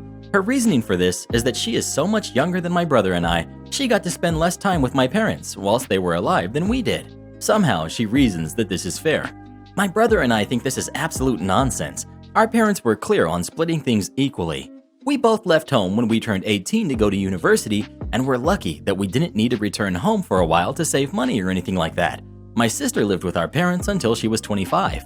My brother and I have agreed we are not giving our sister any more of our share of the inheritance, which isn't much anyway, and the proceeds of the house will be split 3 ways as specified in both of our parents' wills. She has said we are selfish, and she is owed this because she didn't have as much time with our parents. I don't feel like I'm in the wrong here, but a few of my friends have suggested I make a token payment to keep her happy. I don't think she would be unless it was a significant portion of my inheritance or my share of the house sale. Am I a jerk for not wanting to give my sister more money just because she's younger than me? Edit. Thank you very much for all of your condolences. Becoming an orphan is very hard at any age, it seems. I'm thinking that I will speak to my brother about talking to our sister about getting some sort of grief counseling and offer to go with her. It might be a way of finding out if there are any other issues that we don't know about, as outwardly she is a successful professional. If there is something wrong, then we will offer our support. I love my sister very much, and I don't want to end up estranged over this, especially during a time of grief. Sister stole the game that I bought for $80. So back in Christmas of 2019, I, 13 at the time, decided to treat myself by buying Overwatch for the Xbox One, a game that I was really excited to try out. I also decided to let my sister, entitled sister, use it every now and again because she really liked the game too. I wrapped the game up and placed it under the tree because Christmas was the next day and I thought it would be funny for it to say, "From Easter eggs to Easter eggs." Christmas came and we all started opening our gifts. About halfway through, I saw my game and opened it while showing my grandpa. He was on a video call. I told my sister that she could use it every once in a while and she got super excited and says it was an awesome gift and asked when she could go play. I said after I try it because it's my game.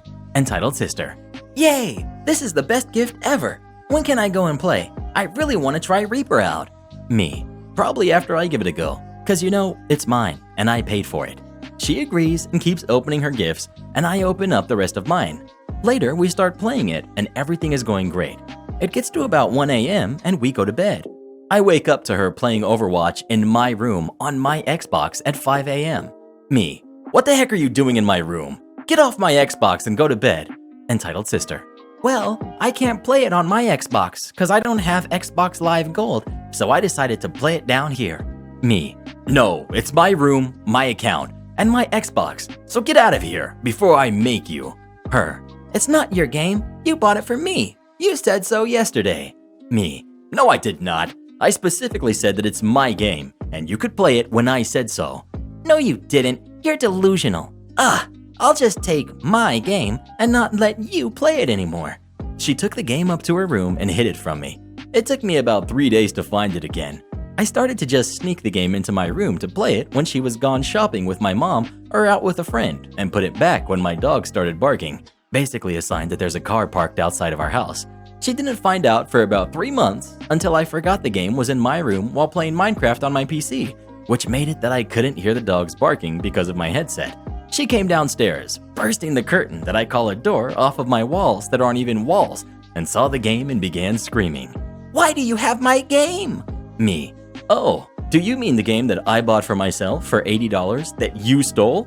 I wanted to actually use it." "It's not your game. You bought it for me." Me: "Keep telling yourself that, sis." Entitled sister snatches the game and slaps me. "You are not using this game again. I'm gonna sell it and none of us are gonna use it." Me: "Ow! You know what? Do it then. It's fraud."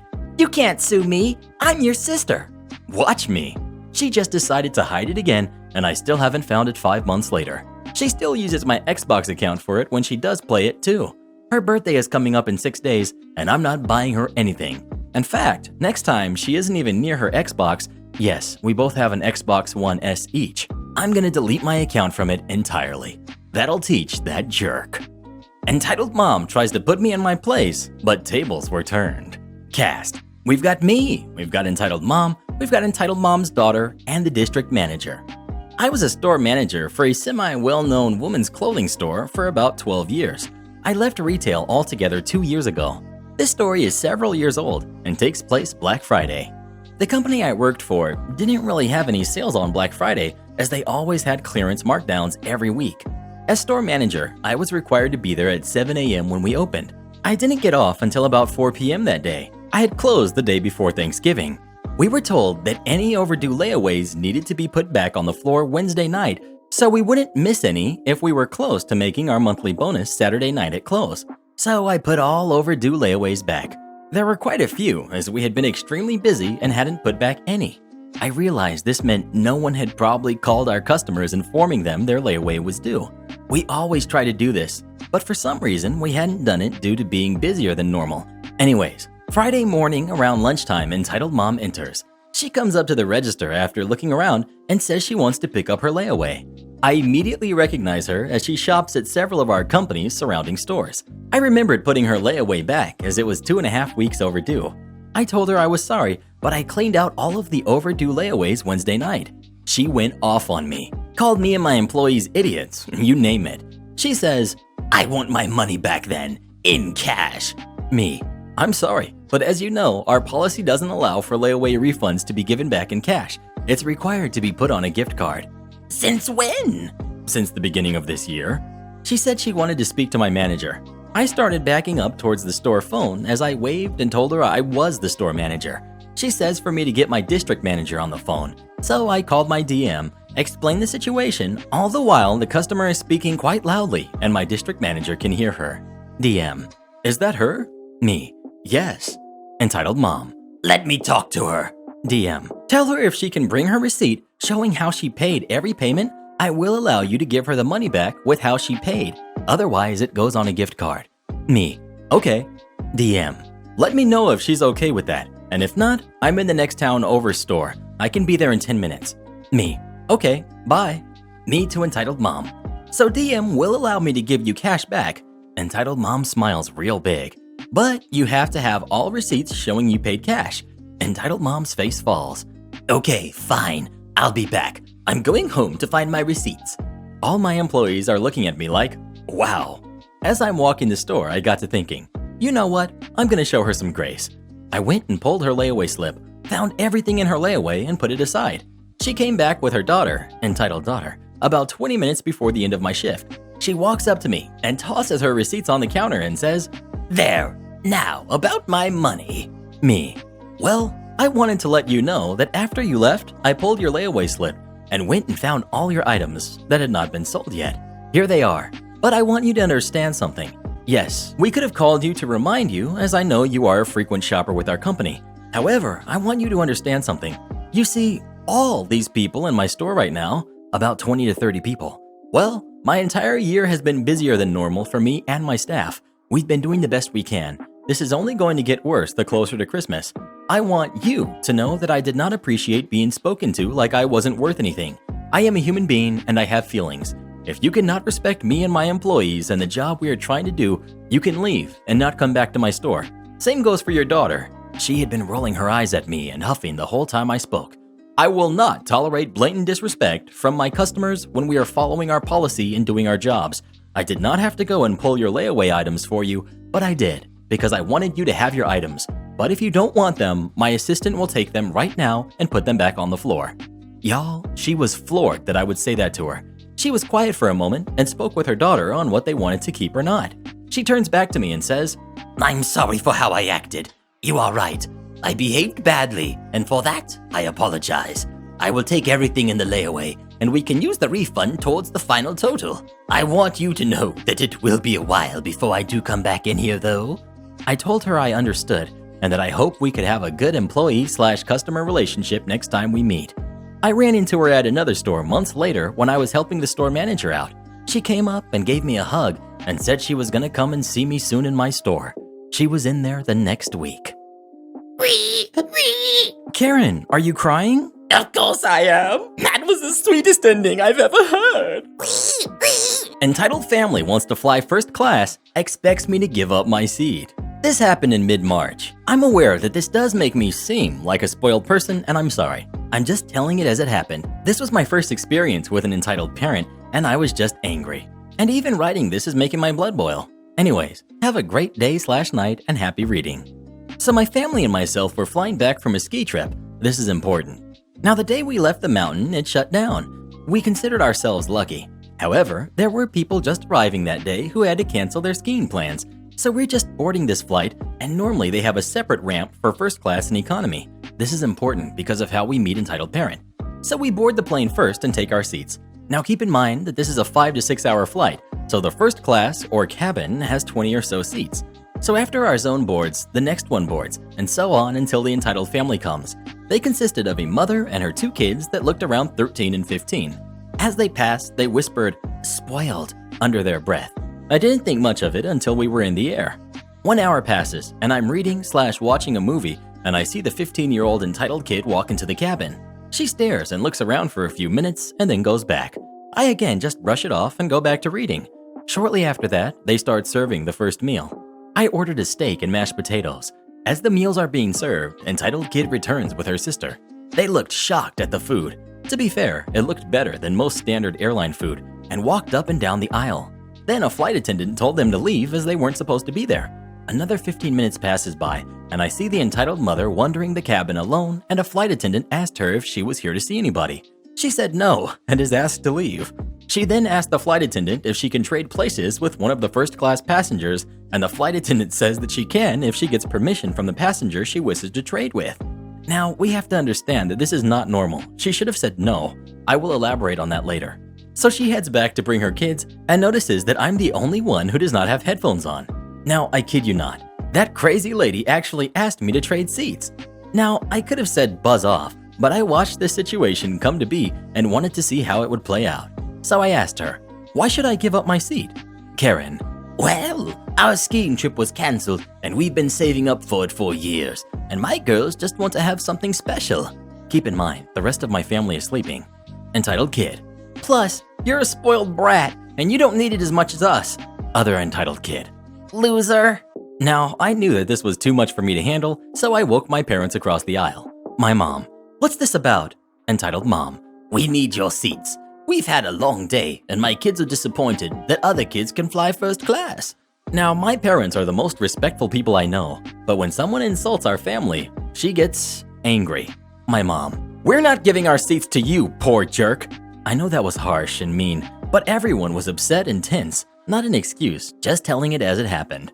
At this point, most people are then telling them to get out, and the 15-year-old says, this jerk deserves to be in coach.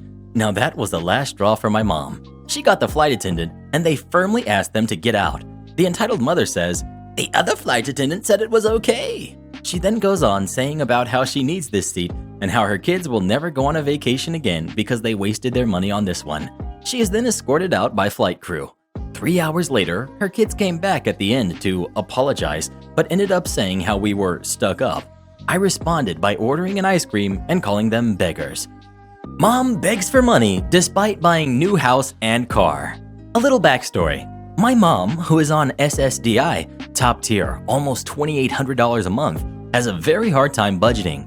Last year, she decided to sell my grandparents' house in Oregon to move back to the Seattle area. She got the house by having my grandma with dementia change the will and cut out her 2 siblings, my uncle and aunt. And after my grandma passed, the house and all the savings/belongings went to my mom. So she sells the house, and instead of buying a reasonable home, she has limited mobility, lots of prescriptions, and falls often. She buys herself and her 3 cats a 4,000 square foot home in a gated community. There was literally no money left over from the sale/acquisition of the new home. I had to help by paying for a moving van and helpers. Before this, she had a settlement from a slip/fall lawsuit of roughly $50,000, which she instantly rolls into a brand new 2018 Toyota Highlander. She had been left my grandma's 2013 Aspen SUV, but the gas mileage was not good enough. Then she backs into a tree and busts a taillight on her new car a few months after buying it. Goes to the dealership to fix the taillight. Decides she needs a brand new 2019 fully loaded Highlander with a tow package, which she has nothing to tow, so this is a mystery. She trades in her 2018 with 5,000 miles on it and takes out a $35,000 car loan, and this is on a fixed income, and she always has money struggles. So here's like $80,000 of car at this point. Excellent. She's constantly begging my bro, sis, and I for money. We are 38, brother, 36, me, 27, sister, and all trying to establish ourselves in our lives, careers, and financial security. I'm a stay-at-home mom with 2 kids. We live off my husband's income as an apprentice tradesman and have to be very frugal. We qualify to live in low-income housing, and I find ways to be resourceful, like donating our time and vehicle to help a local food bank, so we are able to get some food as well as help the community. We don't own a home or brand new fancy cars, and if you take away rent and do the math for just us 2 adults, we live on less than her monthly SSDI. Yet every month she has a sad story about how she can't afford X or Y. She finally canceled her $175 a month TV plan. I've asked her more times than I can count to please not bring up money matters with me. I've offered to help her budget, but she refuses the help, only wants money. Well, she brought up money the other day when she came over to our apartment to visit the grandkids, but really she came to pilfer the food bank transportation we do every Sunday before we drop off at the food bank, saying she didn't have enough money to pick up her prescriptions. This is just after she told me she gets her prescriptions in the mail. I think she has dementia. I told her I could spare $15 for gas money, but that was all.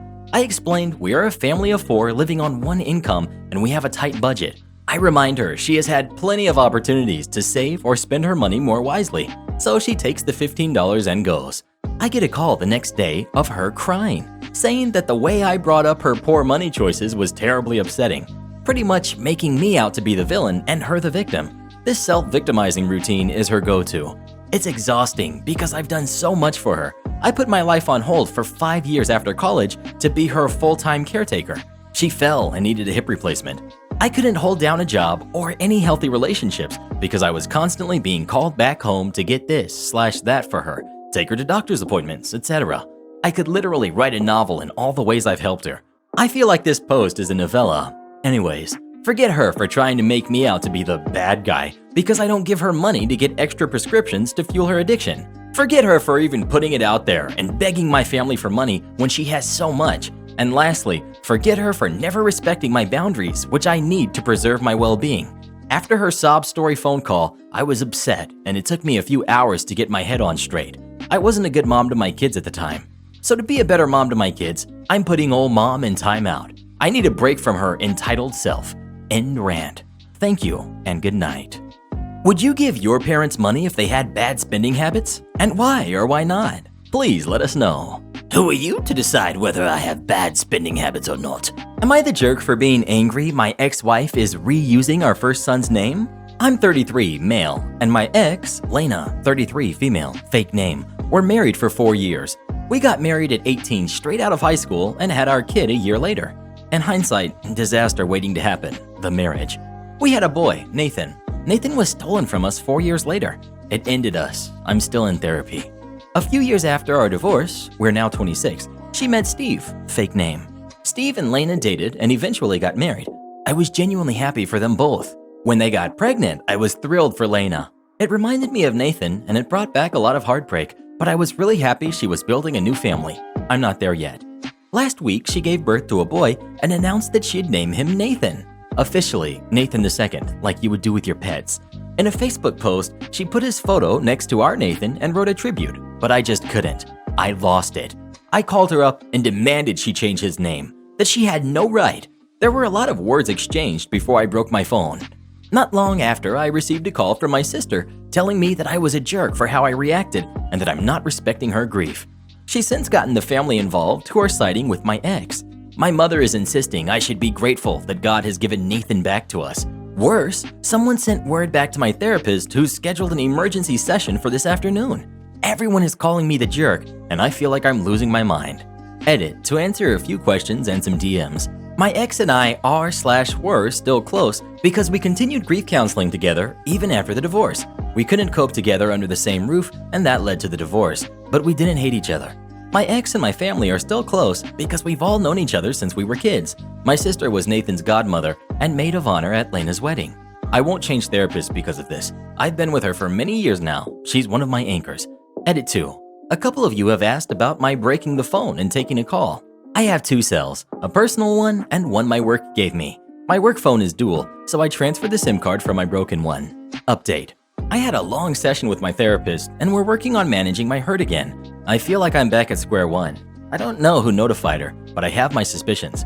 Right now, because of what's going on, moving is not an option, but she's encouraged the idea of getting away. I know she meant more go to a cottage, but I'm considering uprooting my life and just leaving.